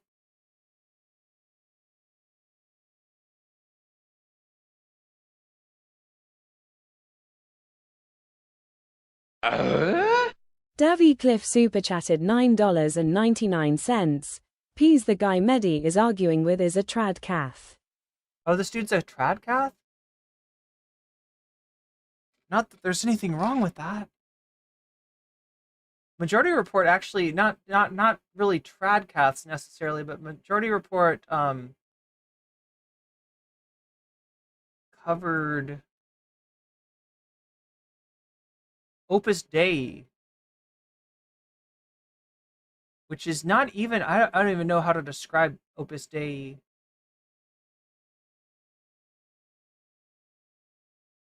Okay, so it's gotta be here somewhere. It just probably doesn't have Medhi in the title. I know they have this. What if I typed in panel?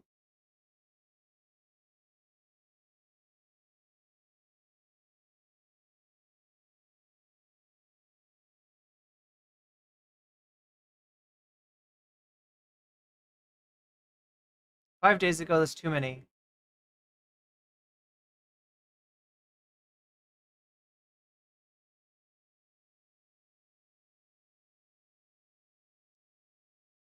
Like, I just don't understand. Why would they take this?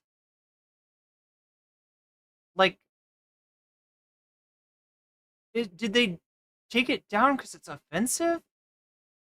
Are they embarrassed that this happened on their...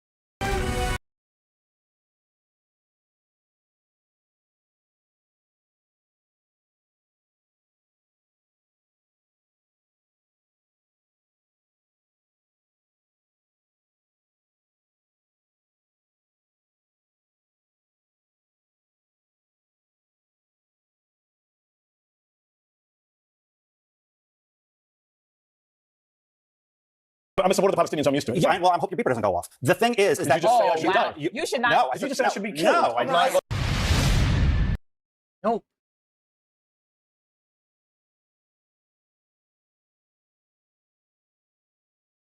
Like, I'm surprised that this is this hard to find.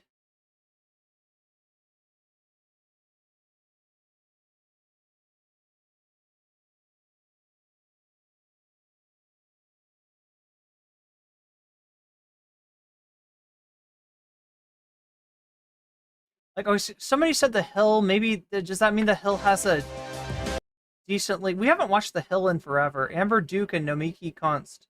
That's what they're dealing with now. That's their new right and left is Nomiki and Amber. All right, we'll go with that. Madison Square Garden rally. Let's watch. If you don't want to be called Nazis, stop doing. You're called an anti-Semite. You've been called an anti-Semite more than anyone else's table. Yeah. And people will sit there and no, by me. I never called you an anti-Semite. I mean, I'm not sitting here saying I don't. I'm a supporter of the Palestinians. I'm used to it. Well, I hope your beeper doesn't go off. The thing is that you just say I should die. You should not. No, did you just say I should be killed? No, I did not say that. No, I did not say that. Hold on. Did your guest just say I should be killed? Hold on. On live TV. I said I hope Guys, you don't. let me just stop. You said you hope my beeper doesn't go off. Because you said I'm a big supporter of the Palestinians. Of Hamas. Guys, let me I said stop. Palestinians. Are you?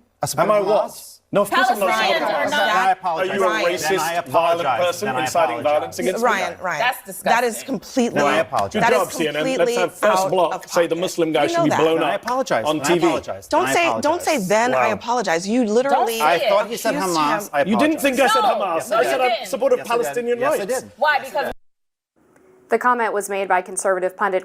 Oh my God, this is what The Hill is like now. Wow. Did they just like suck all the money out of their studio?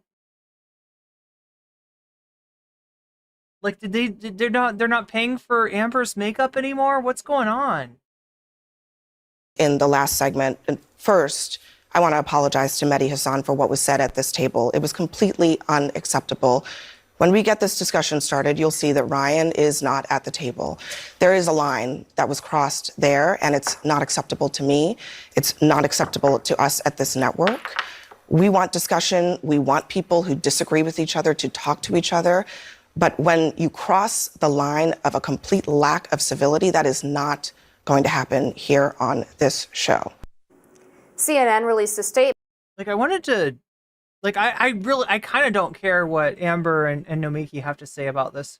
I'm assuming they're going to argue about it, and Amber's going to be like, well, they have a double standard. You know, they're kicking Jerdusky off, but they didn't kick off this other person. It's going to be something like that.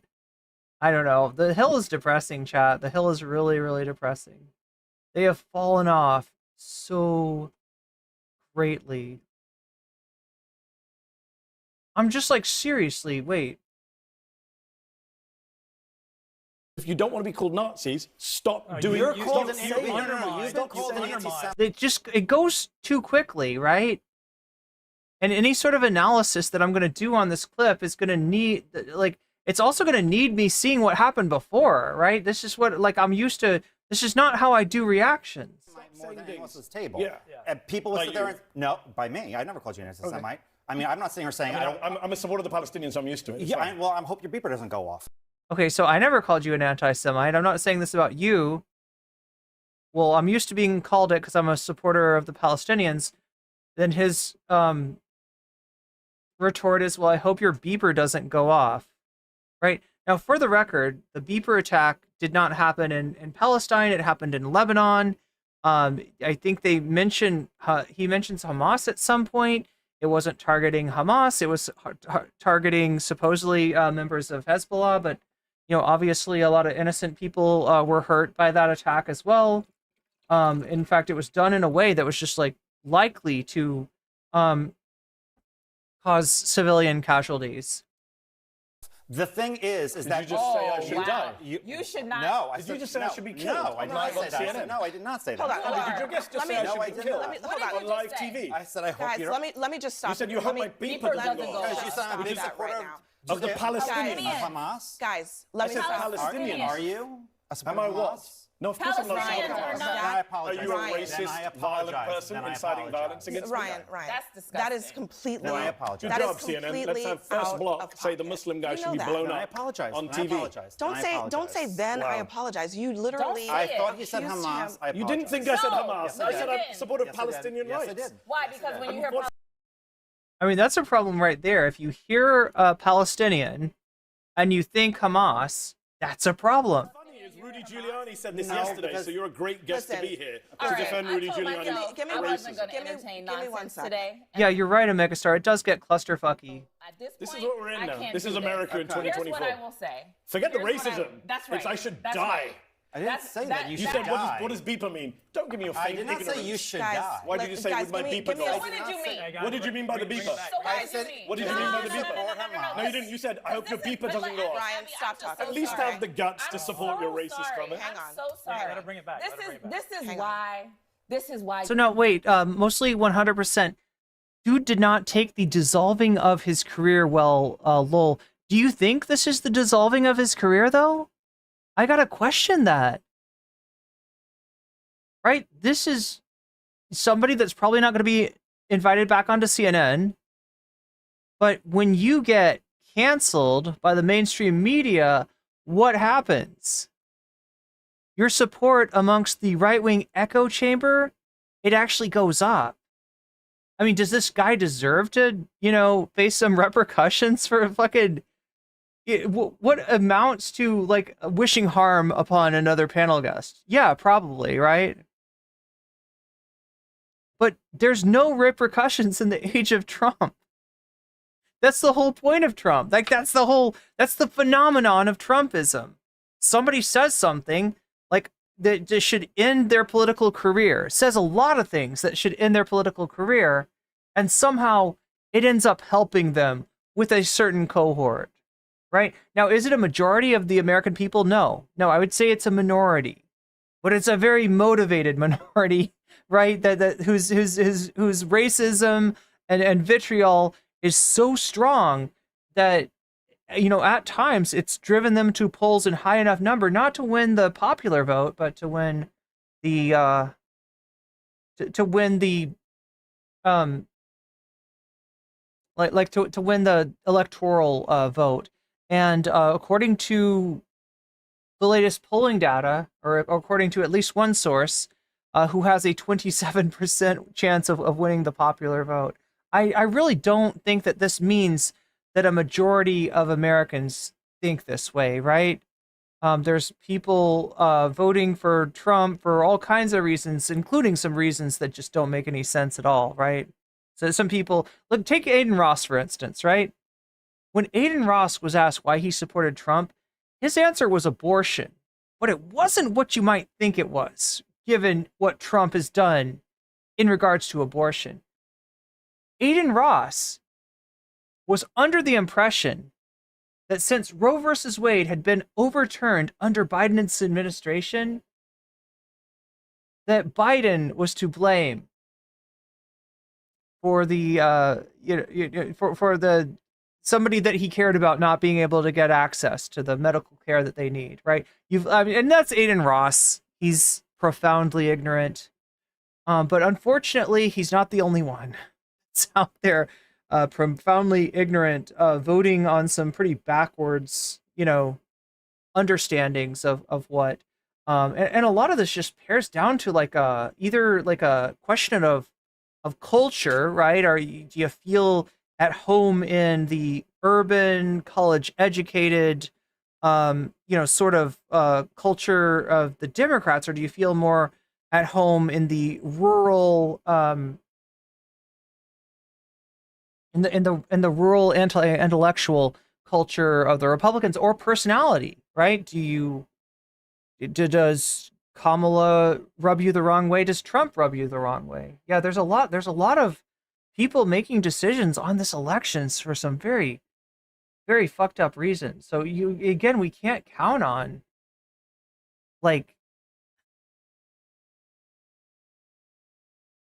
there's something about Trump too that I feel like motivates the one motivates the kind of people that maybe shouldn't be voting. Like Aiden Ross, you know? If you think that Biden got Roe versus Wade overturned, you probably shouldn't be voting, but very likely Aiden Ross will be voting or has already voted early, right? And this was true in 2016. I call this, okay, so I'm going to do a throwback for you here, right? The phenomenon of Trump being able to get low propensity voters to vote, I will call this the Schwarzenegger effect. Now, obviously, the tenure of Arnold Schwarzenegger as a governor of California did not have the kind of negative ramifications that the tenure of Donald Trump for 4 years as an American president has, right? In terms of completely fucking up the Supreme Court, in terms of turning the Republican Party, many of whom were against him, into a craven bunch of sycophants, right? There's been a lot of negative ramifications to the more so than I would say for Arnold Schwarzenegger. But still, the reason that Schwarzenegger was elected governor is because there were bros that normally would not vote, but when they saw that Arnold Schwarzenegger was an option, they were like, how cool would it be to go out and vote for the Terminator? We can vote for the Governator, we can vote for the Governator, right? They want to be part of some kind of, pop culture moment. And I swear to God, that's where you get, the kind of, the kind of voters that came out for Trump. And again, he's trying the same he's doubled down on that same strategy, right? The reason that he's doing the Joe Rogan, Theo Vaughn, kind of strategy, the bro, kind of red pill sphere podcast, right, is that he's trying to motivate those low propensity voters to come out and vote for him again. And, the demographics have shifted. There's different people voting for Trump this time than were voting for him in 2016 or 2020. There's different people voting for Kamala than were voting for her in, she'll probably have more Republicans voting for her than Biden or Hillary did. But yesterday's rally was disgusting. Don't call us Nazis, but I'm going to threaten the brown guy as a terrorist and kill him. Because I didn't ever say Donald Trump was Hitler. Man. But do you know who sat on a stage? I really want to watch this freaking panel now. This looks like an actual interesting panel.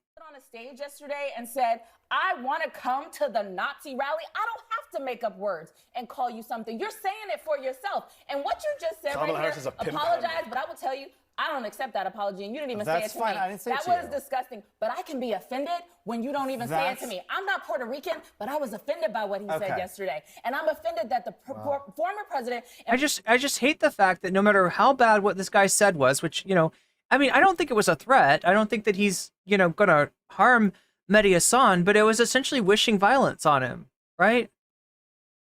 No matter how bad that was, there's a place for this asshole on the Trump gravy train, right? There's a place for this asshole in the MAGA industrial complex, unfortunately. Potentially future president would allow it and go for 12 hours and not say, I don't care. Because you know what? When Kamala Harris put out statements about switching up opinions, it wasn't good enough for Republicans. Why are you looking at me? Because you said it. Why don't you take this back a little? He's like, I don't want to get involved in this. Okay, like I said, chat, we may have no choice but to... We're back here, and before we get started, so we've already seen this part. Abby Phillips is gonna maybe say something more about this. Hey, I'm sure everyone has seen what happened on the show tonight. I just wanted to address one quick thing. As you may have seen, Ryan was asked to leave the show, and we have put out a statement saying that he's not welcome back on our air. There is a lot. Okay, well, the CNN, he's banned from CNN, maybe banned from MSNBC. Clear as well that we did not ask Medhi to not come back. In fact, we really wanted him to come back and finish the show. We had a lot to talk to him. Oh, okay, so Medhi didn't come back for the second half, but it's not because they kicked Medhi off. Or at least that's where I don't know, there seems to be some controversy around this. And we really hope that he'll join us again soon. But for those of you who are wondering why he did not come back, I just want to be super clear that that was not in any way because we didn't want him back at all. And I won't speak for him, but I just wanted to make sure that you all knew that that was not what happened there. CNN statement: there is zero room for racism or bigotry at CNN or on our air. We aim to foster thoughtful conversations and debate, including between people who profoundly disagree with each other, in order to explore important issues and promote mutual understanding. But we will not allow guests to be demeaned or for the line of civility to be crossed. Ryan Jardusky will not be welcome back at our network. There we go. Statement from CNN. Same clip. I'm just like, does anybody have the longer clip? I want the. I need to see the. I may be tilting at windmills. Oh my god! I want to see what Kim Iverson has to say about it. Not. Hey, I haven't done a knot before. Like, right? That's felt pretty good. Not.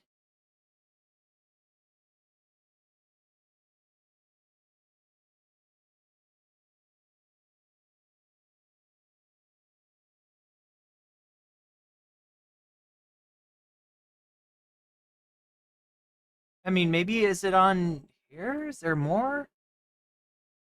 Did somebody post more? No? Yeah, it's just this. I don't know. I don't know if CNN like scrubbed it or what happened, but okay. Well, let's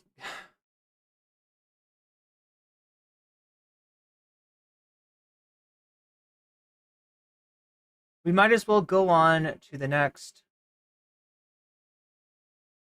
video, also surprisingly or not surprisingly involving Medhi Hassan. Let's turn to war, because that should calm down the debate. Destiny, look, obviously it's a pretty consequential election in... So I'm going to tell you that this is a slightly frustrating clip for me. And it's frustrating because Destiny and Medhi Hassan are on this panel. However, the subject of this panel is like the Trump Madison Square Garden event, right? And they don't talk about Israel-Palestine at all. So the debate that I would love to see, which I doubt Destiny would take, I think that Destiny's too much of a coward, right? To take on Medhi Hassan. When I saw that Medhi and Destiny were on a debate together, I got so excited. And it's for naught. It's for naught. Now, they are going to dunk on Dave Smith and Sarah Palin here, right? That does happen. But they don't get to talk about the subject that they actually disagree with. You know what's wild? Look at this. Do you can see this, right? So that's the thumbnail. And it includes Destiny, Palin, Dave Smith, and Piers Morgan. But funny enough, the Medhi's not on there. Dave Smith. Like, Medhi's getting bumped for Dave Smith. Is that because Medhi destroyed Piers Morgan? I wonder. Is Piers Morgan still sore about that? We can only speculate. Ways, but not least, I would argue, for the fate of people in Gaza and Ukraine and other hotspots around the world. Where are we with these? I mean, it's quite interesting to me that for the first time I can remember, you have a body of Republicans who do not want to back, say, Ukraine against a Russian dictator that illegally invaded their country. I remain very perplexed and surprised that is the view. And Sarah, we can come to you for why that may be. Why is he involved in everything? I'm assuming, do you mean Destiny? But that is the case. If Trump was to win, he says he'll fix it all in 24 hours. I don't think he will, but he will try and do a deal. The question is, What is that deal? Because Ukraine is saying they're not going to give up an inch of the land. So the issue is that Donald Trump is a 4-year-old when it comes to understanding any issue, but especially foreign policy. And a lot of people have this, they're obsessed with this idea of peace in their mind, which if you're in conflict, peace is the furthest thing from your mind. You want some kind of just peace or justice, right? So Trump's solution for Ukraine is just give up the land that's been taken from you and everything will be kosher, just like Russia did in Moldova with Transnistria, just like Russia did with South Ossetia, and I can't even pronounce the other place in Georgia, and just like Russia's trying to do now with Ukraine.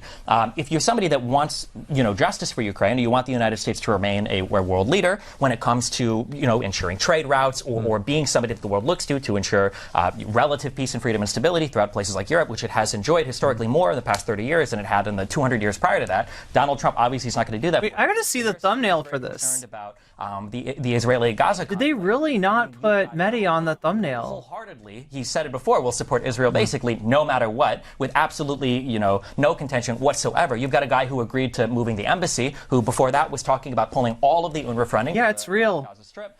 That's the thumbnail. Netanyahu through and through. The whole reason why those Abraham Accords started was because Netanyahu wanted to start annexing parts of the West. The video's called Election Special featuring Destiny and Sarah Palin. Donald Trump is not going to help any of the Palestinians if that's something. Why is this guy so twitchy? I don't want to speculate that it might have something to do with his ADHD medication that you're concerned about.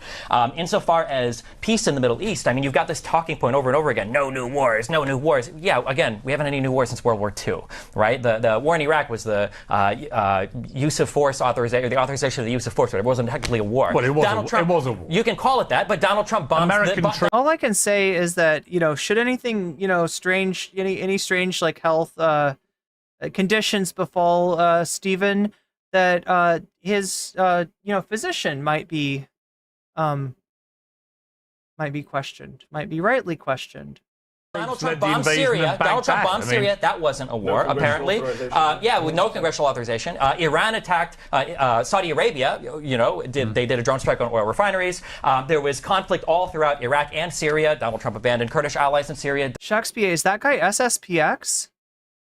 Donald Trump signed a deal with the Taliban and essentially forfeited Afghanistan, and there was the whole fallout from that. This idea that there was peace in the Middle East under Donald Trump is absolutely ridiculous. It doesn't make any sense. Look, I actually think Trump's foreign policy was a lot some effective than people give him credit for. He did nothing. What was effective about it? Well, there's not. Look, I mean, it's not. There's some truth in there mixed with some just attempts to get Donald Trump. Look, when people say there were no new wars under Donald Trump, there is. First of all, I'll say at least that's the talking point. At least that's what they're going with, rather than going, he killed all them terrorists or something like that, which would have 20 years ago would have been the talking point from people on the right wing. So that's at least better. But the reason why they wouldn't consider him bombing Syria a new war is because Obama had us already in that conflict since 2012. When he reneged on his red line. Yes. Now, listen. By the way, there are Assad used chemical weapons, and Obama did nothing, and Putin came in and took control. Well, that's what happened. Yeah, it's funny. So yeah, Dave Smith, kind of a libertarian from what I know. I think is he a co-host on the Timcast or something like that?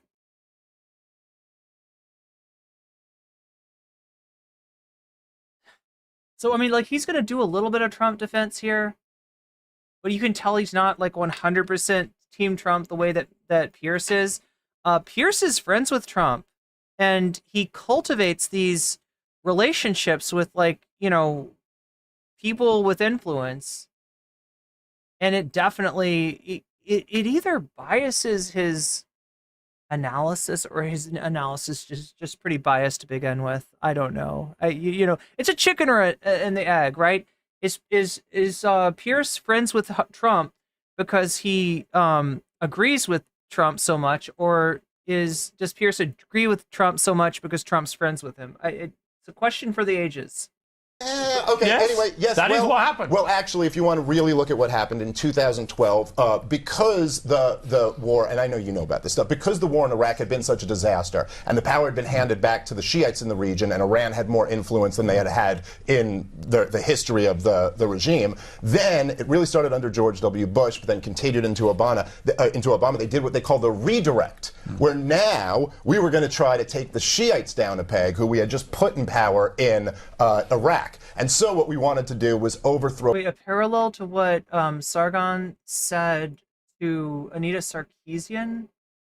I'm trying to remember. That's Bashar al-Assad, and so we started funding all of the anti-Assad rebels, which largely consisted of Al-Qaeda and ISIS, and they knew this. Anyway, it wasn't like during Obama inherited these two wars in Iraq and Afghanistan and said he was going to end at least the one in Iraq. He then spread wars to Libya, Syria, Yemen. Somalia had already been going since George W. Bush was in there. You didn't see that under Donald Trump. You didn't see. However, he did. Disagree. Well, He escalated. Yes. If you let me finish the sentence, then sure, we'd get there. However, he did escalate the war in Afghanistan, which he said himself was unwinnable, and so he escalated the war in Afghanistan. Not like Obama with 70,000. Oh shit! That's what. Yeah, because I remember what Anita said to Sargon, which was like that he's a garbage person, but I didn't remember that. There's troops there, but he did send thousands extra troops. He did take off the gloves with drone strikes and rules of engagement. So the idea that he was like an anti-war president is not true.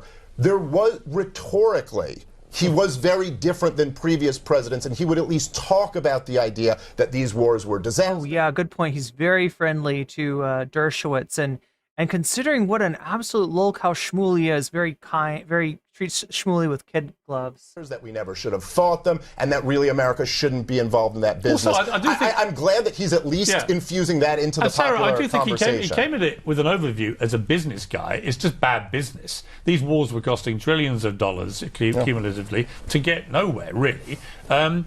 What's your assessment of Trump on the foreign stage? And there's huge conflicts of interest also with this war machine. That's Now, this is going to get wild about Sarah Palin, right? So just a little refresher for anybody who doesn't know who Sarah Palin is. I don't know. I might have some people in my audience that did not tune into politics back when Sarah Palin was a thing. She was the vice president tapped by John McCain, the candidate, the Republican nominee in 2008, to run, and was touted as being, this dynamo that was going to shake up the campaign and really bring McCain back into the race, right? She had the opposite effect. She was so prone to gaffes that, and this was, I guess, back before gaffes could somehow help you. Back when Republicans would actually had some shame, I guess, and would be embarrassed by somebody like Sarah Palin saying the ridiculous things that she said. Here's what's interesting, right? When you talk about the new guard of the Republican Party, the Trumpism, and you talk about the old guard of the Republican Party, McCain and Trump, they make pretty good bookends, right? Trump, when he was running for president first, said whenever McCain was brought up, he would say stuff like, well, he was captured, wasn't he? Not such a great war hero after all. I prefer war heroes who weren't captured, right? Would talk all kinds of shit, would talk shit about his disability, mentioned him not being able to raise his arm because his arm was injured. Now, I mean, like, obviously, I'm not going to sit here and glaze up McCain like a lot of the media did. The Vietnam War was talk about fucking war crimes. Talk about a bullshit war premised on anti-communism that just. Medhi Sanchez super chatted $5. Oh, we remember Palin and her famous line of seeing Russia from her window. She saw Russia from her house. Lol, indeed, she did. She saw Russia from her house. That's what she was most famous for doing. When Vladimir Putin rears his head, she also, like, the thing I loved about Palin is that I can do her voice really well. I haven't done it in a long time, but it's just the gee golly Midwestern voice that you hear all over states like Minnesota and Indiana and Wisconsin. Sometimes maybe a little bit in North Dakota as well. It's just this kind of folksy voice that you're going to hear because Sarah Palin, before she was a mayor of Nome, Alaska, was actually a Midwesterner, a Midwest hockey fan. I don't know. But yeah, you can see Russia from my house. My favorite was the great Ronald. Oh yeah, Drill Baby. She came up with Drill Baby Drill. Trump still says that shit. Now she's the weird connection between Trump and McCain because you can't really draw a line. When Trump came in, he washed out the neocons because they weren't loyal enough. They weren't dick riders. The way that the MAGA Republicans have become. Trump was the Tea Party charmer, right? He got all those, like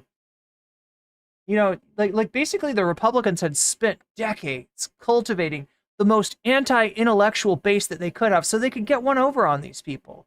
So they could play these people. So they could say like, oh yeah, you don't like the immigrants, do you? We don't like the immigrants. Vote for us. We'll get rid of the immigrants. And they don't do that. They don't do that.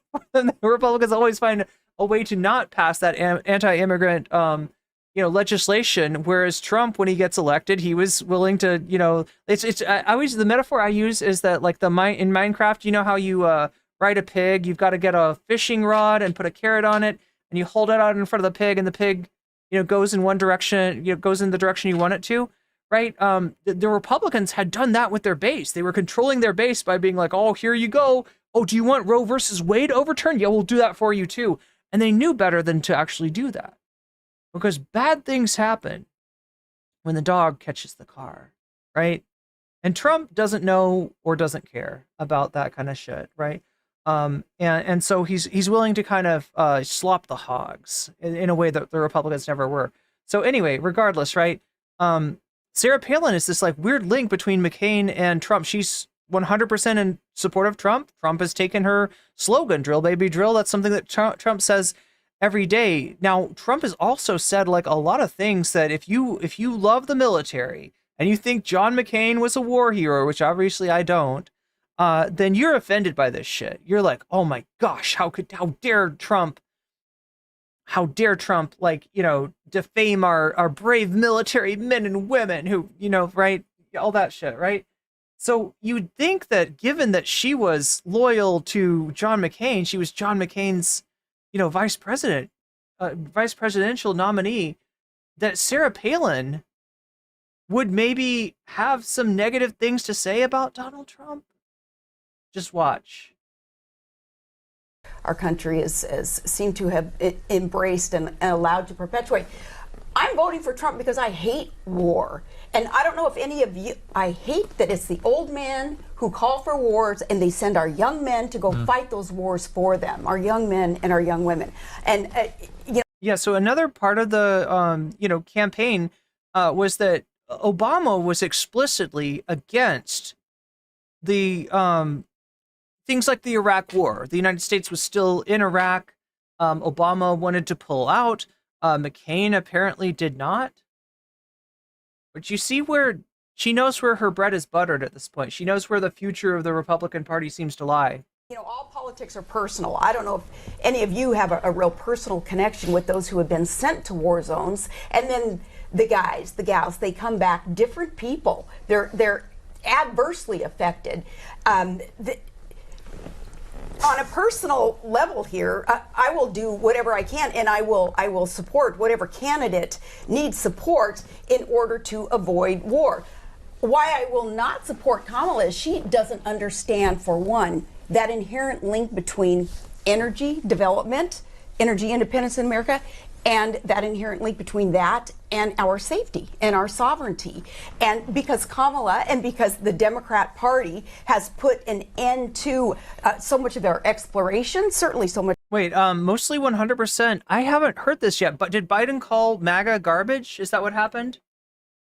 I mean, it sounds like a basket of deplorables kind of quote. It sounds like he hasn't learned anything from the failed campaign of Hillary Clinton. Also, from the fact that his own failed campaign might suggest that he would do better not weighing in on some of these things.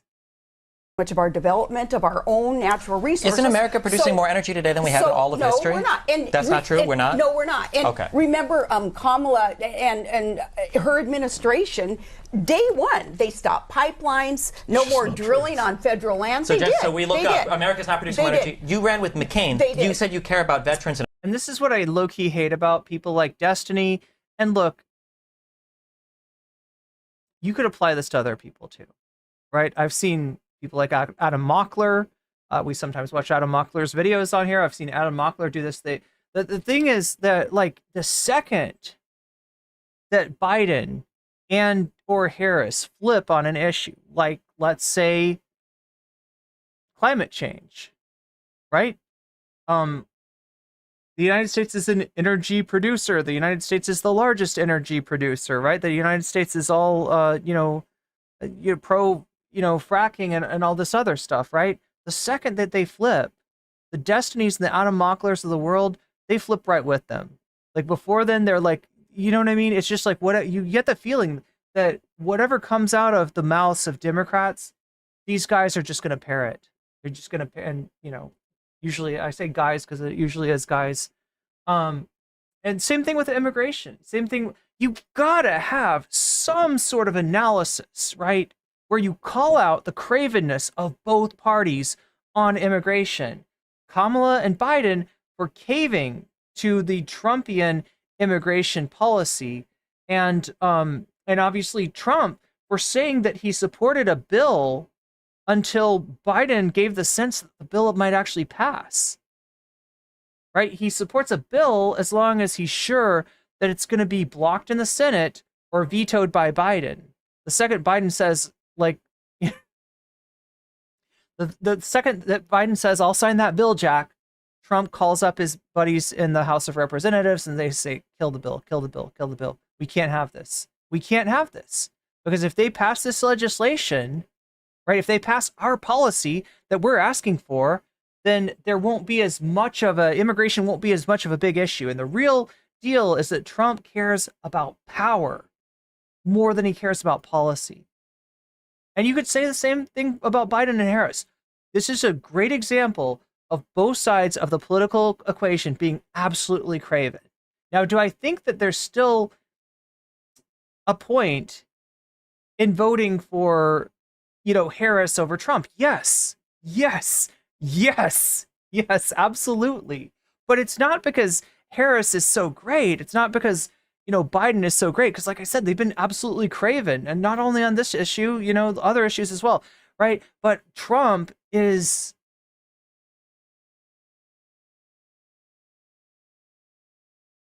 Trump is a fucking nightmare. It's because Trump is so bad. It's not because of anything good about Harris or Biden. And that fucking sucks. And that's something that needs to be looked into long term, right? As in the next primary, right? I think that Kamala Harris... All right, here we go, chat. Here we go.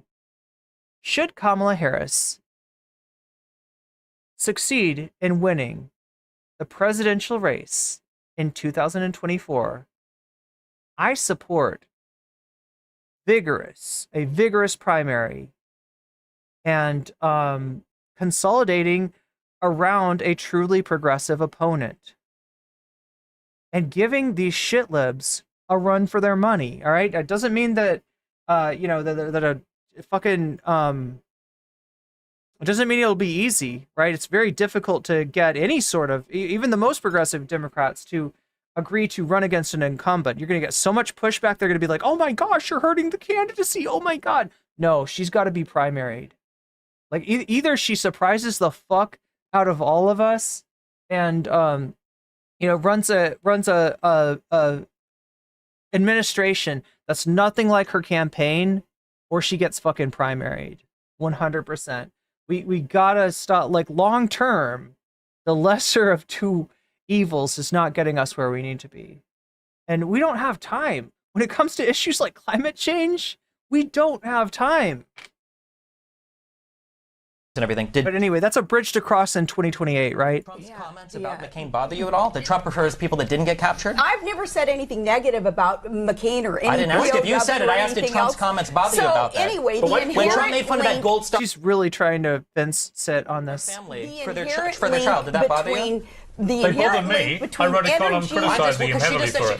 I had two parents who served in the Air Force. I'm just curious, if you cared about vets, did these comments bother you? When Trump tried to go to Arlington and do a photo op there. If I care about vets, yeah, if you do, did these comments bother you? If I care about vets. If you cared about vets, I'm asking, do these comments bother you? So the inherent link between energy and prosperity and energy talk security. About whether or not Trump's comments about McCain bother you? You interrupted the point that I was going to make. But you're not fucking engaging with shit. These are political talking points. Are we running for office in here? Really?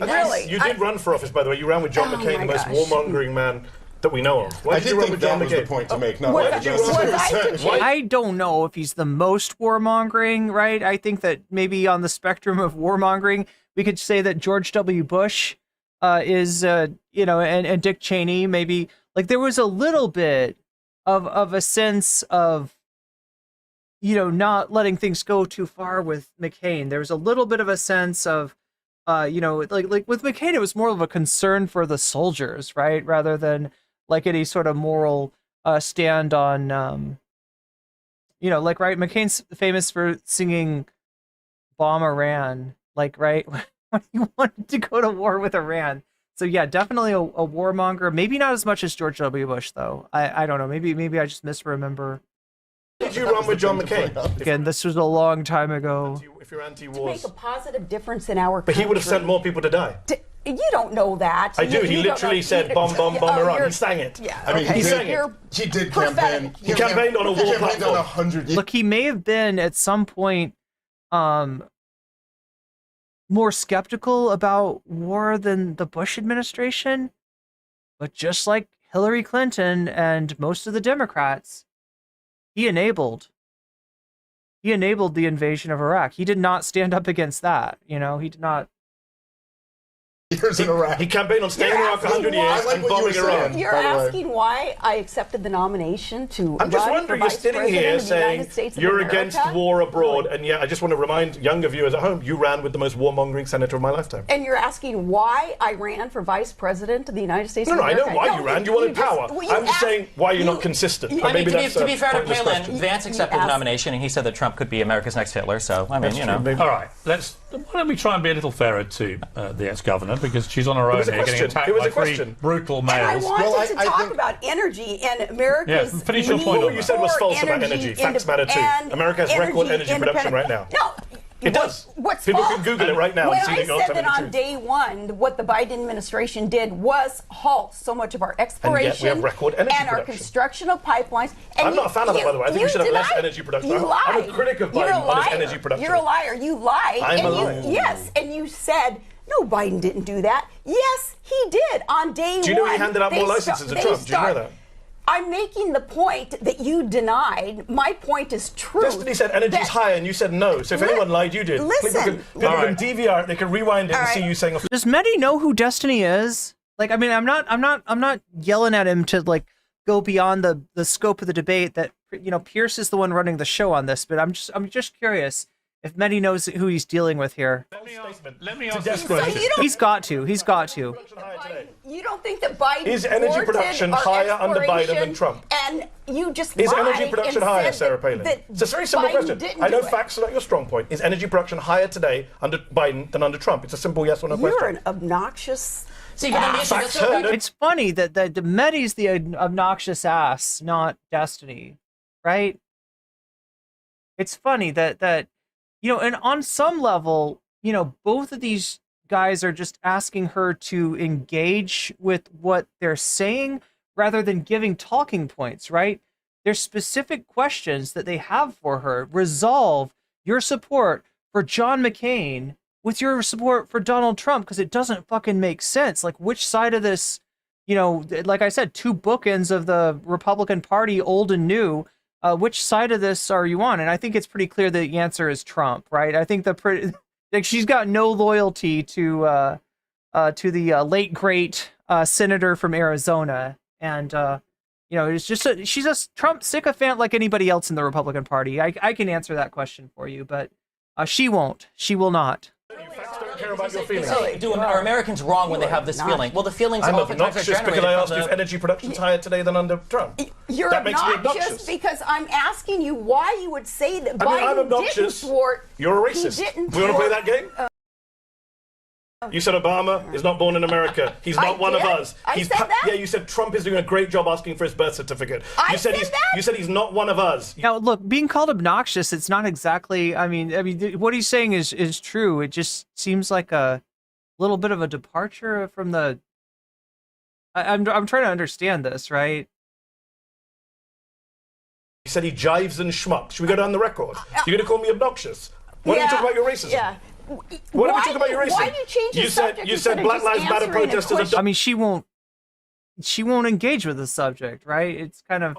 Should we go down? I said they're dogs. all right, You're hang a on. liar. All right, Show me where I ever said that protesters It's funny you didn't deny the dogs. Obama. You say Obama's shocking judge. You're a liar. Medhi, if you get the governor on your show, which is, I would say, unlikely as things stand, if you do, you can continue the prosecution. Let me just segue to this, though, because it's interesting. I called people dogs who were protesting in America.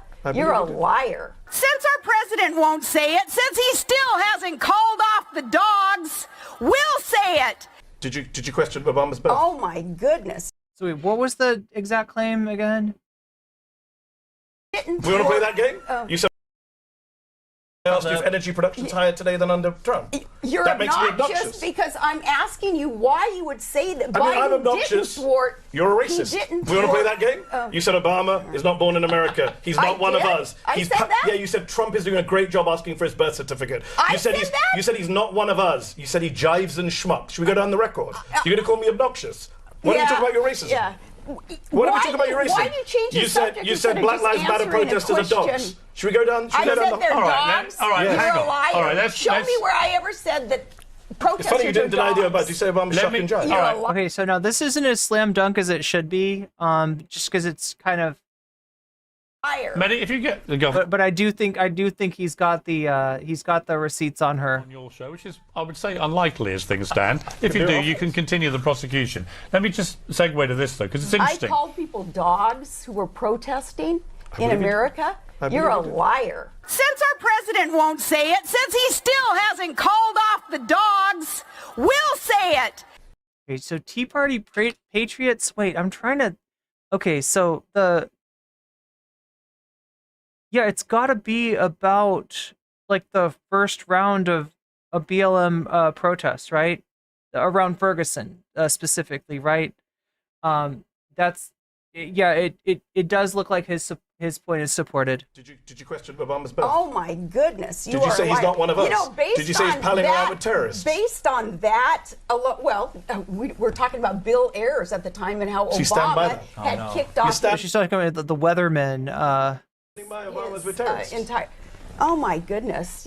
I can't believe Did you you even say he's have a not one of show. us? If you, Did you say Obama's not one of us? I still want to know this proof that you have. Look, if Obama had been this fucking radical that she claimed him to be, right? You know, supporting, people like Bill Ayers and the Weathermen, you would have had a very different administration, right?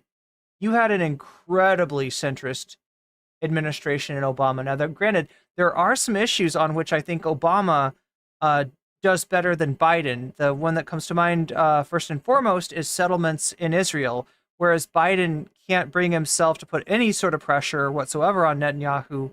Obama at least, had that as far as the settlements in the West Bank went. Of me calling protesters in America dogs. I believe you referred to Black Lives Matter protesters. Is that I right? If I'm believe wrong, you I'll are happily wrong. withdraw All that right, comment. we'll fact check after this. I want to ask you this, Medhi, because you're being very vocal and taking on Sarah Palin. I mean, I got called obnoxious for pointing out energy production levels. I so don't yes. think you would win a court case about No, not being you're obnoxious. obnoxious But let's because move you on. lied Let's move on. about Biden not thwarting our I can also be exploration and obnoxious before you development. play the water battery. Oh, we know. Yeah, you're a baboon in a suit, Mr. Morgan. Let me just ask you this, though. Given that you believe Trump is, a racist who's holding neo-Nazi style rallies and so on, why is it that he's gaining significant ground with black and Latino voters? Why would they gravitate to a man who is literally, in your eyes... And again, Chad, I hate to bully you again, and I feel bad for asking, but if you could, I would massively appreciate you hitting that like button. I know there's some people that just came in here, and if you could give me a like, I'll be your best friend, right? I appreciate that greatly. Canadian Brunch with the renewing the resubscription on Twitch. Hello, Irene. Delightful to see you. Delightful to see you as well, Canadian Brunch. Always delightful to see you. The new version of a Nazi. I guess I gotta also mention that we're close to the, I say top of the hour ad break. It's the middle of the hour ad break today. But regardless, it's a 3-minute ad break. It's a lot of ads to get pumped into your eyeballs. If you don't want to get those ads pumped into your eyeballs, you can get out of it right now. You've got 33 seconds to use a Twitch Prime to get out of it for free, to use $6 to get out of it for $6 like Canadian Brunch just did, or to possibly be gifted a sub, although that sort of thing more likely to happen if you're active in the chat. So got to be lucky and active in the chat for. It's a good question. I think because minority communities are not monoliths, I'm having the same issues in my own Muslim community where a lot of Muslims. It's a silly question. If he's really a racist, then why do some black people vote for him? Not a lot, but some Muslims are actually going to vote for Trump because they're upset about Gaza. They think he's the peace candidate. And I think people have different reasons. I think we can make general. I'm sorry, I did Pierce's. My British accent was more closer to Medhi's than it was to Pierce's, actually. About entire communities. I'm not going to make generalizations about But it is black incredible. or You have the Latino voters. you have Although I think it's slightly exaggerated. There's an ABC poll that came out on Sunday. You have a woman. Yeah, there's an ABC poll that came out on Sunday that shows Harris is doing better with black and Latino men than Joe Biden did in 2020. But the significant thing, Dave, is that The other thing that I hate about this discussion, right?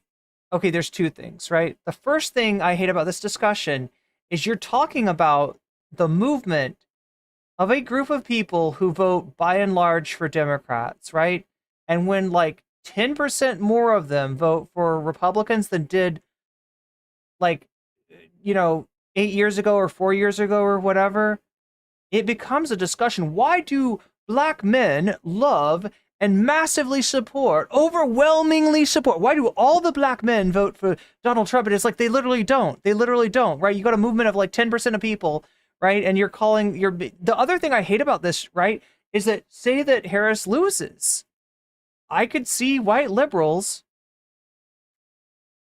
who actually have worse voting statistics as far as voting for Republicans, voting for Trump than, any part of the black community, blaming black people for voting for Harris in like lower numbers, right? It's just like, there's so much I hate about this. But also, it kind of becomes this self-reinforcing thing when you get this like discussion of like, oh yes, now all of the Latino population is now voting for Donald Trump.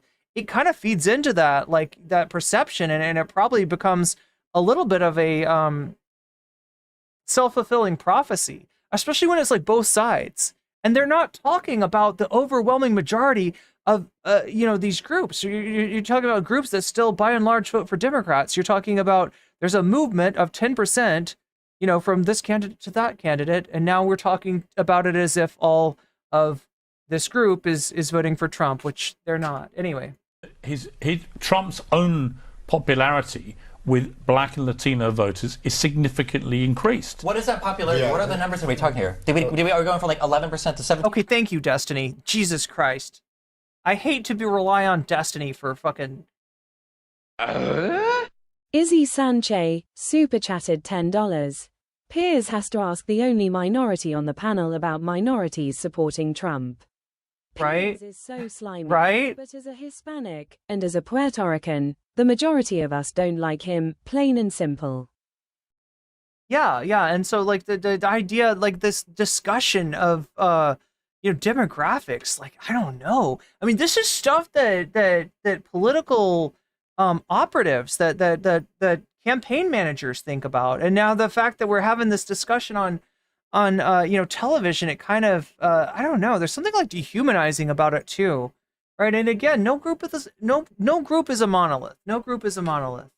But thank you for the super chat, Izzy Sanchez. And we're up to 68 likes. That's pretty good. Can we drive it higher? Can we get a 100 by the end of tonight? I wonder. Wait, I was supposed to read out like a little bit more of chat. I was trying to. Atrocious at every game says, I'm shocked at Sarah Palin that Sarah Palin agreed to a debate with Medhi Hasan. Oh, I know, right? Yeah, well, the debate acumen for sure. Yeah, she's not exactly known as a strong debater. Who did she debate? Oh my God, Obama. She Biden, right? She would have debated Biden. Wow, I want to kind of want to look at that again. I thought that was why she hadn't run for president. To be honest, she would ruin her star appeal if she had to appear on a debate stage and have her Rick Perry moment. Oh God, the Rick Perry moment. Yeah, that's right.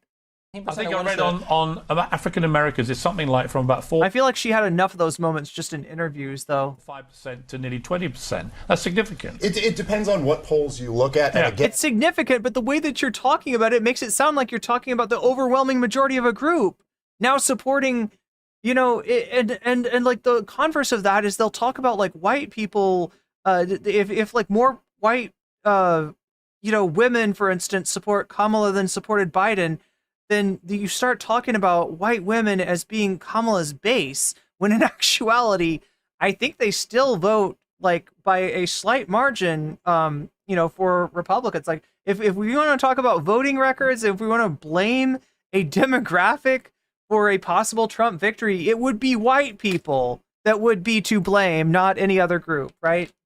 And like we'll figure out in, well, I guess it might take us a few weeks before we have this data, but we'll see what actually ends up happening on the election day. There is something very interesting about the fact that if you look at the aggregate of the polls, Trump's support amongst minorities seems to be going up. There is, at least on the surface, that seems kind of funny given how he's being covered in the corporate media. I really do think that it's not funny considering how he's covered in the corporate media. Like it's funny considering like what he says, and it really makes you question. In the modern algorithm-driven newsfeed, like in the new media atmosphere, it makes you question how information is even traveling, right? A lot of the there's kind of like the progressive cultural worldview is often very disconnected from what people in these communities actually care about. I think the fact that I think personally there's actually a lot of things that appeal to certain people in these communities that Donald Trump, just in his personality, but I really do think that if you ask them, it all is coming down to the same two things that it's coming down to. Why don't I join these panels? Are you talking about like Pierce Morgan? For most voters, which is immigration and the economy. You should try to get me on Pierce Morgan. Look, I mean, like it was rough enough getting on the hippy dippy. I don't know. Like the panels that are available to me are a little bit hostile, a little bit of a sausage party too. If you've seen the latest, the most recent hippy dippies, like Dylan's just like, removed all attempts to put a fig leaf on the broiness of the panels. Yeah. These are the two big issues Destiny, across all the polls. It is, I mean, whatever side of this you're on with Trump, it is fascinating that somebody who, many on your side believe is this appalling racist and everything else, that he is increasing support in minority groups. Why is certain talking? Because black people and Hispanic people and Asian people and white, we're not fundamentally different. You can appeal to people using certain talking points. Like, I hate that I'm saying this, but like Dave said, I agree that that talking about immigration and inflation, that's a thing that plays to a lot of communities, especially if you're a poor community, especially if you don't have as much money. These are things that are probably hitting you. Oh shit! Conrad with the epic chat. But wait, by Republican logic, if minorities are supporting them, aren't they committing voter fraud now? Where the rubber meets the road is that, well, I mean, that was the argument, right?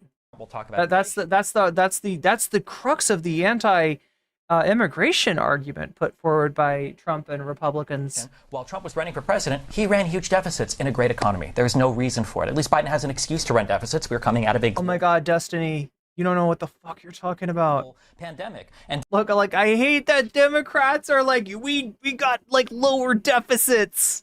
Like, that's not a fucking flex. If you have a lower deficit, you know what that means? That there was money that you could have borrowed in order to pay for things that would make people's lives better, that would make the country better, and that would eventually result in higher, in like a higher income for the government in the future, right? Any dollar that you spend that's like deficit spending is like worth, I don't know, I forget what the estimate is, but if it's properly spent, right? And I'm just talking about Keynesian economics here. I'm not even talking about like any sort of leftism. I'm talking about the post-New Deal consensus, something that used to be universal between the Democratic Party and the Republican Party. Jesus Christ, the fact that we've devolved to the place where Democrats are now like, oh, we had the lowest deficit, we cut the spending on the poor better than the Republicans did. Like, it's so sad. It's so sad. Donald Trump's every single policy that Donald Trump has talked and it's a 100% optics brained about will increase inflation. It's going to. Who do you think? I'm going to care if my coffee costs $10 or $15 because of tariffs? It's not going to bother me. It's not going to bother anybody sitting here. It's going to bother the very same. Okay, this part's real. They're trying to vote for him because they're worried about things like inflation, and the policies themselves don't even make sense, right? What do you think is going to happen when we deport 12 million workers, or when we deport however many people Donald Trump wants to, or when we cut immigration even harder at the border, right? Donald Trump will simultaneously say we're shipping all of our factories to Mexico because they're making cars down there, but we want to ban all the people from coming to the United States to make the cars. It doesn't make any sense. Allow me to remind you of my favorite statistic, which is... I don't care about Obama. Obama is not running for president, so I don't know why. I don't care. You're ahead of me, but let me do it anyway. I've heard it. He's going to call Obama the deporter-in-chief, and try to imply... Now, I wonder if he's going to talk about the... So if you remember, Trump's most controversial policy was one that was known by two different names. Family separation was one name for it, and kids in cages was the other name for it. And this was, the vast amount of families that were separated at the border under the Trump immigration regime. This was disgusted America to the point where Trump had to roll back this policy, right? But what the Republicans use as a fig leaf is that Obama started it. The kids in cages, Obama built those cages. And the truth of the matter is that the families that were separated at the border under Obama were situations where there really was a chance of that trafficking was going on, that the children that were being taken care of by the adults were not their parents, right? And it was at such a smaller scale that it's infinitesimal, right? But they'll always go back to this. Well, Obama was deporter-in-chief. Well, Obama, in this, I don't know. This gives the fact that the Democrats are so often appeasing right-wing sensibilities both hurts their cause. In that, do you believe that a Democrat agrees with a policy when they're pursuing the other policy? No. Does this help more Americans come to the consensus that immigrants are not a harm to the country, but rather are in many cases, bringing towns like Springfield, Ohio, back from the brink of decimation? No, right? This is a real failure on the Democratic part, but it's no excuse for the Republicans' bullshit. But yeah, that's where he's going with this. It's my favorite stat. It doesn't matter. All it proves is that Trump is a liar when you say he ran on immigration because Obama was already deporting a ton of people. The single greatest deporter of people in American presidential history, pro rata, per year, was Barack Obama. So then would you say that Trump was lying when he said that the Democrats were bad on immigration? 3 million in 8 years. Yeah, so would you say that Trump was lying? I guess, if this is true, thanks, Obama. You just gave the Republicans a great talking point. Said that Obama was bad on immigration. No, they always do this shit under the idea that this is a temporary flux in the opinion of the country. We'll just go along with it in order to get power, and then later it'll change, and we'll be able to do DACA, and we'll be able to do this, and we'll be able to do that. We'll get a pathway to immigration, and it just never fucking happens. And Obama's famous for saying, "Trust me, the fever will break on these Republicans. The fever will break. They'll give up on trying to sandbag my presidency, and they'll see that I'm offering them, real bipartisan. I'm reaching across the aisle. It never happened. Failed policy in many ways. A failed presidency in a huge way. Failed opportunity, because Obama's presidency could have been a trajectory changer along the lines of Franklin Delano Roosevelt and Ronald Reagan, right? And because Obama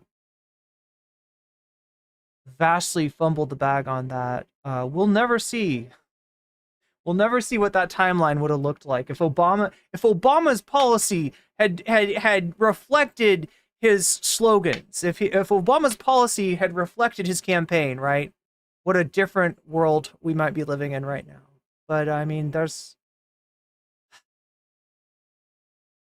that's just regret, I guess.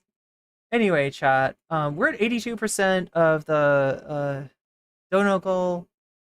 If you have donated and you have an opinion, a strong opinion on what topic we should cover for bonus content, now is the time to let me know what you donated and where you want it to go, because I will add your donation as a percentage to the topic of your choice. If you want, you don't have to, right? You can also say Vox Populi if you want to like diminish the effect, the overall effect of donations on the poll.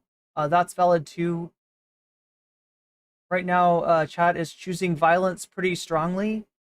Korean Granddad is trying to ride that boar, but only riding it at 19%. Tucker and Trump, only Daddy's homing at 18%, and gaming is fallen off down into fourth place at 16%. So that's where we're at right now. We got one more segment to go. How are you feeling, chat? Cookies, food, that sounds delicious. I'm so hungry. Be on for the bonus content. I will vote for gaming. Yay! A vote for gaming. Thank you, Izzy Sanchez. But yeah, and again, sorry that like all this is happening so late. It's not my intention. So that's 15 going to gaming.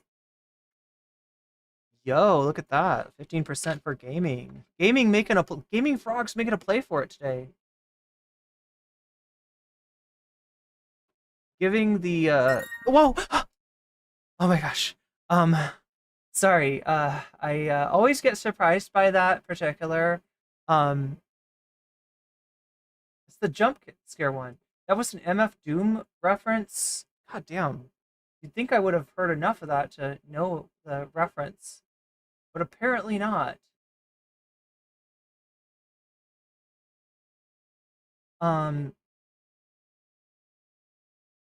Oh yeah, that reminds me. I am supposed to shout out Patreons at the beginning and at the ending of every stream. I haven't been doing the best job at. I always remember it at least once a stream, but let me just do this now. All right. So I have a Patreon. It's nocommentchick at Patreon on Patreon. Right. We have several different tiers. The base tier, you get all of my videos before they come out in a uncensored and unedited version. So it's kind of like the Snyder Cut. I don't know. I've never watched a Snyder Cut, so I always say that, but I don't know if that's true to the forum. But yeah, at any tier, you get that, right? At the $5 tier, you get a fancy shout out. So let me do those fancy shout outs right now. Shouts out to Temporal Insanity. Shouts out to Funky Monkey. Shouts out to Moe Noape. Shouts out to Just Julie. Shouts out to Jules K. Shouts out to JR. Shouts out to Good for Gabby. And fancy shout outs to Zara Zarex, to Rachel K, and to Omega Star. Oh my gosh. Oh my gosh. And now I've got...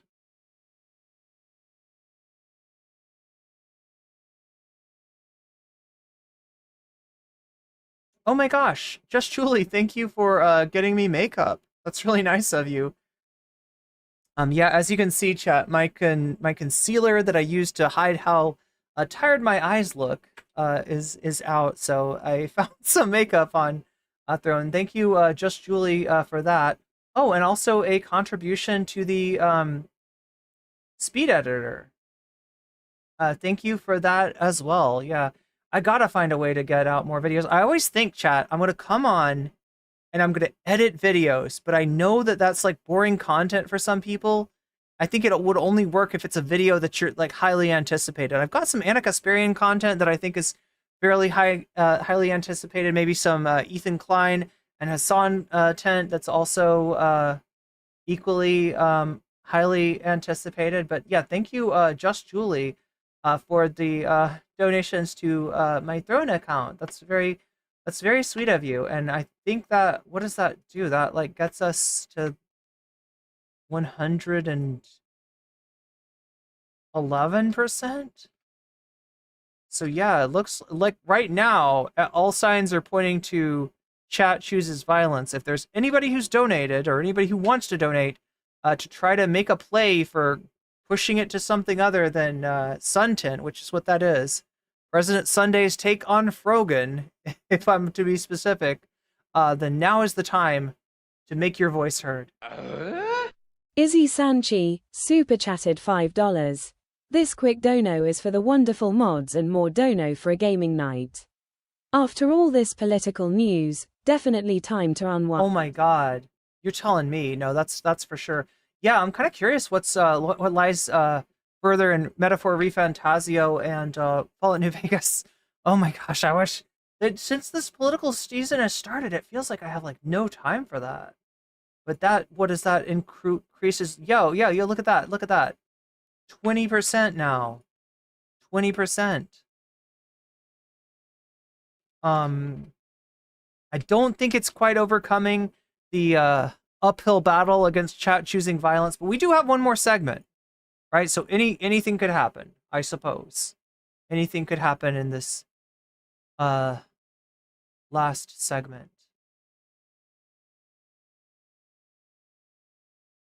So I had a question about to Emma. Hasan Tent, I choose you. Now, if you are a Majority Report viewer, you may be familiar with this caller. This person called in towards the end. I was actually in the chat for once. Sometimes I am in the chat, sometimes I'm not. Sometimes I put on Majority Report because it comes on so early and I fall asleep. But this time I was there, I was awake, I heard this, and I was massively entertained by this caller. It's a caller that's called in under the mistaken assumption that Sam is Hasan, or Emma is Hasan's boss, and they're trying to Karen. They're trying to Karen Hasan. But anyway, let's take a look and see what's up with this. About the Hasan thing. If you don't want to take it, I understand. But what Hasan thing? So like right off the jump. That's your first problem. What do you mean the Hasan thing? I'd like to call in about the Hasan thing. So it's a caller that's, probably chat mostly knows what the caller means by the Hasan thing. It's easy to conclude that we're talking about the controversy stirred up by Ethan Klein and aggravated by Destiny and Landlord Dan and other people. And just a ton of shitlords on YouTube and Twitter, right? The usual suspects, the Nicholas Diorios of the world, etc., right? So we probably know, most of us probably know, but you know who doesn't know what the Hasan thing is? Because they're covering the election thing and the Gaza thing and the Supreme Court thing and all kinds of other things. Today they covered the Opus Dei thing. Right, that would be the Majority Report. They don't know what you're talking about. They don't know what you're talking about, caller. Nobody knows. And you didn't even call right. We can tell you're a DGGer from the fact that you did not call and say, "Is this me?" That's how we know you're a real Majority Report caller, right? Oh God, I shouldn't be telling them this. Somehow a DGGer will watch that and be like, "Hey, from now on, we got to say, is this me?" Like, right? I don't want to give them advice, but the time.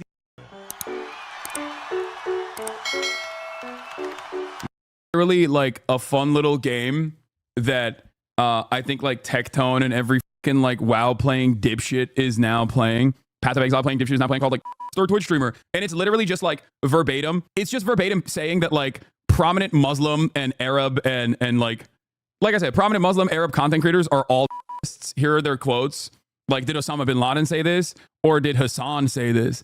And it's just like that's just. I don't know how else to describe this. Like, there is obviously no way that Twitch would ever take action. We're at 71 likes, chat. I don't even just saying. Take action against that because, like, clearly, if they were to do such a thing right now, everyone would pounce and be like, Twitch is a real anti-Semitism problem. They are not letting unrestricted Islamophobia to continue. Hasan runs this platform, but it's like kind of crazy. Don't listen to the idiot masses. You're always vindicated, bro. Why is Path of Exile taking strays now? No, it's because that fucking like 3 IQ. People really like Path of Exile. Look, I got gifted the game a long time ago, and I had a chance to get into it, but I can't do it. I don't know why. It's a curse, chat, for some reason. Like, I'm not against the idea of multiplayer games. I mean, I guess you can kind of play Path of Exile by yourself too. But I don't know. For some reason, games like, it's all about loot, isn't it? Right? For some reason, games that are all about gear, I can't get it. I don't know what it is. But I guess Fallout's all about gear too, so it's not like I totally don't play that. New Zealander Quinn. Isn't he a Path of Exile player? He's doing the same. He's doing that shit. He's like, check this out, chat. Check this out. Now, a lot of Americans don't recognize a Kiwi accent, a New Zealander accent, right? Watch Hasan do, I think, a pretty good rendition of the accent. He's a first mate. I'm sorry that I'm. That's it.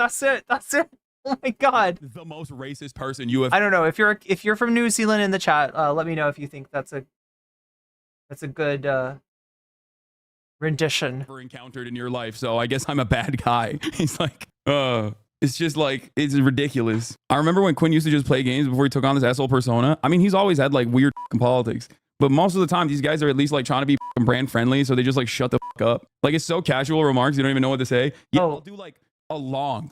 Did he move his desk? Yeah, he's done a lot of I don't know what you want to call it. Like he redecorated, he re-everythinged, right? If you can see right back there, he's got, and I guess this is like probably the next thing I'll put on Throne. Because I've been looking at his lighting is fucking immaculate. Like I saw Austin was on his stream not long ago, and his face was like lit perfectly, and he looked like a different, like, you know, like he just like anyway, chat, I've got one key light right there. Hasan has got like 1, 2, 3, right? He's got like one on either side coming in like at a diagonal, and one coming in from the front. It doesn't look like he's got a can you tell, chat, that I've got a ring light? Can you ever see the ring in my glasses? I feel like it doesn't show up. I'll do like a long broadcast describing like the actions that America took in terms of foreign policy that contextualizes like another act of violence that you foresaw. And it's so easy to just undermine all that and being like, well, he's a fucking terrorist, you know? All right, I guess. Oh, are you talking about a hoodie? Yeah, you got me. Oh yeah, chat. Should I have merch? What do I say to that? There's not really anything you can do about it either, because it's like, there's not really anything you can do about it because Islamophobia is so permissible, is so like normalized. So people can just like get away with say. If I ever do merch, though, I promise you, I'm not gonna do the Sunday thing, right? It's gonna be quality stuff, not just like stuff that I'm like, buy my shitty merch. Whatever the they want, you know what I mean? Like, I've thought about doing coffee before because I drink so much coffee on stream, but I wouldn't want to just put like void coffee on any, like, you know what I mean? I'd have to know that's like it's like my favorite coffee. And actually, one of the things that we're going to be talking about today is quite literally about that, which is what happened with Medhi Hasan. You know, I'd enjoy Canute a lot more if he stuck to being apolitical. No, I'm not even talking about Canute. Oh, Canute was like, he's a terrorist. It doesn't really matter. I don't really care about that. I still like Canute. At least I respect Canute. Wait, so Swoop has a hoodie? Because he has put on so much size. You know what I mean?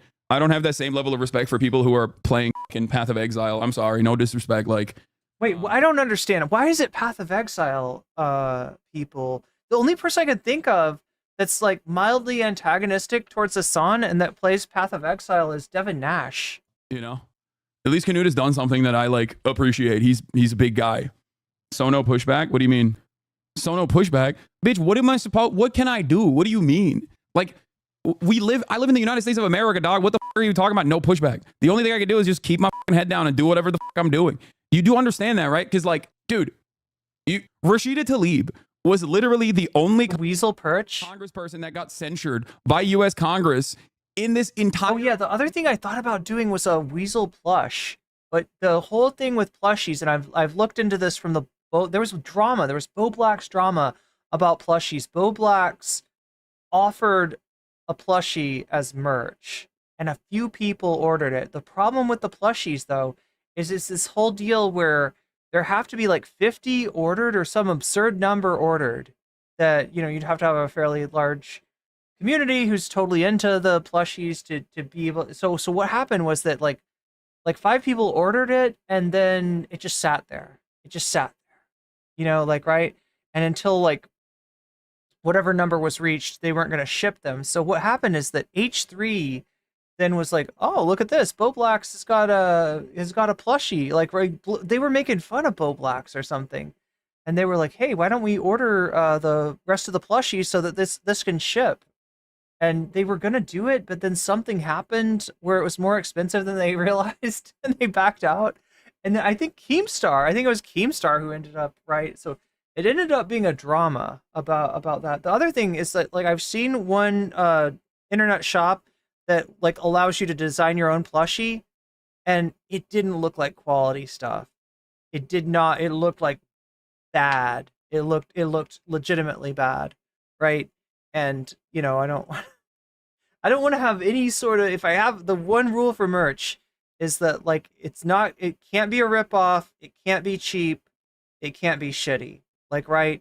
Like a plushie that's gonna split and get, you know, plushie material all over your house is not what it's not what I would ever want to put my name or likeness or even do like a weasel on. Past 12-month time frame where you had congresspersons like Tom Cotton. We do need merch. Executing, driving over. Shout you out. Peaceful protesters. Okay, you had. Wait, I thought I just did. Louisiana's very own Kennedy come out in a anti-hate crime. The ACA was pretty significant. Yeah, there's not like I'm not saying that. You know, obviously electing Obama was better than electing McCain or probably Clinton. It just wasn't didn't really matter. It wasn't transformative, right? In the way that you, like, if you want to change the game in politics, which anyone should, because the game sucks right now. The game has sucked ass at the very least since like the late 70s, early 80s, like the age of neoliberalism. The game has fucking sucked. All right. If you want to change the game, you got to do, you got, like for instance, the ACA, all right, it did good stuff. The so-called Obamacare, right, the Obama healthcare package, right, it did some good stuff, right, especially if you did not have health insurance, could not afford a health insurance, there's a Medicaid expansion, that's great, right, if you have a pre-existing condition, that no longer keeps you from getting health care, right? I'm trying to think of, there's other stuff too about the ACA that was good. What it didn't do was control costs, and those costs have continued to go up. And someday, those costs, the costs of medical care, are going to be an argument to water down the ACA, right? So not only did you not take on the healthcare industry, right? So the way that you would have done this would have been through one of two ways, right? Either single payer, right, where the government gets to negotiate as the big entity, right? The government kind of gets to set the terms of the costs and stuff like that, right? That's one way to control costs. The other way to control costs, some nations do this, is single provider, right? And when you look at it, the fact that healthcare is part of capitalism is fucked up. Like that's not how the world should be. Anyway, right? If you do something like that, now it's not easy, and obviously if you take on the healthcare lobby, they will come after you. They will try to sandbag your program. But if you succeed in that, that changes the future, right? And there was a chance to do that. There was the energy to do that. And all you got to do is use the bully pulpit that being president gets you to say, we want to do this for Americans. We want to make things better for you. We want to control the cost of your healthcare. You know that this cost has gotten out of hand, but we can't do it because these fucking lobbyists, and these are who they're donating to, and this is who's voting against our shit. And if they want to fucking play this game, they're going to get primaried. They're going to get fucking primaried, right? You got to play hardball, right? Any president that does even take LBJ, for instance, getting the civil rights, getting voting rights and civil rights passed, right? He twisted arms in the Senate to do that. Anyway, sorry, I got distracted, but it's a good point. It's a good point that got brought up as far as the ACA. Anti-Semitism congressional hearing point to a prominent Muslim woman and go, you should put a bag over your head. You love Hamas. You love Hamas. You love Hezbollah. You love Hezbollah. You love Iran. You love the Ayatollah. Like, it's just a Klan rally over there. Ain't nobody saying nothing about that shit because that's just the fucking Yeah, that's what I was saying about fucking Dan Saltman. It really is just racism at the end of the day. Like, right? He wants to come at you being fucking like, you're problematic? No, motherfucker. No, motherfucker. He wants to say the hummus tier list like the is racist. No, motherfucker, you are racist. It's completely unacceptable. It's completely inappropriate.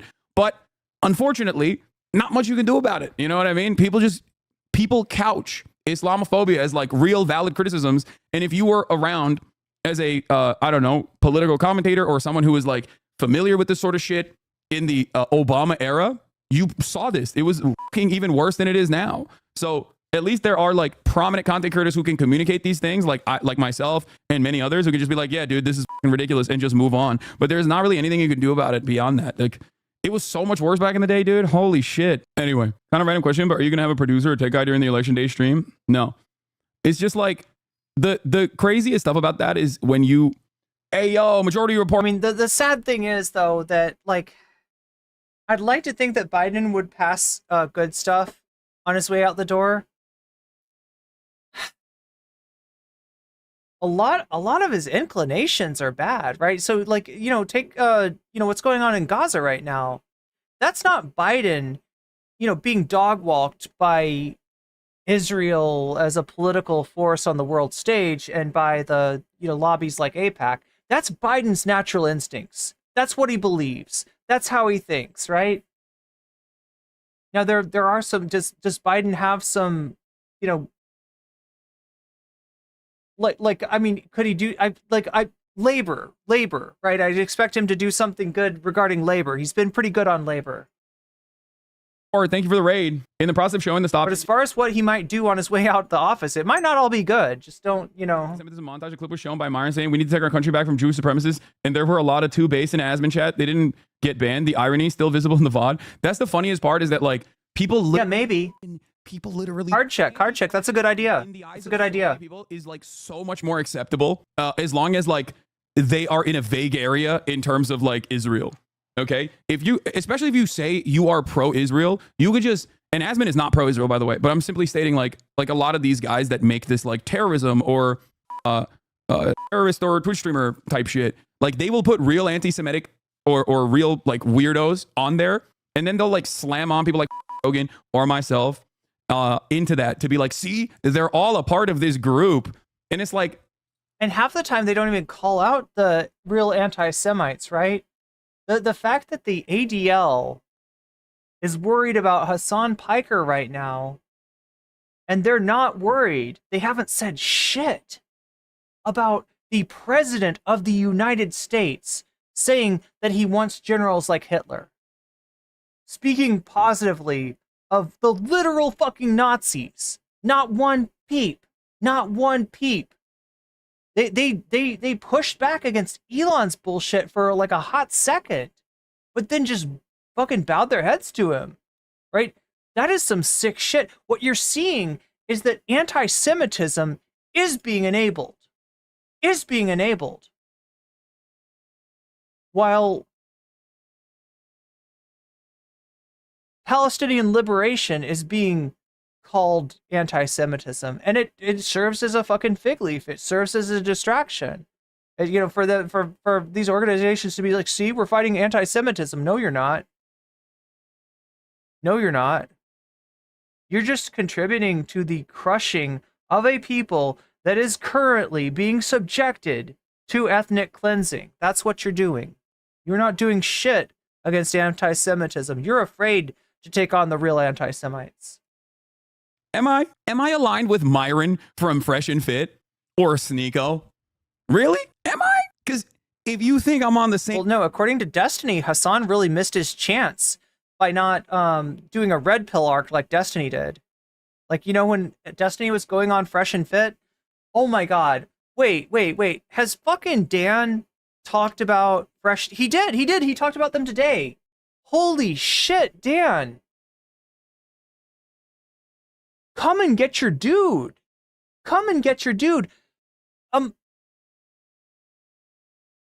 An unbelievable amount of Destiny's growth in the last, I don't know, 3 years has come from his appearance on these types of programs, including Fresh and Fit, has come from him doing content with people like Sneeko and Slippery Nick Fuentes. You want to tell me about Twitch has a problem with anti-Semitism? Destiny has a problem with anti-Semitism. Same side as those guys. Maybe there's another thing that is tying everybody together in your eyes. You know what I mean? Maybe, I don't know. Maybe there's something else going on there that's just tying everything together. I can't seem to put my finger on it, you know? I can't seem to place what it is. A deranged divorce fan called in a Majority Report MSM and Matt shit on him for being an antisocial weirdo? Oh, hell no. Who's this? Where are you calling from? Hello, Thomas from New Jersey. Thomas from New Jersey. What's on your mind? Hey, how you doing? So I had a question to Emma about the Hasan thing. If you don't want to take it, I understand. See what I mean? There's no "is this me?" But what Hasan thing? So Like right off the jump. That's your first problem. What do you mean the Hasan thing? Nobody knows. Half the time, these guys are so invested in their fucking little echo chamber where they're like, well, you know the latest of the Hasan thing? And it's like, what are you saying? It's almost like, you know how like when transphobes will just like laser in on the latest trans technology or whatever, or the latest like trans athlete that won 3rd place in the fucking Iowa hot dog eating competition or some shit. And you're like, I don't know what this is and I don't care. And you shouldn't care about it. Why do you care? Like that's a self. Okay, so no, I will say one thing. As far as trans people having an advantage, trans women particularly having an advantage in a sport, right? In regards to competitive eating, were there to be a pickle eating contest, I do believe that trans women, specifically trans women on a drug like spironolactone, may actually have a physiological advantage there. If you don't know, spironolactone depletes the sodium in your system and retains the potassium. And so, as far as the any negative effects from the salty pickles, right? Trans women would be somewhat more immune than or really just anybody that's on that particular drug. Anyway. Report, dude. Like, what do you mean the Hasan thing? Like, why are you so invested, dude? It's crazy. It doesn't make any fucking sense. Asmongold watching fuck Hasan videos in front of 50K people. I don't. What else is new, man? What else is fucking new, dog? What are you saying? What are you saying? Who cares? There's nothing. There's like, oh no. Let me guess. LSF is going to have a field day with some fucking choice quotes about how I should be banned or some shit. Yeah, I know. Your haters are hating on you right now. No way. The weird thing about Asmon is that Hasan really treats him with all the respect in the world and you genuinely try to show him. Yeah, but also Asmongold low-key also is reciprocative. He reciprocates that respect. I don't know. He didn't do it today, chat. He didn't do it today. Oh my god, he's on the fucking... he's on the thumbnail. I knew I missed something, chat. I knew I missed something. God damn.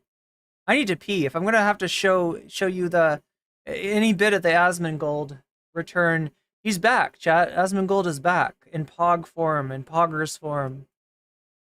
As well, if we're being real. I need to pee. I didn't realize, like, I bit off too much to chew this time again. Charitability and being open-minded. So I've always said he's like kind of interesting dude for that reason. That's not the correct phrase. I bit off more than I can chew. But the comment where Hasan says things like, that's what I'm looking for. Oh, there we go. Cock and hanging out with the captain, and they're doing what?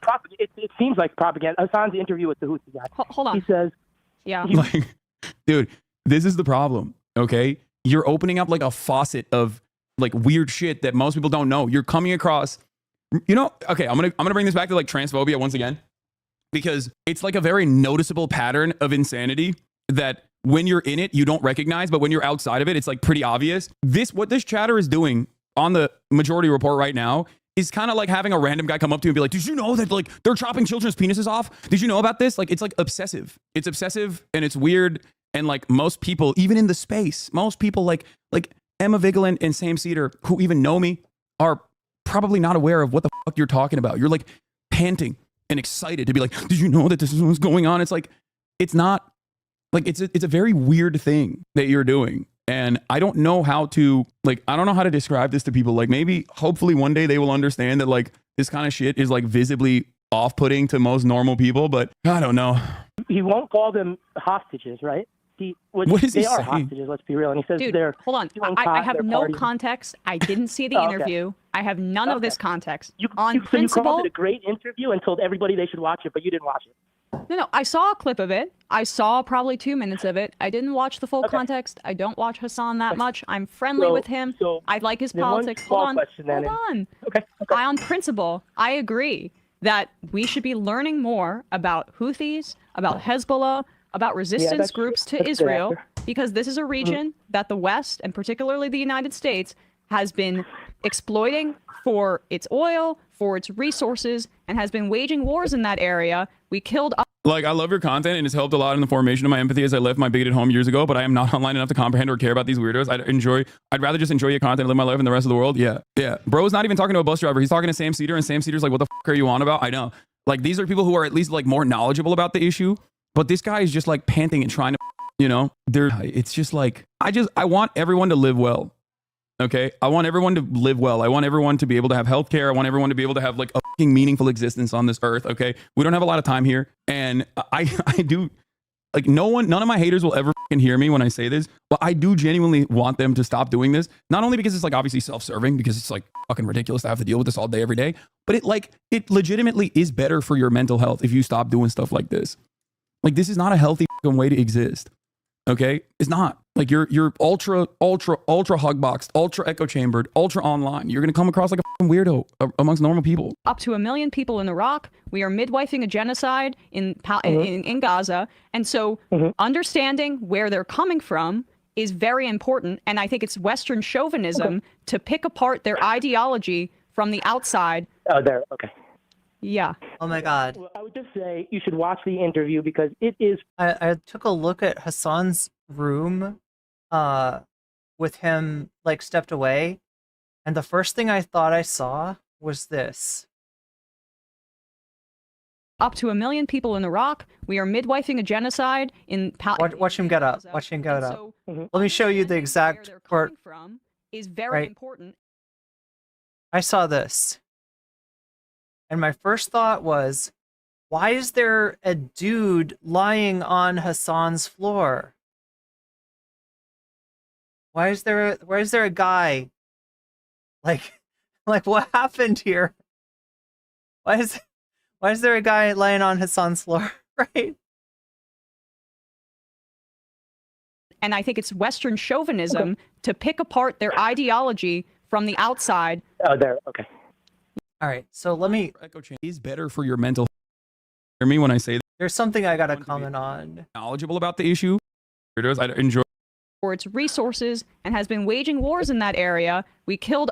Like, I love your content and it's helped a lot in the formation of my empathy as I left my bigoted home years ago, but I am not online enough to comprehend or care about these weirdos. I'd rather just enjoy your content and live my life in the rest of the world. Yeah. Bro's not even talking to a bus driver. He's talking to Sam Seder, and Sam Seder's like, what the fuck are you on about? I know.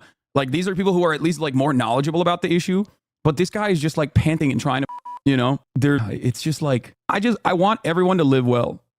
Okay, I want everyone to live well. I want everyone to be able to have health care. I want everyone to be able to have like a fucking meaningful existence on this earth. Okay, we don't have a lot of time here, and I do, like, none of my haters will ever fucking hear me when I say this, but I do genuinely want them to stop doing this. Not only because it's like obviously self-serving, because it's like fucking ridiculous to have to deal with this all day every day, but it legitimately is better for your mental health if you stop doing stuff like this. I want them to. God, there's like one part. There's one part. Sources and groups. His everybody they should watch. Distance groups, come on. Like, maybe hopefully one day this is what's going on. It's like Emma Vigeland and Sam Seder, who chopping children's penises off. Did you know about when you're outside of it? It's like, you know, okay. Yeah. Like, dude, this is the problem. Out with the captain. So the comment, and it's just a criticism, but the comment where Hasan says things like the Houthis are doing cot and hanging out with the captain, and they're doing what? They're doing cot, and they're hanging out with the captain, right? Or the captives. I don't know if he said captain or captain. I think he said. I think it was captain. I think that's what he's talking about, right? So the like this guy's like listened to the Hasan clip recently enough to remember the exact details, which, you know, like Emma might have seen part of it or all of it at one point. I don't know if Sam ever has. I don't know how well Hasan even remembers that, but yeah, now it's coming back to me. They were doing cot and hanging out with. They were doing cot and they were hanging out with the captain. Right? This doesn't mean anything to like 99.99999% of the people. This doesn't mean anything. This is like saying, but NCC, she had folders. She had folders on other streamers. She had folders on Hasan, on Destiny, on Vosh, on this and that. No, she had folders. And people are just like, what? Folders? Really? I'm supposed to think that this streamer's bad news because she had folders? She had what kind of content does she do? React content? So she talks about other streamers and needs things like URLs for videos and timestamps and stuff like that, and that becomes the she's like the Stasi. I mean, this is basically akin to East Germany. I literally had apartheid anime girl comparing me to the motherfucking Stasi, right? This fucking brain rot happens way too often, and it's always from people that bitch about cancel culture, right? I mean, I'm sure that apartheid anime girl bitched about, you know, being canceled for the racist shit she said about Palestinians, but she never thinks of it as cancel culture, you know, when she's creating a bizarre narrative that only the most online sweaty, like Twitch-full denizens could even grasp a hold of. And like, if you asked any of those people now, they wouldn't be able to explain it to you. Well, there was something wrong with her. She was doing something bad. There's something with the mods and the folders, and it was bad. It was really bad, whatever it was, right? It seems like propaganda. Hasan's interview with the Houthi guy. Hold on. He says, yeah. Like, dude, this is the problem, okay? You're opening up like a faucet of like weird shit that most people don't know. You're coming across, you know, okay, I'm gonna bring this back to like transphobia once again, because it's like a very noticeable pattern of insanity that when you're in it, you don't recognize, but when you're outside of it, it's like pretty obvious. What this chatter is doing on the Majority Report right now is kind of like having a random guy come up to you and be like, did you know that like they're chopping children's penises off? Did you know about this? Like, it's like obsessive. It's obsessive. So the reference, when he said bus driver, right? The idea behind that, the reference is, if you can't explain it to a bus driver, it's probably online brain rot. Right? So you know what that means. Like, you're getting on a bus, you got limited time. You know, you're scanning your card, or you're putting money into the thing, and you got to move on because there's somebody right behind you trying to get on the bus as well, right? And if you can't, you know, you can say something to the bus driver. You can say, hey, what's up? How's it going? Hey, you know, like, right?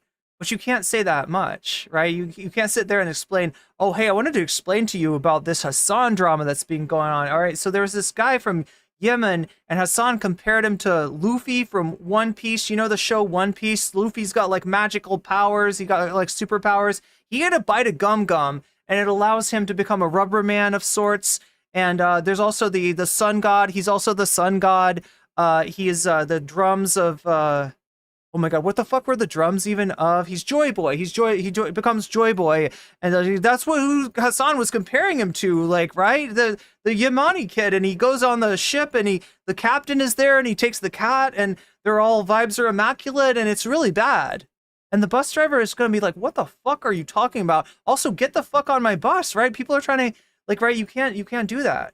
You can't do that. If you can't explain it to the bus driver, it's probably not real. And it's weird, and like most people, even in the space, most people like Emma Vigeland and Sam Seder, who even know me, are probably not aware of what the fuck you're talking about. You're like panting and excited to be like, did you know that this is what's going on? It's like, it's not Like it's a very weird thing. It's like libidinal. You know what I'm saying? The way he's describing it is straight up libidinal. Like these people are getting hard for this shit that you're doing, and they're becoming aroused, chat. They're becoming aroused like a sexually aroused gas mask. Like I don't know how to describe this to people. Like maybe, hopefully, one day they will understand that like this kind of shit is like visibly off-putting to most normal people. But I don't know. He won't call them hostages, right? What is he they are saying? hostages. Let's be real. And he says Dude, they're hold on. doing I pot, have they're no partying. context. I didn't see the Oh, okay. interview. I have none of this context. Omega Star, thank you for the donation to Throne. Donation on Throne. Paul did a great interview and told everybody they should watch it, but you didn't watch it. No, I saw a clip of it. I saw probably 2 minutes of it. I didn't watch the full context. I don't watch Hasan that much. I'm friendly with him. I like his politics. Hold on. Okay. On principle, I agree that we should be learning more about Houthis, about Hezbollah, about resistance groups to Israel, because this is a region that the West, and particularly the United States, has been violence. It is. Wow, violence is really running strong here. For its oil, for its resources, and has been waging wars in that area. People desperately crave the suntan. Formation of my empathy as I left my bigoted home years ago, but I am not online enough to comprehend or care about these weirdos. I'd rather just enjoy your content and live my life in the rest of the world. Yeah. Bro's not even talking to a bus driver. He's talking to Sam Seder, and Sam Seder's like, what the fuck are you on about? I know. Like, these are people who are at least like more knowledgeable about the issue, but this guy is just like panting and trying to, it's just like, I want everyone to live well. Okay, I want everyone to live well. I think Canadian brunch. I think you mean violence. Violence solves everything. Yeah. I want everyone to be able to have health care. Violence. I want to be able to have like a fucking meaningful existence on this earth. Okay. You gotta play Baba O'Reilly on the violin. Like right. Time here, and I do. Like none of my haters will ever fucking hear me when I say this, but I do genuinely want them to stop doing this. Not only because it's like obviously self-serving, because it's like fucking ridiculous to have to deal with this all day, every day, but it legitimately is better for your mental health if you stop doing stuff like this. Like this is not a healthy fucking way to. Pink Top season is every season in LA. Shakespeare, were you telling me earlier that the dude that Medhi Hassan debated was a SSPX? Exist. Okay, it's not like you're ultra hugboxed, ultra echo chambered, ultra online. You're gonna come across like a fucking weirdo amongst normal people. Up to 1 million people in Iraq. We are midwifing a genocide in Gaza, and so understanding where they're coming from is very important. And I think it's Western chauvinism to pick apart their ideas. And that's the irony of this, right? I don't know if they got to the. I forgot which part is coming up and which part they already said, but. If you want drama, if drama is what gets you started, gets you interested, gets your gears going, there's a tragedy going on right now. Like the kind of stuff that you look in the history books and ask yourself, how the fuck did the world allow this to happen? And it's happening right now. And if you want to get involved in something that really is important, that should be compelling, I mean, there it is. You're going to have to deal with a bunch of fucking assholes. You're going to have to deal with stop anti-Semites trying to, dox you. You're going to, be called, you're going to be called all kinds of shit, right? In the short term, but history will vindicate you. And if you want to be on the right side of history, now is the time. Instead of fucking talking about Hasan and Luffy D. Monkey. Ideology from the outside. Oh, there. Okay. Yeah. Okay. Well, I would just say you should watch the interview because it is propaganda. He doesn't do those things. The other thing about this caller, and I don't think this is actually Nick DiOrio, but his voice sounds so much like Nicholas DiOrio. This caller sounds so much like Nick. I know it's not Nicholas DiOrio because Nicholas DiOrio can put together a competent argument. Nicholas DiOrio would be able to, explain his problem with Hasan in a more reasonable way than, are you aware of the Hasan situation? He brought this guy on, and he talked to the captain, and they're taking Cat. Nicholas Diorio, it's like he lives and breathes drama, right? So he'd be able to at least make a more compelling case for why he thinks Hasan is bad and deserves to be canceled. He compares them to the number one character, superhero character, guy with superpowers, number one anime character, and then says things Sick, about the bro. hostages. I think you should go watch. Sick, bro. Dead ass. Fucking dead ass. Let me ask you this question. This goes so hard. This goes so hard. Natalie Marie, if you're in chat, thank you for sending this to me. This fucking segment goes so hard. Character, you don't understand. You need to do something about this now. It's like, come on, dude. Come on. Oh my god. Why did little bro think anime was a solution to losing conversation? He's not thinking. He's just horny.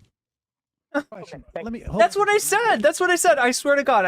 I don't think I was influenced by Hasan's reaction to this, but like I said, it was libidinal. It feels libidinal. Yes. What is behind, like, let's say when like Richie Torres right now apparently is really focusing on attacking Hasan. What do you think is behind this? Like, I mean, we have hours and hours. I mean, for the first 6 months of this of Israel's assault on Gaza, for instance, I couldn't. There's the ad break now. Names. I could actually identify IDF spokespeople. I can't even do that with American military spokespeople. I can't do that. Like, I mean, but they were on our TV so often. So what is like, and I think would you concede that? Yeah, that's wrong. Incredibly often, that they are not challenged by these hosts of these shows that go out to millions upon millions of people? It depends upon the show. But I mean, you wouldn't refute that. Like, I mean, we're talking hours and hours and hours and hours and hours. Maybe not all shows, but the vast majority. No, that's true. I wouldn't refute that. Okay, so I'm curious. No. And that's the wildest thing, right? When you hear this from DGG, I mean, or Destiny. Let's say Destiny, right? Destiny doesn't have a heart. Destiny doesn't have any remnant of humanity. Okay, I shouldn't say it that way. I'm sure he has some remnant of humanity, vestigial though it may be. After criticizing him for calling people subhuman, I definitely shouldn't say that. But like, what I mean is, I wouldn't expect Destiny to give a fuck. No fucks given, right? Ethan Klein, though, from what he said, is not a no fucks given type of guy. He has expressed, human sentiment towards the Palestinians. But for him to obsess about the white whale that is Hasan Piker,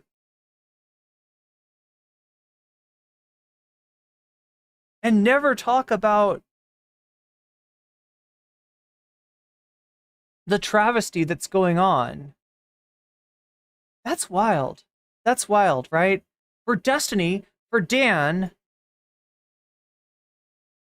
for Nick Diorio, right? It's like maybe understandable. But for Ethan Klein, it's all that he thinks, that the fact that he has got, some modicum of concern for the human rights disaster that's going on somehow indemnifies him.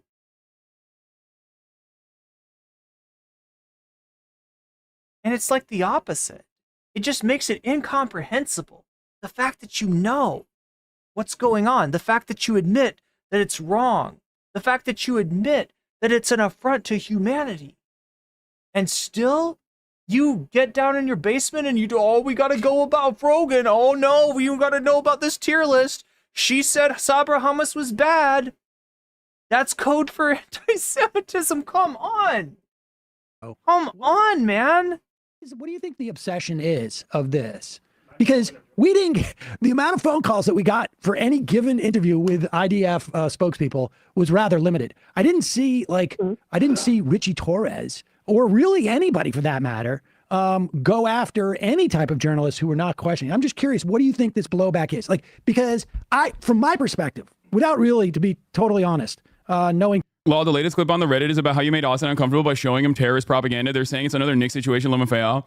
Yeah, Austin, who is my podcast co-host, one of my closest friends, on this broadcast, like on this in this entire space, who knows my entire family, who literally sits with me and does political commentary in that same broadcast for 4 hours, was uncomfortable being next to me. Like that is the level of like, this is how it works. This is how you. Yeah, several wolves. When it gets lip service, when it gets talked about at all, it's in the context of really the passive voice. That's where you'll see it, right?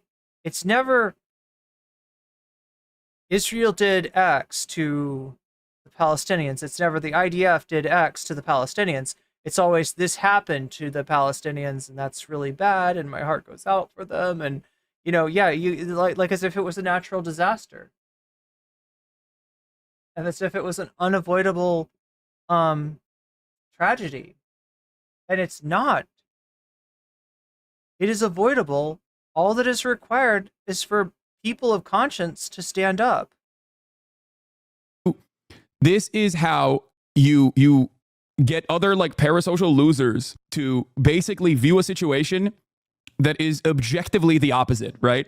Like you can psych yourself into just believing something that is so stupid. Like that's an insane thing. If you want to understand like Reddit brain syndrome, this is a perfect demonstration of it. Medhi Hassan, his insistence that it doesn't matter if rape happened on October 7th is insane.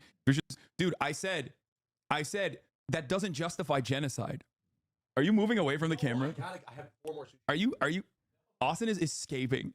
Like, I'm very clearly joking. He was getting up to get fucking sushi, dude. Like, that's an They really went after Hasan for that. Like the Austin was trying. It was like, I'm out of here, man. And Hasan was like, come back. Insane thing. This is the funniest fucking thing to clip him to be like, I'm gonna use my clout to go after you if you don't sign off on my terrorism. Austin, get back here. Dude, Austin is really scared. Nah, he's got no motion. He sucks. Like, this is a day where Austin was on camera for approximately 4 hours talking about politics, including, but not limited to, everything. Trying to make sure he's not next to an MP clip in Congress. Miss said he'd be in LA this week and might not go on Hasan's stream. Was he invited to be on? No, and if he was, he would 100% go. Guy has no shame. Like, also, why is this posted so late? Most anti-Hasan posts are from EU Redditors. That's why they show up early in the morning in the US. Yeah. Why is it so hard for Hasan to just say, yes, the rapes happened and they're horrible and I'm sorry for minimizing them? Why is he incapable of recognizing he did anything wrong? Why would I turn around and fucking act? Excuse me, Kaya, what the hell is going on? My mom is in the background, so she's so spoiled around her place. And this morning, I did actually work her out. That's the command to get Kaya to go back on the bed. Just say place. So I don't know why she is behaving this way. And clip it. Kaya is uncomfortable. Yeah, clip it and ship it, boys. They do not like that you have friends like a normie and they're alone in their basements. Anyway, the reason why I pointed to that is because it's so fucking weird that like you can try to clip something that is so the opposite of reality and people will still believe it on Reddit as long as it corresponds to their personal biases. They did this with Nick Palin, and now they're doing it with Austin, which is even funnier than Nick Palin. I love Nick as well, and Nick was also ironically staying at my house at the time. But it's hilarious that they're like, nah, Nick actually hates him, but he's like scared of him and his fan base. And it's the same principle behind like Austin, who is my fucking podcast co-host. Like, and chat, I described to you what a truly scary fan base is like, right? With Destiny's fans. I mean, look, Hasan's fan base, like, what's like the worst they're gonna do? What's the worst they're gonna talk shit about you on chat? They might talk shit about you on Twitter. But beyond that, I just don't see, like, what the... Okay, co-owner of the podcast. They're just not online enough to be as scary as Destiny or Vosh's fans. That we do together. Like, that's an insane thing. Didn't Nick ask you to teach him about stuff? Yeah. Anyway, let's continue. Too much about the principle. It's just, I find it fascinating that we have now turned that the whatever you want to call it, what is it, Hasbara or Hasbara or the push by Zionists now. That's right, Several Wolf. She's been radicalized. It's all second or third order stuff. As the images keep rolling in, as we see people burned alive in tents, as you know, Israel a year into this, they have literally killed the people who would negotiate getting the hostages out. They have all but abandoned, and certainly I'm not speaking, this is not me, this is not conjecture, this is just from Israeli reporting, abandoned any attempts to get the hostages back. And now, like, the number one thing that I see coming out of Zionists is... Yeah, and O'Donoghue, me too. About an interview that Hasan did. Here we go. Nobody believes it. They all watch the full blinker. Watching, they have the full context. They're just jerking off via Reddit comments. I know, but like who does this like actually change the minds of? Right? Like, what happens? Someone goes, wow, a lot of Hasan's close friends seemingly hate him. So then what happens? Like, next week he's on, or the next day he's on the broadcast, and then we just move on. I think they just really want to frustrate you and take your time over drama. It's because you force Austin and Nick to come to your stream and watch top of the hour ad break. Okay, dude, get with the program. I'm not running ad breaks no more. But you can still subscribe at the top of the hour if you would like to. Now that's interesting. Did you hear what he just said? Let me rewind it. Move on. I think they just really want to frustrate you and take your time over drama. It's because you force Austin and Nick to come to your stream and watch top of the hour ad break. Okay, dude, get with the program. I'm not running ad breaks no more. I'm not running ad breaks no more. I don't know if I can find this chat, but I did notice a discussion about Hasan's stream, and that people had clicked on a stream, they had not seen ads, and their conclusion was that Hasan had been demonetized. Now, if you don't know, Twitch does not sell ads that are specific to a streamer, that are specific to content, that are specific to a category. They don't do that. It would make sense if they did, right? You know, you could correlate certain games, certain categories with certain products that might be of interest to those people, but they don't do it. They haven't set that up. And so the idea that Hasan's gonna be demonetized, but just him, it doesn't actually make any sense, right? Now, what does make sense is that I think his contract is up, and it may be that his contract, which was what was keeping him, I don't know how it works as a partner. Because I know for me, for instance, if I were to turn the 3-minute ad breaks off on you, you might expect to get pre-roll ads whenever you come into the chat, right? You click on my stream, you get an ad. Does that happen now? Does anybody click on my stream and get an ad? Because it shouldn't happen except for like once every hour, right? Only if you click on the exact right time are you going to get an ad break. Do you know, Buffy? He said his contract ended. No more ads on Hasan's stream until the election. Okay. So he's going to turn them back on. Then, yeah, well, the whole fucking network of Hasan haters had decided that they had won, right? And like, there's a lot of celebration. There's a lot of what sounds like to me preliminary celebration. Landlord Dan thinks he's got 70% of Twitch's sponsors pulling their ads. I haven't seen the evidence of this yet. I mean, I can't say it's not true, but it just doesn't seem to be true. And definitely the claim that Hasan has been hit and nobody will advertise on him. That doesn't seem to be true. More. But you can still subscribe at the top of the hour if you would like to, for $6 or for free to support the show, and also be able to send me links. It was the 2 weeks of mainstream media coverage that tilted them. Wait, you can do that? Yeah, whenever I get motion in mainstream media, they like you can make links a sub only kind of thing. They lose their minds and they start going. My normie friend legit was like, "Wow, I've been kind of put off by Hasan lately. I saw some clip where he was like laughing at rape, and then he had some terrorists on his stream. I spent a good while deprogramming him after that, but it still does happen to some good people. Yeah, I mean, I'm sure most people do not have the capacity to seek out additional information, but it's not the end of the fucking world, dude. I don't even fault people for hating me. Like, there is so much fuck Hasan content that is completely out of context everywhere, online, non-fucking stop. The only thing you could do is just point to the stream, okay? Come in and see for yourself if those are the things I believe in, you know?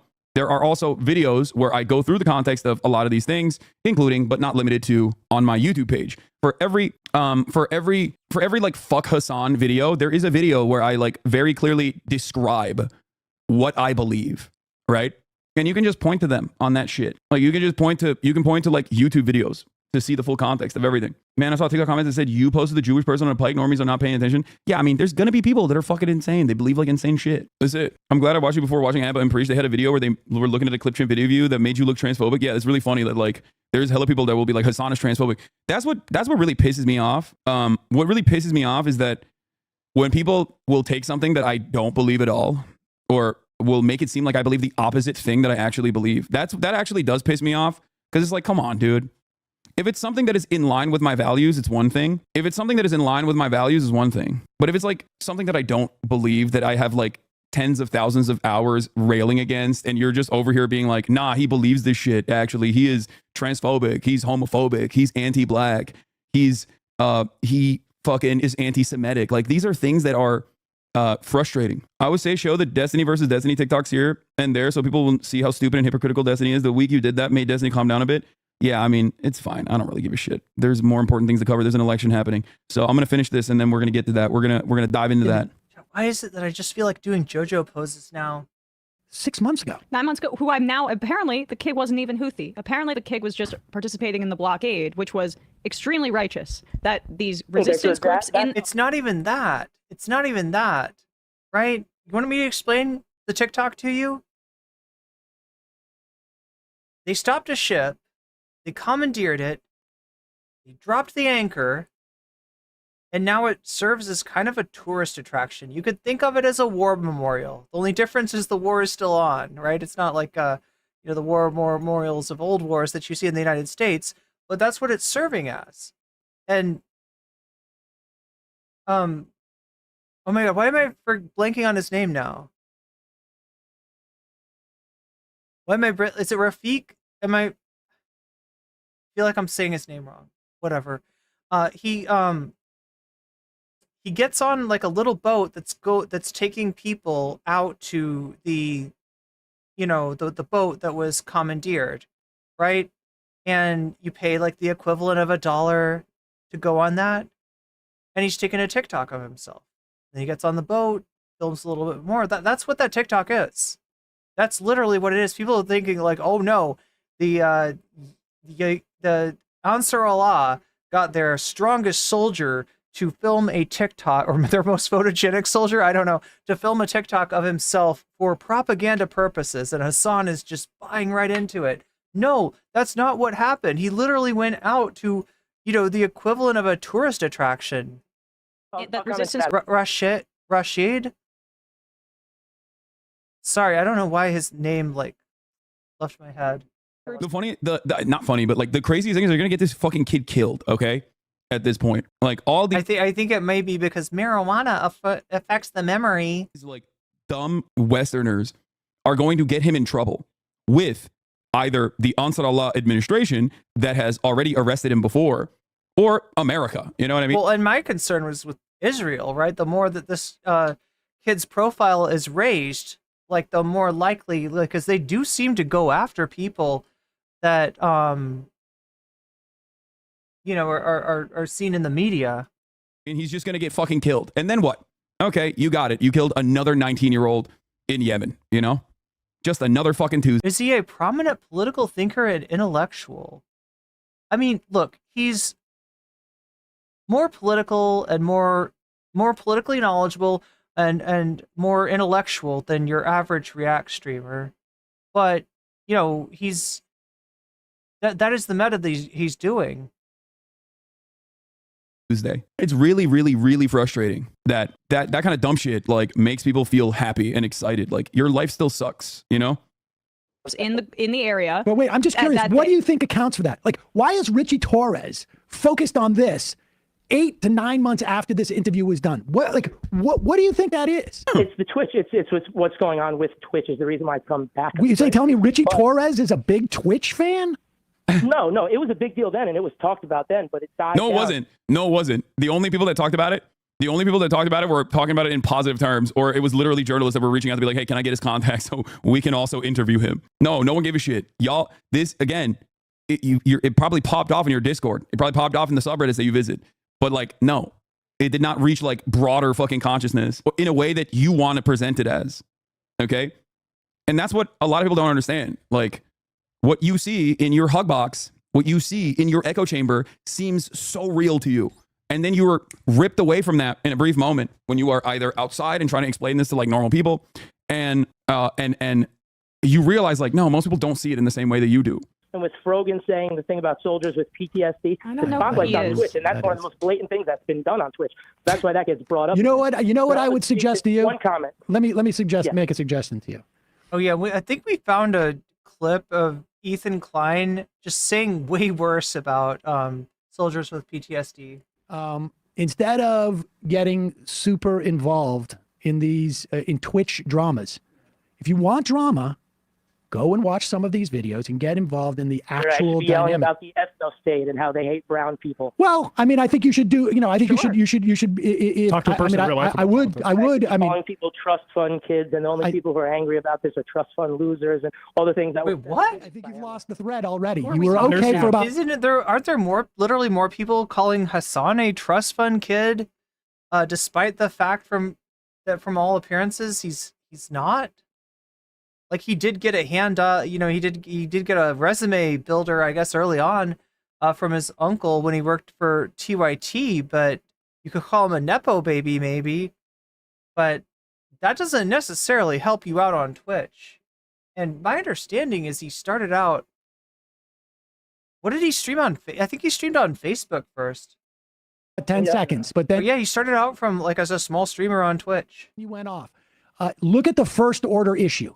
You're 100% right. There's a lot of horrible things being said, but pushing propaganda over here doesn't make it okay doing it over here. That's my only point. What is propaganda? Yeah, on this 9-month-old interview that I did watch at the time. I don't remember it obviously as clearly as. Can I keep talking? See, what this propaganda talking point does is it takes information that you might get if you look for it and turns it into taboo.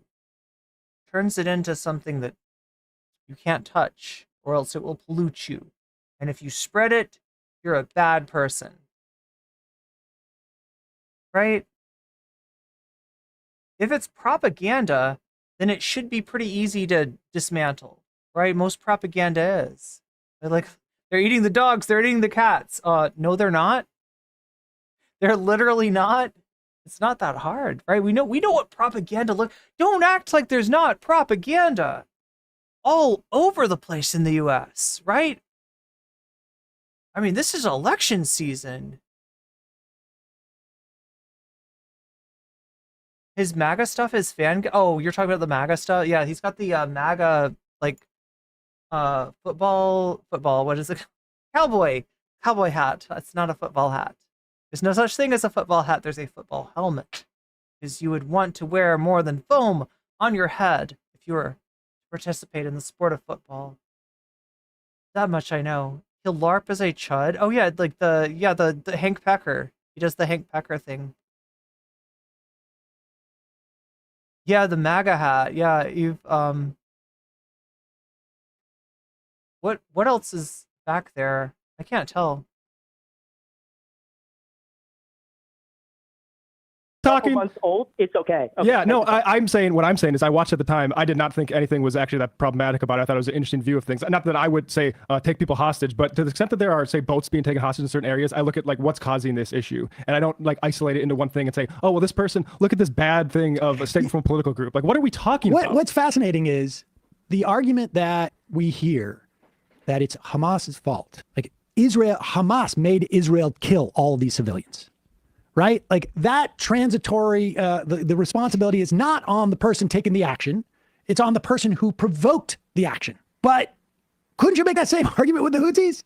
Like if it's so transitory, like, well, look at what Israel made the Houthis do. Like there's, let's ascribe agency to everybody who's involved in there. Let's ascribe a certain amount of like implications. The Houthis definitely inhibited food that could have gone to the people in Sudan, because that is where some of those shipments came, and that responsibility is on them. They were the only country, I guess, if you want to say, that was responding to this slaughter of Palestinians. If you want to say that Houthis are responsible for this, how can you?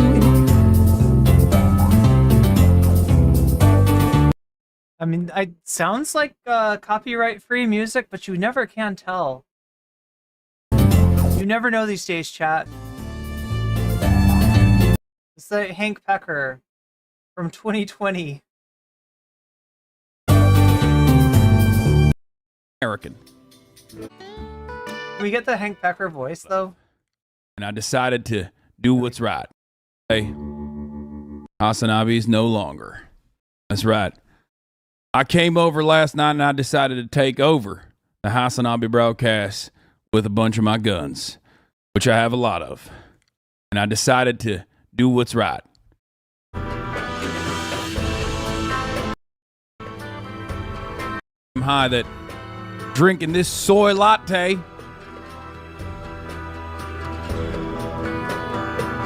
his oat milk latte, which he says was actually quite delicious. Anyway, that's Hank Pecker. Anyway, say the Israelis aren't responsible for the deaths of thousands upon thousands upon thousands of children. Never minding, like, in the future, never mind that the numbers are probably higher than the ones that... It's funny because if you said exactly what Sam is saying here, I have. There'd be 6 hate threads saying Hasan supports terrorism law. I have. The difference is that Sam is a media professional that has been doing this for years and years and years and deserves a lot of respect from a lot of these other like younger folks that have maybe watched him here and there. And I think it's a good thing. I think it's a good thing that they trust him. You need to understand something. I don't care if people fucking despise me. Okay? As long as their heart is in the right place, as long as like they're also recognizing that Israel is doing a genocide, as long as they recognize that like that has to end. It's the same principle behind when people were like, Hasan, you bought a house, you're fucking rich, but a socialist. Hasan, you're rich, but a socialist. Like, fuck you. How does that work? It's like, no, it's good. Remember the conversation I had with Ethan when I was getting fucking yelled at for buying a house? And one of the things I told him in one of the first ever Leftovers episodes was like, it's healthy to not like rich people. I think getting mad at me is, probably not the... When he switched from Facebook to Twitch, he had like 50 chatters at first. I mean, that's better than most people start out, but I know somebody who advised him, of how to do the Twitch streaming thing. Most appropriate venue, right? I think it's kind of silly, and only time will show how silly it is, and time has shown that it's a silly thing to fucking yell about. Okay. Having said that, however, I think it's, keep that energy for wealthy and powerful people and the disdain you have for wealthy and powerful people across the board. The issue is a lot of these people are not mad about the power imbalance or the way that society is designed to churn out certain results that help the super wealthy. They just don't like that I am telling them that shit is fucked up and also have become successful in that process.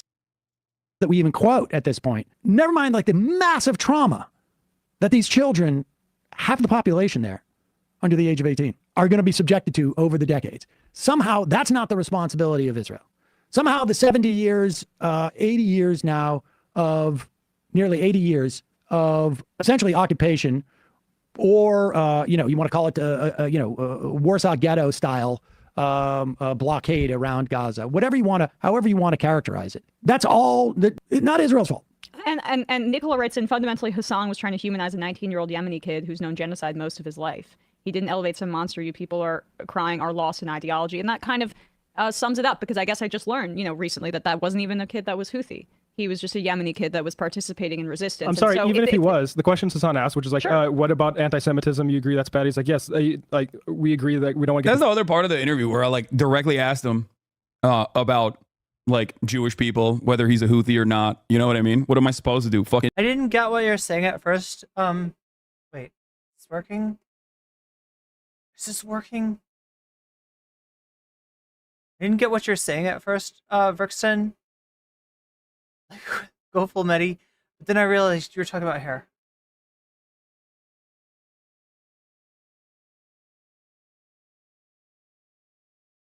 Hasan had no business growing it past the 70s. Do I get a pass for growing my hair exceptionally long?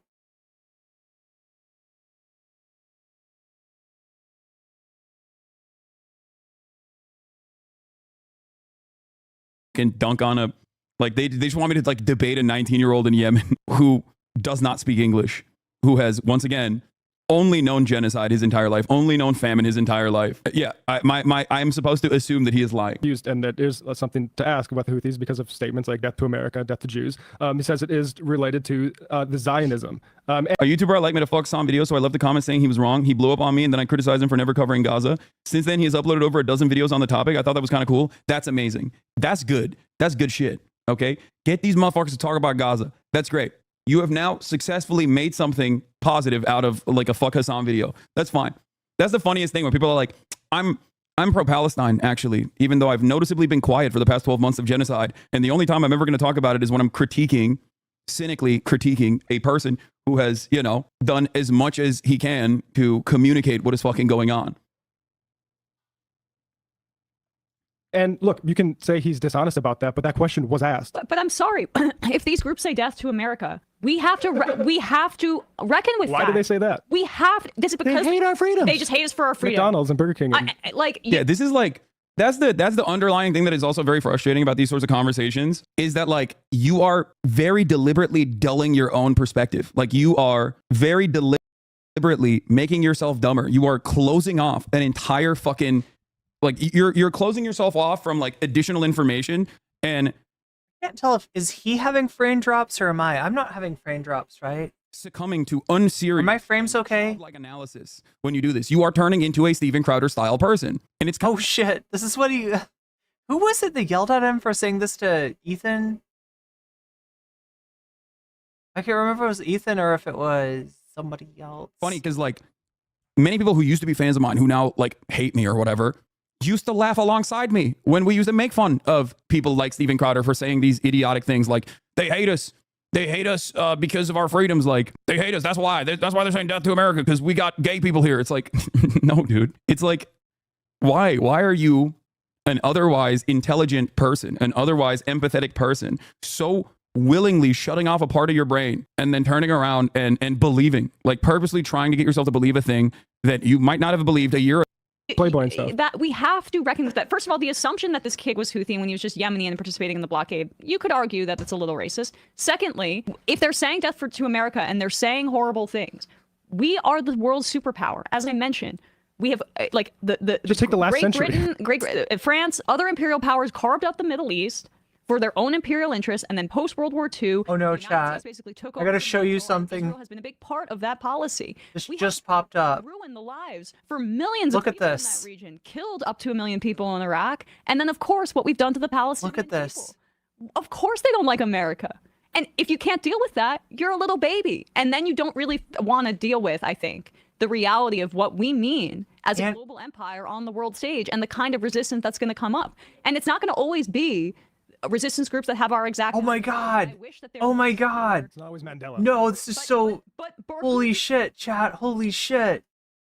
All right, Tuesday, November 5th, election night with the free press, hosted by Michael Moynihan and Batya Ungar Sargon, featuring Barry Weiss, Camille Foster, and Matt Welch of the Fifth Column. I don't know who those are. Anna and Dasha. Her name is really Nekrasova. Oh, Nekrasova. I thought it was going to be Nekrovosa.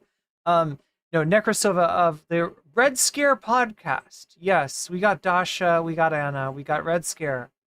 We got Konstantin Kissen of Trigonometry.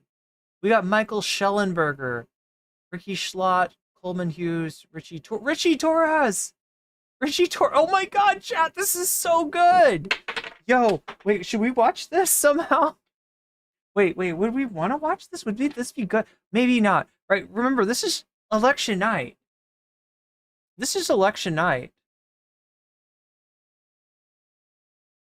Brianna Wu, Frank Luntz, Anna Kasparian, Andrew Yang, Marianne Williamson, what the fuck?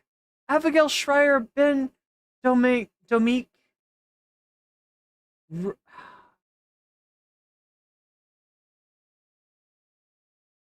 This is real.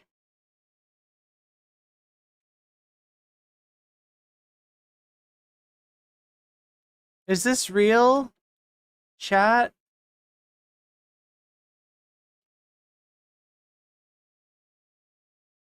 There you go.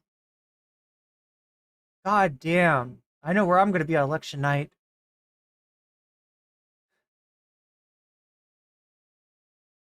Is in a Israeli prison and has. That's where Anna's going to be.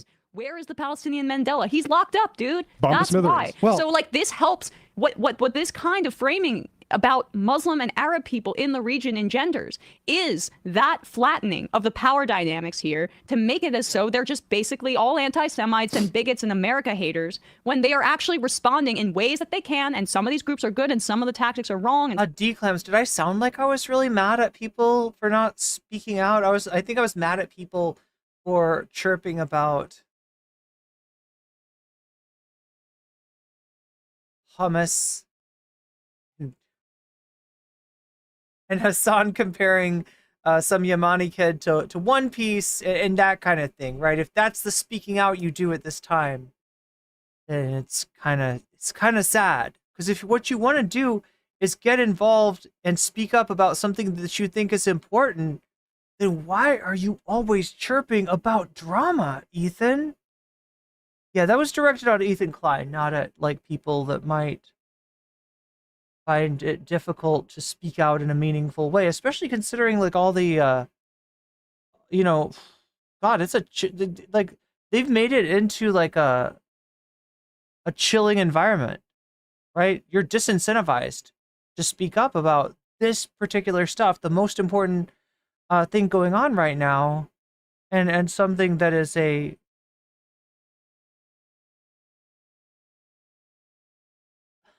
inhuman travesty.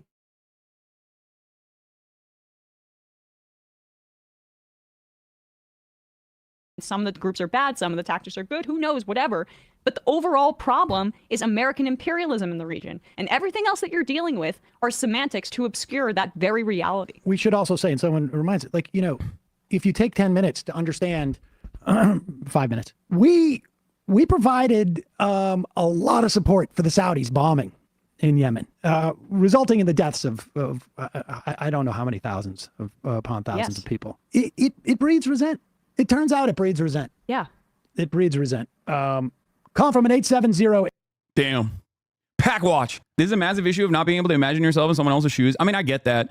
I'm a little bit more understanding. I'm a little bit more understanding of people who are deluded by Western chauvinism. Because, like, Americans literally don't even have empathy for their fucking neighbors, dude. They don't even have empathy for their goddamn neighbors who have, like, identical living circumstances to them, but are just, like, marginally different, whether it be because of their gender expression or the color of their skin or financial predicaments that cause them to become homeless. You know what I mean? So, like, they don't even have fucking empathy for those people. In a nation where so many people literally flex their lack of empathy for even their immediate neighbors, how the fuck can you get them to have any ounce of empathy for people thousands of miles away that have been victim to a lot of the things that America has done that they don't even hear about, that they don't even see, that they are willingly blind to? So I get it. And that's why, in spite of all of the barrage of, like, bullshit, where people go, fuck you, Hasan, you fucking love terrorism, you fucking piece of shit, you love terror, go back to your own country, if you don't like it, leave it, that type of shit. Like, when people say that sort of thing, I have no choice but to just eat it and then continue explaining my position over and over and over and over again. You know, because for as many people who are directly refusing to hear the truth, there are still going to be hundreds of people who are like, you know what? I never thought about it that way. Do you understand? And that's it. And I think no matter what, inevitably it will click. I believe it. I believe it. It might not happen today. It might not happen tomorrow, but there will be an issue that someone cares about. Okay. But there will be an issue that someone cares about personally, and they'll hear me communicate. They'll hear me advocate about these issues that they do care about. And then it will click. It will click for them, okay? It'll click more the worse things get and more the people see how being fashionably callous hurts everyone. Yeah, everyone has their own radicalizing moment, because the massive faucet of misinformation, smears, and lies can only go so far, okay? At the end of the day, if I'm not those things that people are saying that I am, then people will inevitably come to that conclusion, you know? They can't keep up the facade. They just can't. And for as many people who are like, man, for as many people who get swept away by this kind of nonsense. You got my MAGA mom to say she agreed with you on some things last night, and we've been fighting for like a year over everything in Gaza and politics, and you did more than I could in like 20 minutes, but still a long way to go. Good. Just remember what happened to Jeremy Corbyn and Bernie. Being honest is often not enough. We need to actively oppose the people that are liars. Yeah. I mean, I do a good deal of that, I think. And this community does a good deal of that as well. So, you know, it's not like I just fucking take it or change my position when I get like a barrage of smears. That's the ultimate goal. But yeah, let's get back to the election, which for those of you who are... Senator Vance, good to see you. Thank you so much. We watched this yesterday. All right, so chat, you have voted, all right? And I would normally do the math, except right now, math may be a little weird for me. And it's not even a, like, it's not even a competition. Let me make sure. So if you haven't voted yet, it's your last chance to do it. 'Cause I'm about to select the content. I'm about to select the bonus content. Here, I'll put it up anyway. I'll put the top two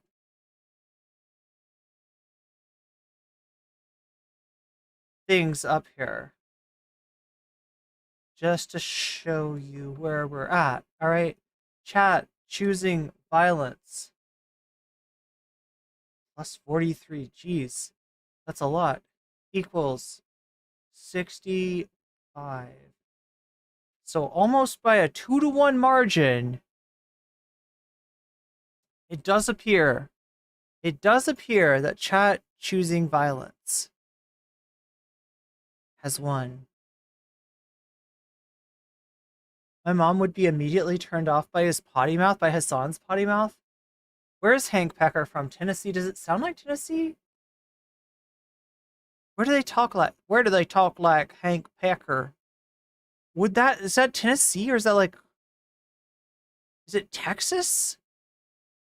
Is it Kentucky? Is it Arkansas? Arkansas? All right, let's take a look at this, right? We're expecting a bad take.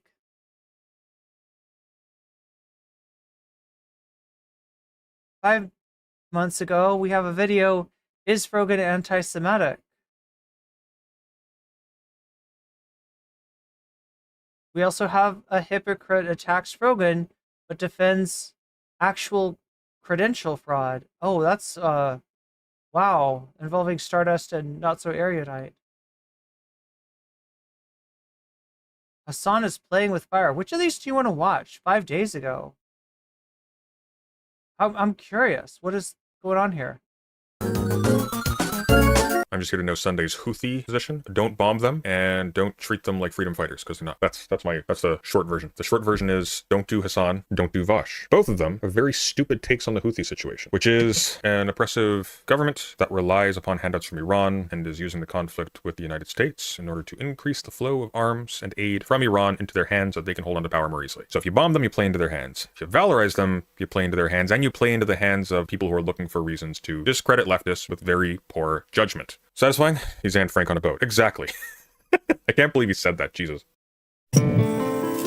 Jesus. We're speedrunning the bad takes today, Sunday.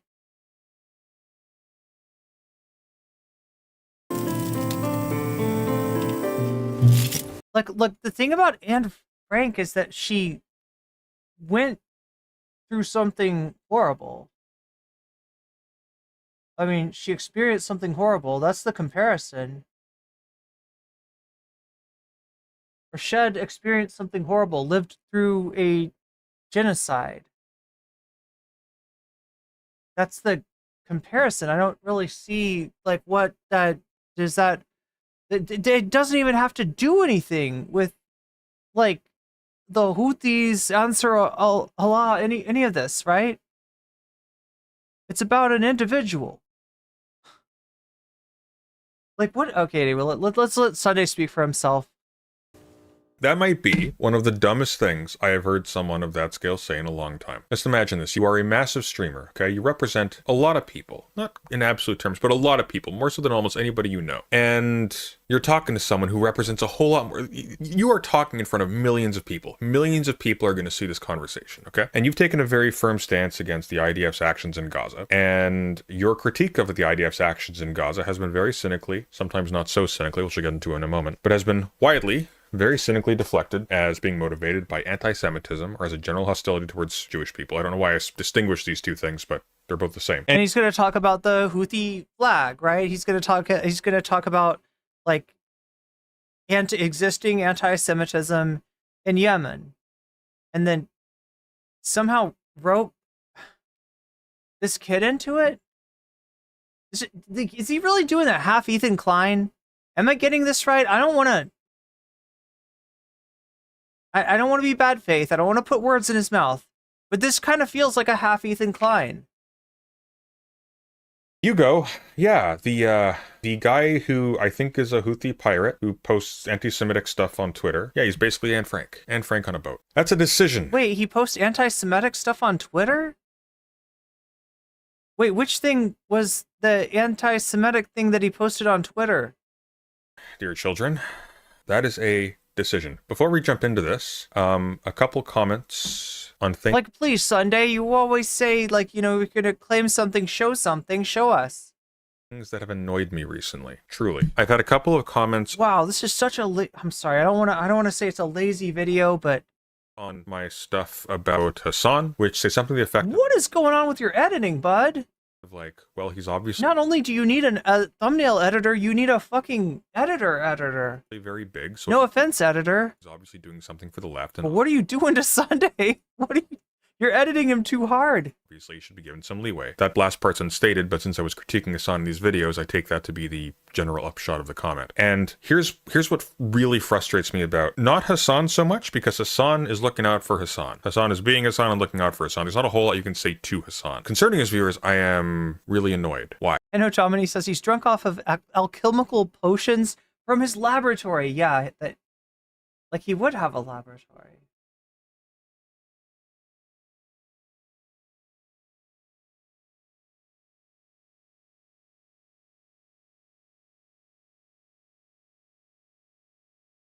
Is Tyler doing okay? Yeah, Tyler's back. Tyler has survived.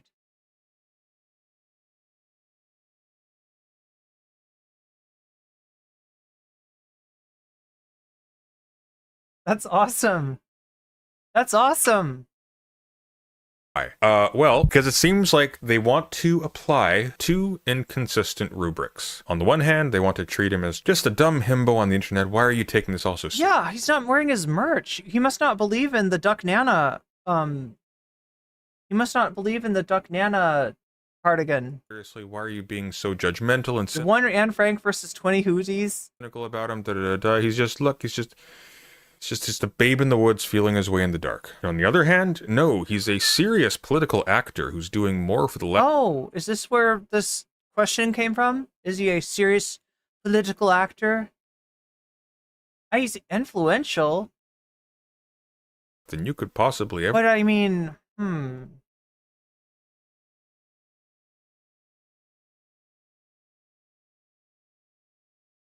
It's hard to put it in perspective. Like how influential he is.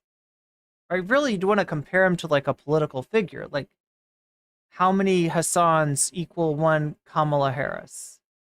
Something like that. How many Hasans equals one AOC? Like, right? How influential is he?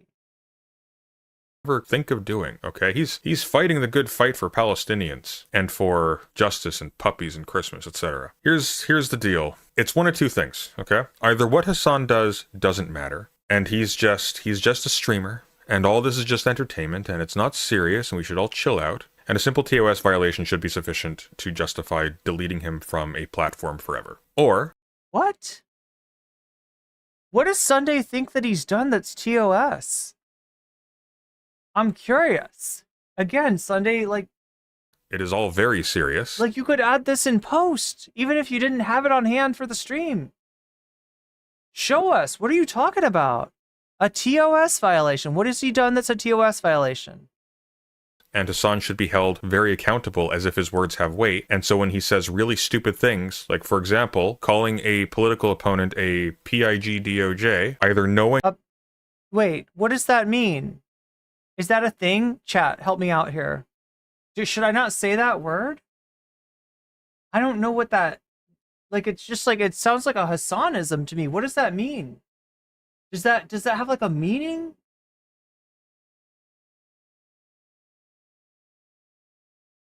Which book leads to the secret passage? Yo, Anno Domini. Huh. No, seriously, what does that mean? Is that a thing? Is that like a slur? It sounds like a Pokemon? Yeah. Wait, seriously, no, I don't know. Do I need to look this up? Pig? Oh, maybe I shouldn't say it. If it's a bad word, I shouldn't. If it's a slur, I shouldn't say it, right? What does this mean? There's a company that makes guitar pedals called this. It's got a space fuzz pedal. That sounds pretty neat. Yeah, all I'm seeing is pedals, like guitar pedals. Pig dog. I shouldn't say it. I shouldn't say it. Slur. Is it a slur?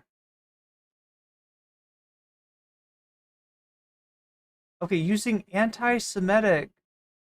Classic. This is from Destiny subreddit. No! Sunday! Are you getting shit from Destiny subreddit now? Classic Hamas piker using the anti-Semitic pig. Well, I guess I shouldn't say it. If that's a slur, I'm not familiar with this, chat. Using the PD slur, and Twitch probably sees nothing wrong here? Wait, what is anti-Semitic about this word? Asks a Redditor. Oh, wait, in Germany. I don't know if I should say this. I feel like I'm going to accidentally walk backwards into something. Like, I mean, but I don't think this is right. Once heard PD being anti-Semitic, neither has Google. Wait, are they fucking trolling? This is a troll. What is this? Wait, Sunday. Wait, did he get trolled? Did Sunday get trolled along with? Like, this isn't a thing. No, it's like, okay, so like the animal that goes oink, oink, oink and has a cute little nose, right? And rolls around in the mud. That animal plus the animal that goes bark, bark, bark, and that catches, like if you throw a ball, it'll go and catch it and return it to you. That's the word, right? That's the phrase. I'm hesitating from saying it and somebody even gaslit it by translating it into German and acting like there was a thing with the Nazis or something, right? But I don't think it is. I think this is a troll. It's just a tanky insult. My guess is it's a gay op meant for Hasan to point to and say, see, they're just making shit up. Wait, but they are just making shit up. I feel like it's a tanky insult. What the fuck? Yes, the tankies. The tankies, they're so smart and yet so stupid. Oh my god, I love these people. I love these people.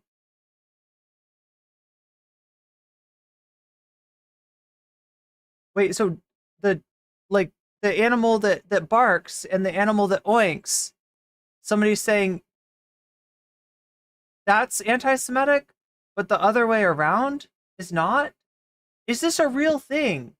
Chat, could this be a real thing? I want to take Sunday at his word. Half pig, half dog, half pig, half man. Wait. No, I don't know. The letters that you're saying, Buffy, are not what was said. It's literally, sorry, BCat. The letters that you're saying, let me click that. That's not what's being said. Hasan was accused of a slur because that word, but he has different info. Okay, but that's not what he said, though. Like, I want to say it because I don't think it's a slur, but it's literally the animal that barks and the animal that, or sorry, the animal that oinks and the animal that barks, right? That's what he said. Yeah. He spelled it. Yeah, exactly. BCATK. But I don't know. Like, I'm like worried now. I'm on the off chance this is a fucking slur. I don't want to say it, but I don't think it is. Wait, let me look this up. Wait, what the fuck? Let me try it the other way around.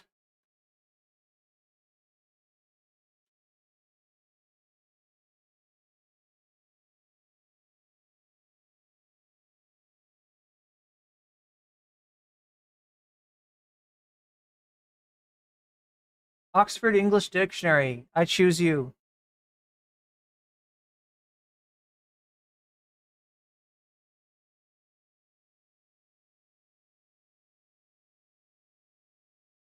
There are two meanings listed in the OED's entry for the noun animal that oinks and animal that barks, one of which is considered derogatory.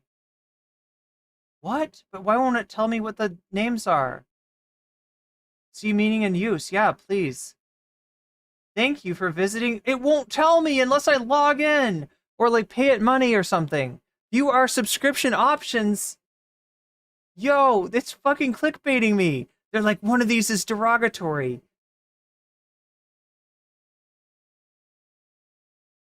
What the fuck? But Google doesn't know anything about this. Like, Google does not pick up anything.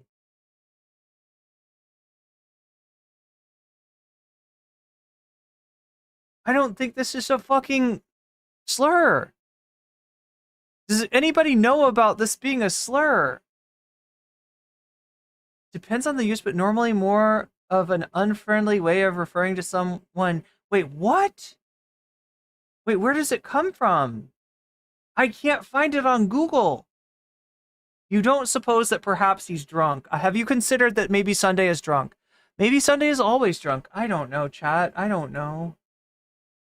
I mean, it's hard to tell because the editing. Again, the editing makes him look like a weirdo, but I mean, in a different way than he normally is a weirdo. Knowing what that means. Wait, what? Words have weight, and so when he says really stupid things, like for example, calling a political opponent a PIGDOJ.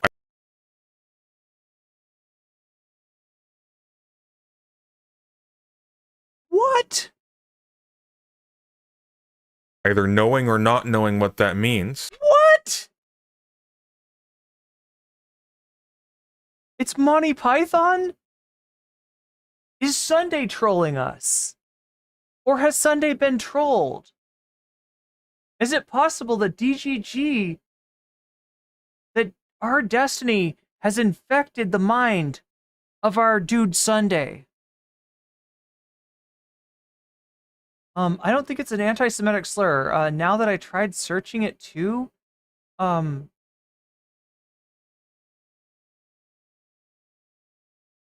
I think PIGDOG are a breed from England. Wait, is it like a dog that takes care of pigs? Maybe? Is that what it means? Like a shepherd dog, right? Would be for sheep, but then maybe you could have one that deals with pigs. One website says later used by students in the 19th century as an insult to describe someone who behaves or unethically or breaks the rules. The word has certainly shifted its meaning to what it is today, the inner voice of a procrastination that stops us from being our best selves. Are you trolling me? Is everything trolling me? I'm telling you, it's Monty Python, says Omega Star. It could be. No, he didn't say J. I didn't hear J. Like whoever said J, like we'll roll him back. As if his words have weight, and so when he says really stupid things, like for example, calling a political opponent a PIGDOJ. PIGDO. Yeah, you're right. He said DOJ.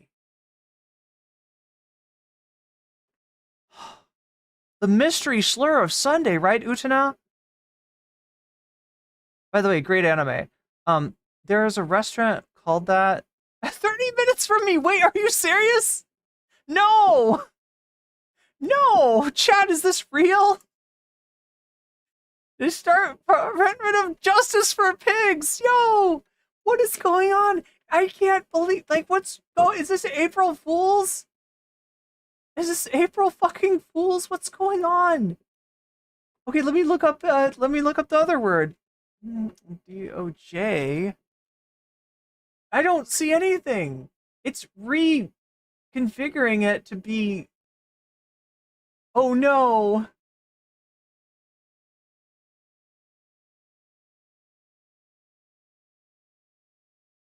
Wait. This shit doesn't exist. What is Sunday talking about? This doesn't exist. That's not a real thing. It can't hurt you. The Department of Justice for Pigs is fictitious, Sunday. It's fictitious. Let's hear him one more time. And Hasan should be held very accountable as if his words have weight. And so when he says really stupid things, like, for example, calling a political opponent a PIGDOJ, either knowing or not knowing what Sunday, Google doesn't know what that means.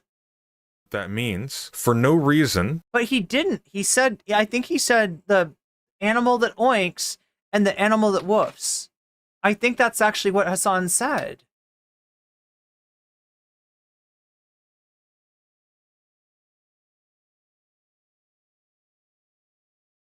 When it is easily construed, regardless of the reality of his intent or whatever, as something very, very, very bad. He should act. What are you talking about, Sunday? Have I not read enough books to know? Is this like in Chaucer? Actually be held to. I mean, Chaucer's plenty anti-Semitic, right? It could be in Chaucer. For that. If it's a real thing, it's got to be in the Canterbury Tales. Is this something to do with the? Oh my God, which tale? Which was the tale that was like super? There was one of the Canterbury Tales was like super anti-Semitic. That's the only thing I can imagine Sunday it could be talking about. Anti-Semitic Canterbury Tale. Which one? The Prioress's tale? Is it the Prioress?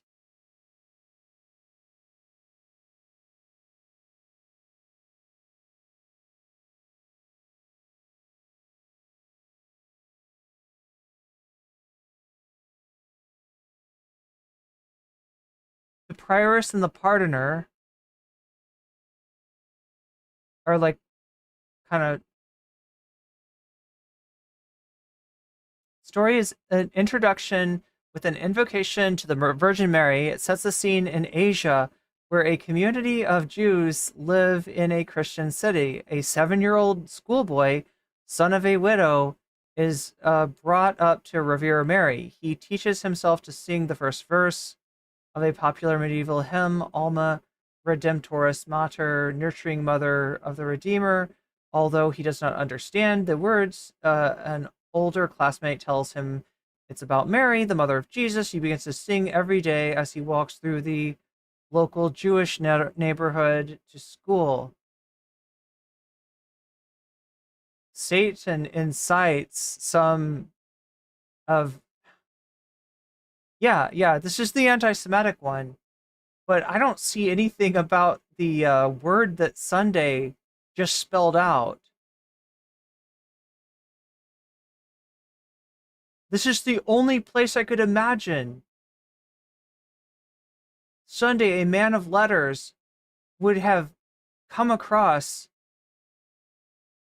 a tale of anti-Semitic tropes.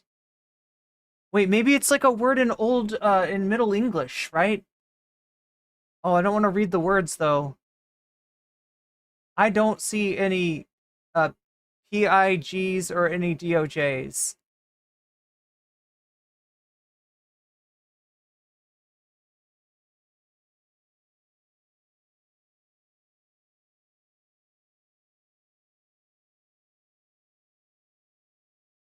I don't know, chat.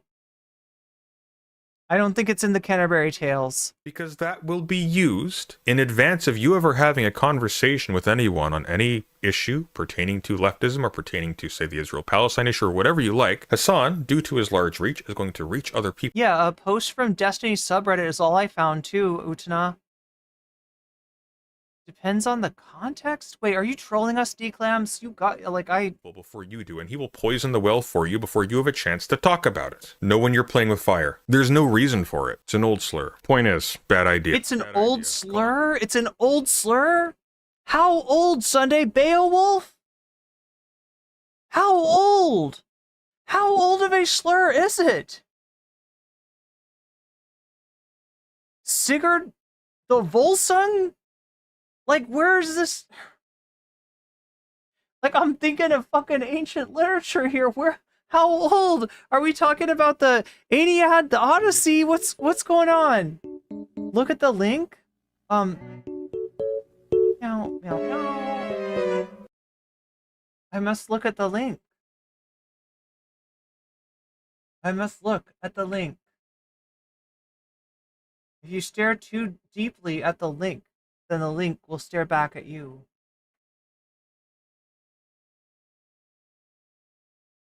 What?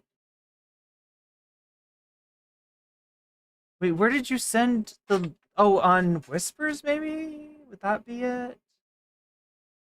Would that be possible? No? I know not where you mean. Oh my god, Chad, I'm gonna start talking in Middle English if we're not careful here, or Old English. Like, if we're talking Beowulf. Is it a Beowulf insult? Did Grindel's mom call somebody a PIGDOJ? What happened? I don't understand. Is it the Iliad? Yeah, what ancient literature are we talking about? It's an old insult? Like, I feel like he's not just gonna make this up, is he? Like, there must be, it's not actual Middle English, it's faux Middle English, the Canterbury Tales. It's Middle English for anti-Semites.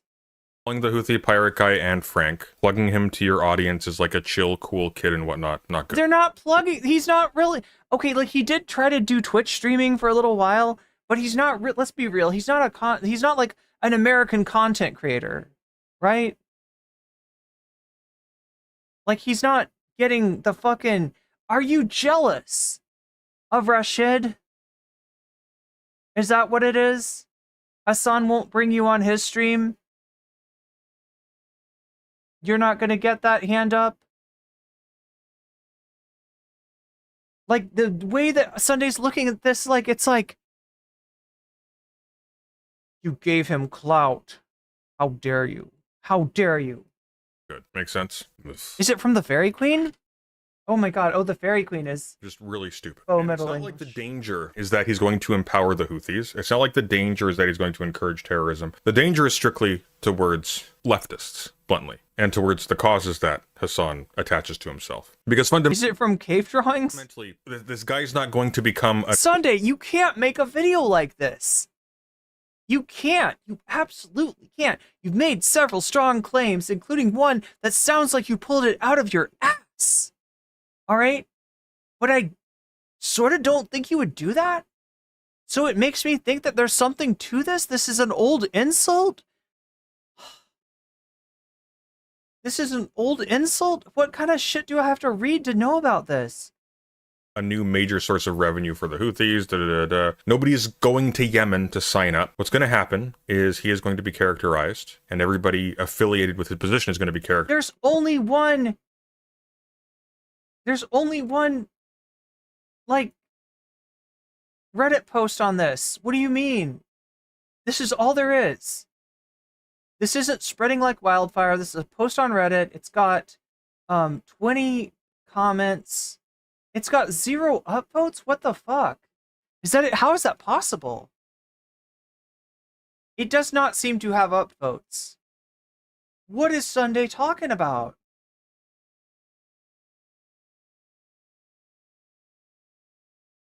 You have to be the right kind of nerd? How is it that this isn't on Nerd Google? We're resurrecting ancient slurs. I guess so. God damn it, Sunday. God damn. Characterized I knew we'd get into some shit like this with Suntint. as being a terrorist whitewasher. Because unfortunately, that's what he is. Like, he takes terrorists and he whitewashes them. calling him Anne Frank was just... It's so... No, you're calling him a terrorist, Sunday. You're calling him a terrorist. And however you might disagree with the characterization of this person as Anne Frank, as a modern-day Anne Frank, I think that he is way further away from being, as you describe, a terrorist than he is from being Anne Frank. Sir, you are absurd. At long last, sir, have you no decency? Reasonableness? Have you no reason? Have you drunk yourself into some sort of oblivion?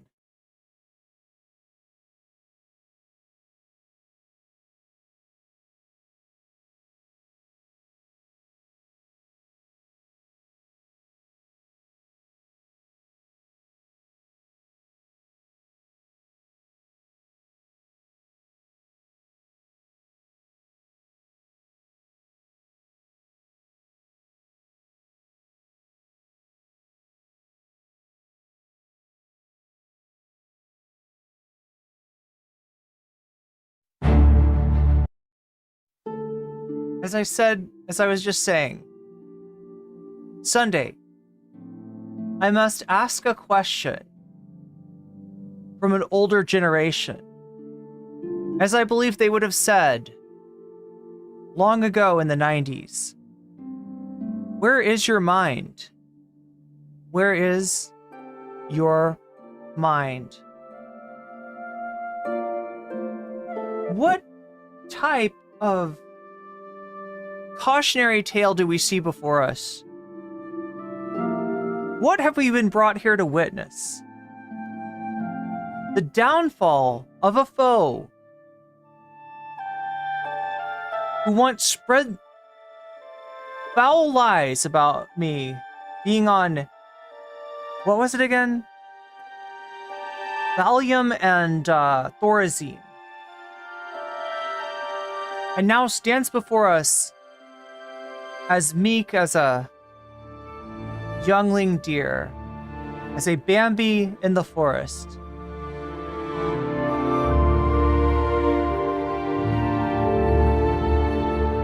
But a Bambi that shouts strange words.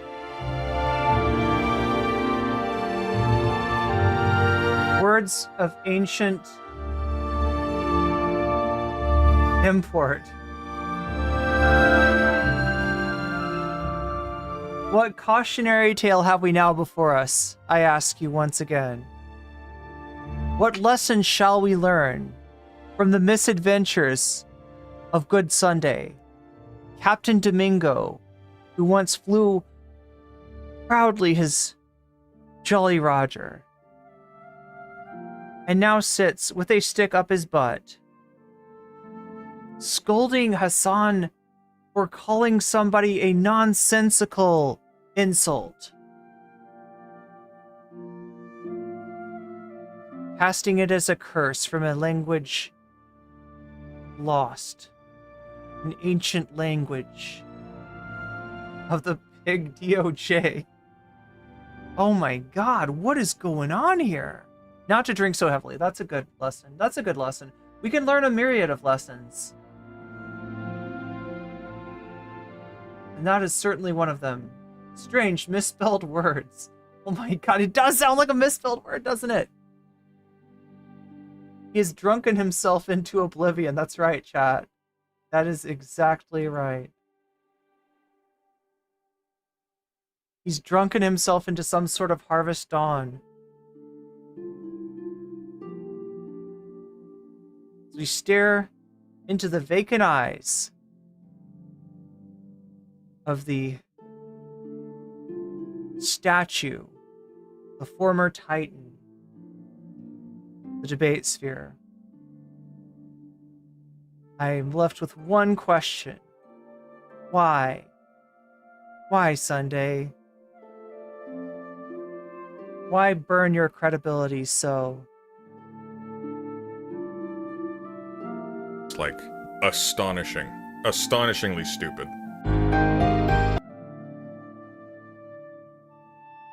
I don't know what to say.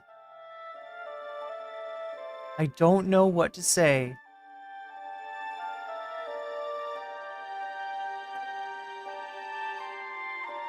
Yeah, I don't think he has a burning hate for Hasan or for Frogan or for anyone.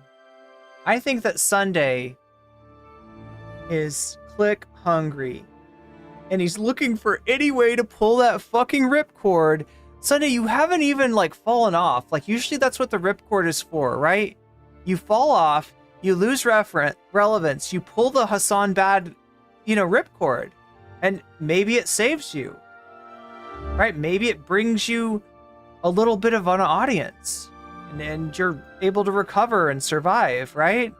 But you don't do that before you've fallen off. Has Sunday fallen off? The Chad Rashid versus the Virgin Sunday. I know, right? Like, what the fuck? What the actual fuck? All right, chat. So the other thing that I promised you in my thumbnail was Asmongold, and Asmongold I shall deliver. There are two things of note of Asmongold. One is that he has cleaned his room.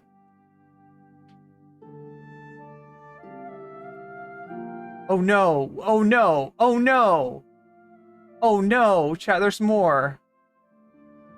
I cleaned my house. All right, let's see this. Man, it's been a crazy 2 weeks, I'll tell you that. I want to see your house. Yeah, it's been, honestly, I'm gonna be real, it's been great. You had a little vacation. It was great. Like, there's been a bunch of people who reached out to me. They're like, "Are you okay?" I'm like, "Yeah." Yeah, those are racists, Asmongold. Those are racists. I've been fine. Like, I've been so good. I've been relaxed, man. Like, I've been sitting around playing video. Wait, is that what the homepage looks like? I never actually look at the homepage. Video games, fucking around. I cleaned up pretty much half of my whole fucking house. Half of his house? That's impressive. The only reason I couldn't do the other half is there's so much fucking garbage in the house. I don't know where to put everything. So yeah, you got to move half of the garbage to the other half of the house, and you got half of a clean house. I understand. I posted a couple of pictures in my on my Twitter. Let me see if I can find some of it right here. So I posted, this was my kitchen before situation. That's a brown recluse spider, chat. It's, oh my god. Oh my god. Cursed. Fucking cursed. How is there a recluse on his... There must be bugs that are eating the decaying food, and the spider came to eat the bugs. So basically I had, like, yeah, this is what happened, and kitchen was pretty dirty. I thought it was pretty dirty, and I sent this to someone, and this is what it looks like now. I sent this to That's so good. That's so good. Someone, and you know what they said? They said it's a different house. Said your sink was white. They didn't even know. They had no idea. They didn't even know what color my sink was. And so yeah, so I cleaned up my whole kitchen, and basically for the first 10. Yeah, he had to defeat the spider like a Warcraft boss. I had them all over my apartment in Oklahoma when I lived near a creek. They love water?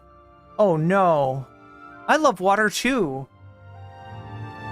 Days of my suspension, I probably spent 5 hours on the computer total across all those 10 days. Like, back in the day, you guys, this is like way before anybody, I was making content like on the internet, because it was like in 2004, 2002, right? I used to spend 8 hours playing video games. I used to spend 8 hours being outside, active, physical, running around, doing crazy shit. And I used to spend 8 hours sleeping, right? Like, that was my life. And I would be outside, like, building forts, like, going out into the woods, like, doing stuff. Building forts? All the time. And, like, then World of Warcraft came out. And at that point, that 8 hours turned into 16 hours. Oh, no. Oh, no. The no-life game actually no-lifed you. And 8 hours from going outside turned into 0. And so it was really good, because, like, I've been exercising and, like, doing all this stuff. I've been physically active probably, like, 4 or 6 hours a day. He looks healthier. feels awesome.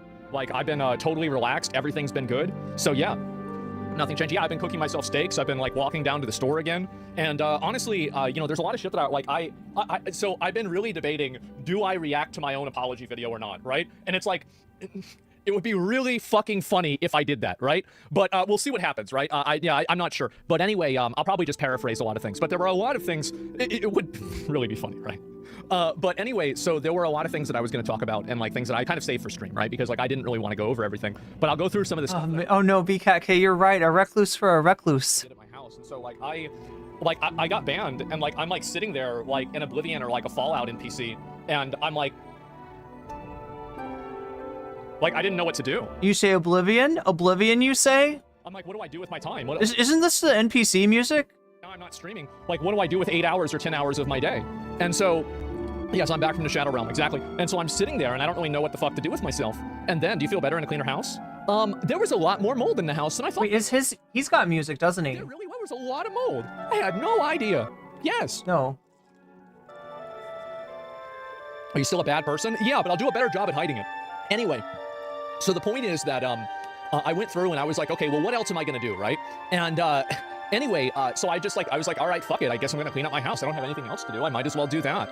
And so please hire professionals with mold. So I'm going to be very honest with you guys. I don't have a high enough item level to fully clean my house because there are tools and gear sets that are available in item level. You know, Encourage and Max 40 that I'm still in like BWL gear or maybe, you know, Molten Core gear to do. Is this like Warcraft like metaphors? So I'm gonna need to bring in professionals to do like cleaning of like down here because I simply don't have the tools for it. The mold is making him say that true. Right, there are like professional grade. No, we cannot bring in the heavy guns for the mold because they usually use these on houses where like people die in them and then like the corpse rots into the sofa, and so they have to bring in people in hazmat suits. So we'll probably have to do something like that. But otherwise, yeah, I will have to do that. But that's beside the point. I will do that. But other than that, I wanted to clean it all up myself because. Wait, I'm sorry. When he says that, like I'm like left with the question of, did this happen in your house, or are you just saying that your house is as dirty as a house where somebody died and rotted into the sofa? Primarily my mess that I created. Well, you're not getting that sofa back, that's for sure. If I have a maid service come in and clean up my house, you know, I didn't really do anything. And I was like, I need to do this for myself because like... At least have to reupholster the thing. And like, so this is the first one, right? So like I cleaned up my whole kitchen and everything. Like I swear to God, like I spent, I'm not even kidding you, 6 hours going through mail. Like this fucking thing I bought at Office Max, this entire fucking thing, so because I was going through mail for like 4 years. Like this is like, you know, bank statements from 2020. You gotta maintain it though. Maintaining it is super easy, okay? And if you don't believe me, you can look at my car right now. My car is fucking spotless. There is nothing in my car. There is no garbage in my car. You can ask anybody who's been in my car. I never have problems at all in my car. And so like this entire, like this table was like full of garbage. There was like, I think there was like a rat that came in from the ceiling and it fell down on the table. It got a bunch of dirt there. No! And so now everything's totally clean and everything like that. Some people were looking at this right here. I do want to address something. There are people looking at this right here. When it comes to cleaning, he's running around in greens at the starter level, says Vamps.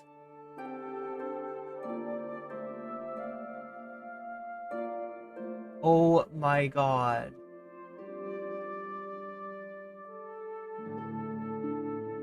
Why is that steak so thin? It's $2 steak. And thinking to themselves. Is it Trader Joe's? Wow, this is green. Asmon really is changing. Did they rot into the house while he lived there? He's eating vegetables, right? It's like lettuce or something like that. I'm sorry to disappoint, but this is actually cake frosting on a cookie cake. No! I bought for myself. I mean, cookie cakes are really good, though.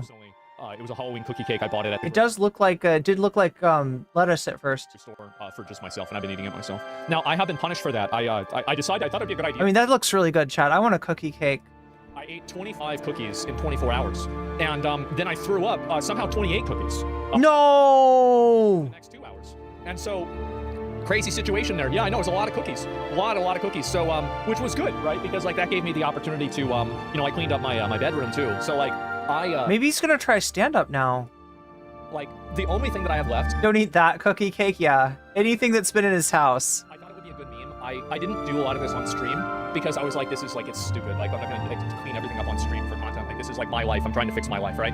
But I will clean out my closet on stream. because I have so much stuff in there, and I was like, okay, this is like easy, and I can just put it there. I'll probably do that in a few days. I've got a lot of other things to do, like in the next 4 or 5 days, and so like I want to make sure I'm getting through all that. Yeah, exactly, right? Because Slim Shady, right? And so I thought it would be funny. Anyway, so yes, I will do that. How many of you in chat were thinking that? I cleaned out like all the only closet that I haven't cleaned out is the closet with all the like it's so old that we have like VHS tapes, like fucking like taped over like Star Wars, fucking Return of the Jedi and shit like that, right? And so yeah, that's gold, right? And so I haven't cleaned that one out, but otherwise I've cleaned out every other closet. It took me a really, really long time, and it was nuts. The ancient archives, yeah, exactly, right? And like I was throwing away stuff from like 1994 and stuff like that. It was crazy. And I found a receipt. This is kind of funny. So I found a receipt from 2008. So as you can see, this is 2008, January 29th, right? And so this, I guarantee you, probably is like me and my dad going there, because like I was in high school at this time, and somehow I still had a receipt like this, and it was inside a drawer. That's why like it didn't get damaged or anything like that. And so Nick posts this tweet, and he did some like partnership with Kamala Harris or something like that. And I saw Nick getting like a bunch of hate for it, and I was like, oh, okay, I know what to do, right? I'm gonna post something funny, so that way everybody talks about my thing instead of Nick's thing. And so I'm like, okay, good. And so I post this receipt. Fucking everybody starts talking about this, and they start taking it super seriously, where they're like, back whenever Trump is gonna make chicken free whenever he's back. No! Like, what do you mean? And like, I thought this was just funny. I thought it was fucking funny, but somehow people took— Wait, his friend got fucking roasted for posting like Kamala stuff, and then he posts this, and they're all like, yeah, that was back before Bidenflation. This really seriously. But I found a lot of these relics of the past, right? Are I calling you a sellout? No, it was about people were unhappy about Nick doing that. I don't know. This isn't a KFC sponsorship. Okay, well, I mean, that's about enough. I think we've got what we needed from that. So there have been a lot of leaks of Twitch, and some of the leaks on Twitch have actually been talking about me specifically. Let's get right into the news with the first screenshot sent to me. Oh, no. This right here really speaks. Wait a minute. We didn't see this. Where was this? Look, he's actually visible. Like, he's not in the dark in some weird casino. Like, where's this? Huge leaks, Twitch leaks with Asmongold, ban, Israel censorship, and Dan Clancy. To the culture of what Twitch is. This is Twitch culture right here. So what we have here is in their internal Slack, we had a person make a post like, hey, that's interesting. Twitch has blocked new users from Israel. What's the first reply from Twitch people? It was from a safety developer. What has anyone from Israel ever done for Twitch? Nice. Okay, so Sunday looked at this stuff and determined that this was a joke. Like, the idea being, like, it's a whole country. Like, what's the... Anyway, these are the... He threatened to, like... When he first put this video up, he threatened to reveal the names, right? To unredact this, right? To essentially dox people. And I think he's walked that threat back now. Culture Twitch, nice culture. 2 thumbs up. Oh, someone hearted it. The one who hearted it was Senior Trust and Safety. Base. Wait, can I get this Rogan clip of base? Base? Base? And this one right here was just a lowly engineer, the lull, as you can expect, because engineers are just... When they told me they'll block account creation in these 2 regions. So here's someone who knows about it. Rogan. Wait, I gotta see what this is. Culture Twitch, nice culture. 2 thumbs up. Oh, someone hearted it. The one who hearted it was Senior Trust and Safety. Base. Wait, can I get this Rogan clip of base? Base? Base? And this one right here was just a lowly engineer, the lull, as you can expect, because engineers are just... When they told me they'll block account creation in these 2 regions. So here's someone who knows about it. Israel and Palestine. For those of Wait, did he... No, there it is. They block Israel and Palestine. The first thing to know is let's that get right into the Palestine news. Region code. Okay, it's meaningless at this point in time. Gaza and the West Bank gets most of its internet not from there. Chat, we're gonna have to go over this video tomorrow. All right. For now, I'm just curious what it has to say about Asmongold.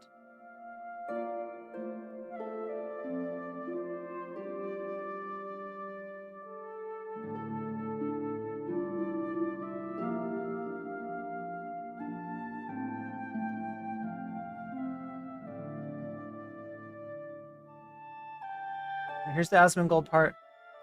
That's a weird thing. Did more people at Twitch very small segment of the stuff that was sent to me? He's a Dr. Disrespect apologist. That's weird. What? That's a weird thing. Did more people at Twitch know about Dr. Disrespect? Did they know what happened? Why are you calling him a Dr. Disrespect apologist? That's weird. I thought nobody. Okay, wait. When is this? October? Is this the 1st of October? I don't know if it doesn't say what year either. God. Nobody knew. That's weird. That's weird. Did Dan Clancy know? That's weird. Of course they knew. 100% they knew. It's not even a question. I don't even think that's bad. It's just they didn't say it because of the legal proceeding. Yeah, of course. Yeah, duh. So yeah, I'm a doctor. This is crazy. An apologist for Dr. Disrespect. Do you want to know why people said this? And my understanding also of this is that this isn't this is a Slack, as some of you might have recognized, and it's not for it's apparently former Twitch employees. So these people did work at Twitch, but then quit. And this got leaked to Dan Saltman. We'll have to go over this tomorrow. It's because I didn't immediately crucify him after one person came out and they said that it happened. Yeah, so that's what they meant, is that you stuck up for... I don't think it says you didn't crucify him. I think you defended. Am I wrong about that? But yeah, at some point the proof became overwhelming, or the pressure became too much, and you did eventually, recognize him for what he was. Well, like everyone did. People did get mad at me because I tried to look, and this is, it's never a good thing to look at the facts. Okay? What happened to him? Just some stupid fucking shit. I don't want to get into it, right? Ooh. Oh, no, I don't defend Dr. Disrespect. I just think it was stupid fucking shit that happened to him. And the funny thing about... What the fuck? Oh my god, this is revealing more about Asmongold. Is that after all of it was said and done, and I reacted to it, I brought up points that nobody even remembered. Like, remember the thing that I said about, like, a serial bad decision maker? Like, with that trans sex worker? And then, like, also cheating on his wife? Like, the stupid fucking mistakes? Like, what do you mean? Like, this is the only one that I'm mad about. Like, if they want to call me the Lich King of the incels, it's like, yeah, okay. But, like, a Dr. Disrespect apologist? What, because I didn't just burn a witch? Oh, what the fuck is wrong with you? Come on. Beast? God damn. All right, let's go on. God damn. Thanks, Dan. Not me. Not this Dan. That's Dan KKK Clancy. Okay? Thanks, Dan. I hope you do some wacky onstage gymnastics with Asmongold next. So this is more to like how the CEO and how low some of the people, even the people that align with him. Oh, so basically alignment with me is seen as a pejorative. It's like, oh yeah, with Asmongold. Oh, that's good. Hey, Clancy, that's so fucking funny. Yeah, we're so back. On politics, still think he's a fucking loser. I wouldn't recommend consuming Asmongold content. Upvoted by 7.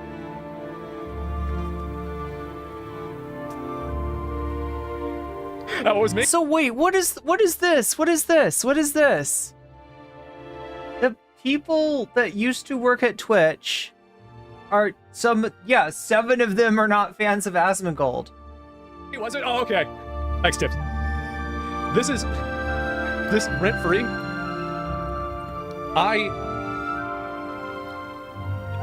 So you guys have Shadow Band, huh? That's crazy. I wonder what happened. Yeah, I wonder what this is. There's the incel thing. Yeah, I don't know. Search for your name? I'll search for it right now.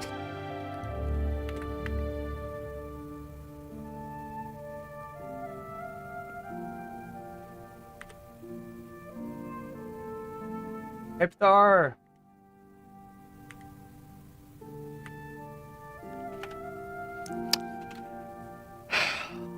Do it on incognito? Okay, sure. I'll do it on incognito. Okay. They're trying to figure out if he's shadow banned? And, well, so in other words, like deprioritized in the search or something? Like he doesn't show up in the recommended for search? Or? To literally no one, I'm not on the recommended tab. I'm nowhere on the recommended tab. So if you refresh, I'm not. That's crazy. I don't know how the recommended tab works. Look at that. I don't think I've ever been on there either, so that makes him feel better. But yeah, around here, yeah. Yo, what's up, Action? How interesting. So let's go ahead. We're going to search for me. What terrorism is, says the chat. This is on incognito with no cookies.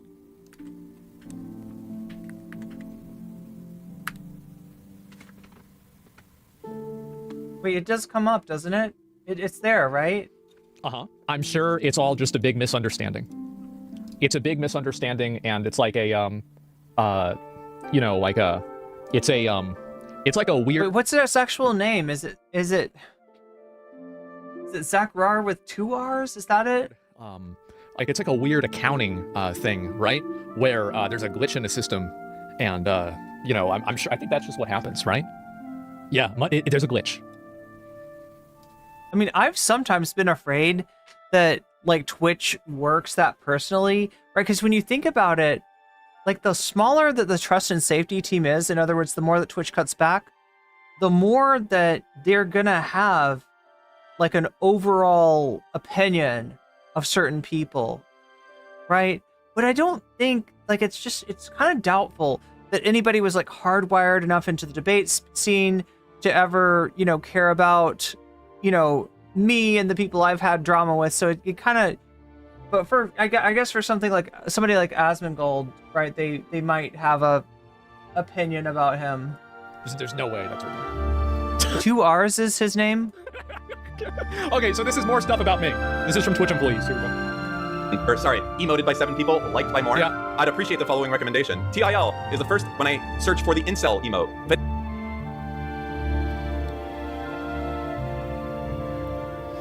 by the way, I want to address the incel comments. He wants to be like, I've had sex, okay? Plenty of sex. Up here in my rat-infested bedroom. I am probably the least incel person on the entire platform. The thing is, you act like, okay, how do I describe this? You think like an incel. Like whether or not you have a lot of sex. Maybe you do. Maybe you have a lot of sex. Lot of sex, right? But you still, you resonate with them. You're like tuned into them. You speak for them. You're like the Lorax of the incels. I have dated. Address the allegations. OnlyFans. Talk about the allegations. Being sexually suggestive in any capacity. I think that they should be able to wear whatever they want to wear. I've been more outspoken about this than almost anybody. I feel like I've heard a lot of sex negativity, and especially a lot of attacks on, you know, people that do sex work. And somehow I'm the incel. How the fuck am I an incel? Because I called a girl fat? Like, that's not fair. That's not it. Yeah, what do you mean? Your hygiene habits? Well, there's a lot of things. Okay, let's just put it that way. There's a lot of things. Yeah, but that's not. It's an over. It's a. He's literally the best friend with a guy that was charged with domestic violence. Is that safety dude? Buzzword. I feel like I'm not an incel, and like I've been one of the only people I feel like who's defended. Sometimes there have been girls that have gotten tons of hate, and I've defended them. I got a lot of shit for it too. I don't know what to say. You look like one? Yeah, but he's incel coded. If I profile people, then it's wrong. Anyone is curious why? Yeah, if we did an incel tier list, he'd be high on there. He might not be like on top tier if he's not actually an incel, but he'd be like, yeah, incel coded. Look at the type of vomit that they put onto the internet. Yep, I don't even care if Asmon isn't the.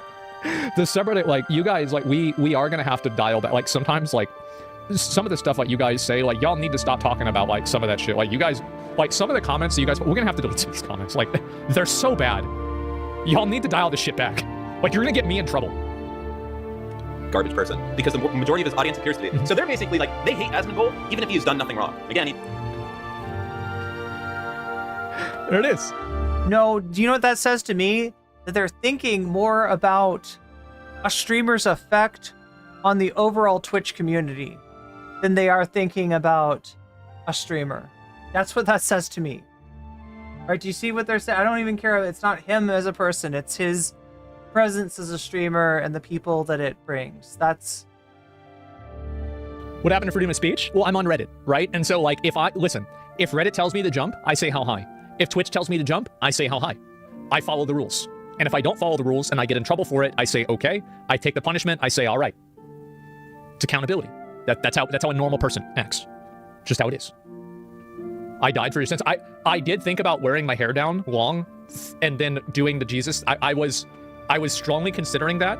And the reason why I didn't do it is because honestly, I just wasn't having a good hair day. I don't have good hair days anymore. I used to have good hair days, but like in my 20s, I had good hair days. I'm 34 now.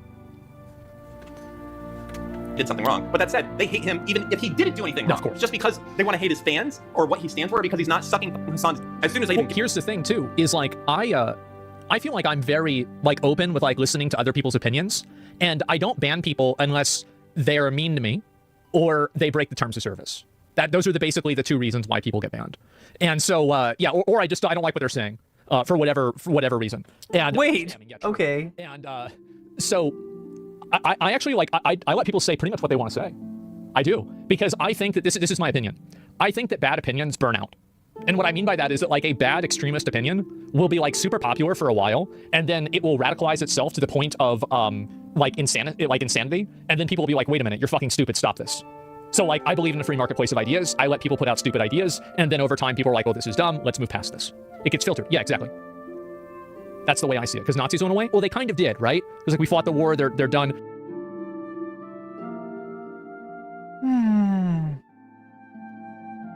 Like, yeah, there's still some Nazis, but most people that say Nazi on the internet, what does being a Nazi mean nowadays? It means not liking illegal immigration.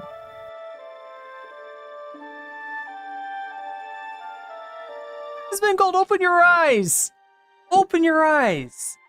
There are AI English translated speeches. In other words, they've got AI Hitler giving his speeches, Hitler's speeches, in English on YouTube, and it fucking pops. That shit gets views. What do they call a Nazi today anyway? If you say they're eating the dogs, eating the cats, ha ha ha, they're calling you a Nazi even though they are eating the dogs and definitely eating the cats. I should know because I ate a rat once. I'm sorry, but Nazi just means you're not seeing their point of view. It doesn't. Like, oh my God! How are you so bad? How are you so like Hasan? What the fuck? Like, well, no. At least Asmongold will listen, right? At least he'll change. He'll take it into consideration. He's an open book. Systematically, right? Like not even Holocaust, right? They use them for like medical experimentation. Like to compare some guy that's like some redneck who thinks that like he doesn't want like illegals coming into the country to a Nazi. What an insult. Why not? Because they're poisoning the blood of the country. Nazi shit. Come on. Come on. And what are they doing in real life? They're revitalizing his fucking town. Right? They're not doing crime. They're not hurting anything or anyone. They're making things objectively better. And this guy's like, no, they're the problems. He's being distracted. And yes, Trump is talking about fucking camps. I don't know how hard this is for people to get. Trump is talking about mass deportations, which would involve concentrating large amounts of undocumented immigrants into camps. Concentrated in camps. But no, there's no Nazis. That's just a difference of opinion. That's just because they do not see your point of view. Asmongold, you are almost too oblivious. You're too weird to die, but you're too oblivious to live. I don't understand you. Nazis. What an insult to the people that fought against them. Oh my God, it's terrible. I really think that the problem too is that there are legitimate people that are Nazis now. And they just get, Nazi, everybody says that. It's like the boy who cried wolf. It's a huge issue. The phrasing, yes. The danger of Nazis is not the fucking, outfits and the swastikas. The danger of fascism, which can manifest in different ways in different countries, as one would expect, right? In the U.S., fascists venerated a giant statue of George Washington in Madison Square Garden. The danger of the Nazis is that they will always find target after target after target to dehumanize and dispose of. That is the danger of Nazis. Not their fashion sense, not their iconography. That. You have to remember, a lot of people don't believe that's real. Well, no, that's a separate group of idiots. So no, he's saying that like only like actual Nazis that are like put on the swastika and goose step, like those are bad, right? But there's so few of them, and like for us to call, you know, some dude who's like, I don't want immigrants around, you know, Trump needs to do mass deportation, for us to call them a Nazi when they're literally enabling a politician to concentrate a group of people that's been demonized and dehumanized into a camp, right? Those aren't Nazis. Those are just your fellow Americans who think differently than you. You are so useless, Asmongold. You are so useless. I just think that it's very problematic that so many people like using these, like, they like using language. Like, I have a problem with like the words like slavery, Nazi. I feel like those are the two main ones that I could say like come off like right off the top of my head. Like those two words I think are overused in a way that is extremely harmful, because I think it delegitimizes and it waters down the genuine effect of what it is. What do you want to bet he doesn't know that in the U.S. prisons right now, there is free labor being forced out of people? What the fuck do you call that? What the fuck do you call that?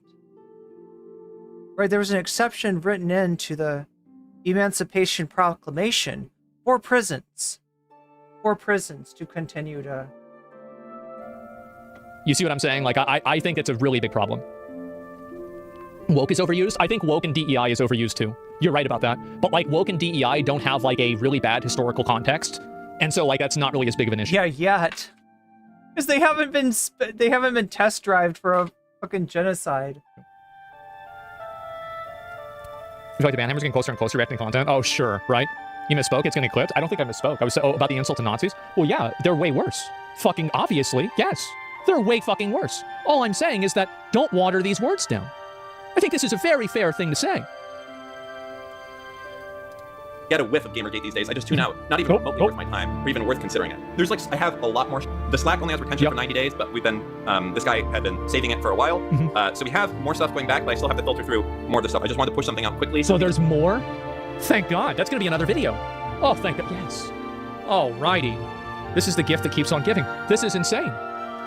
Because I got the feeling, I got the itch that Twitch was thinking of putting out a new statement. Here's something I do want to put across to people. I am recommending that if you see ads playing anywhere on Twitch, until Dan Clancy steps down, and this is his responsibility, I highly recommend that you let these companies know who they're supporting with this type of shit. It's easy to do. Like, if you see an ad for A&W root beer... Do you see how he's pissing them off? Like, they're hostile to Gamergate. They don't like Asmongold.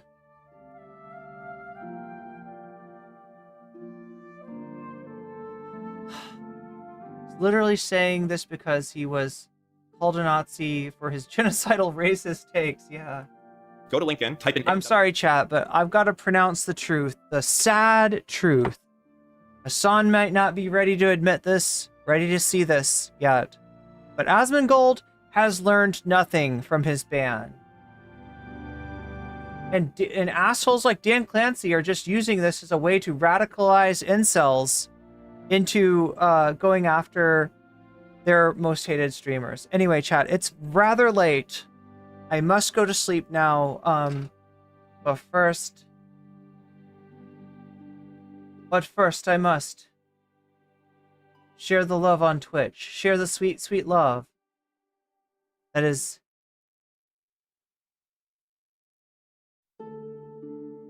a friendly raid. Imps raid with love.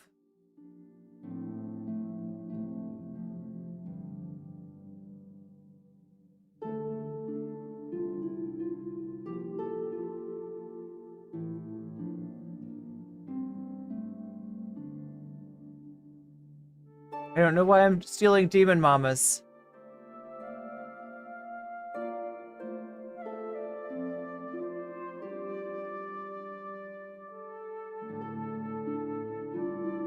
Who's got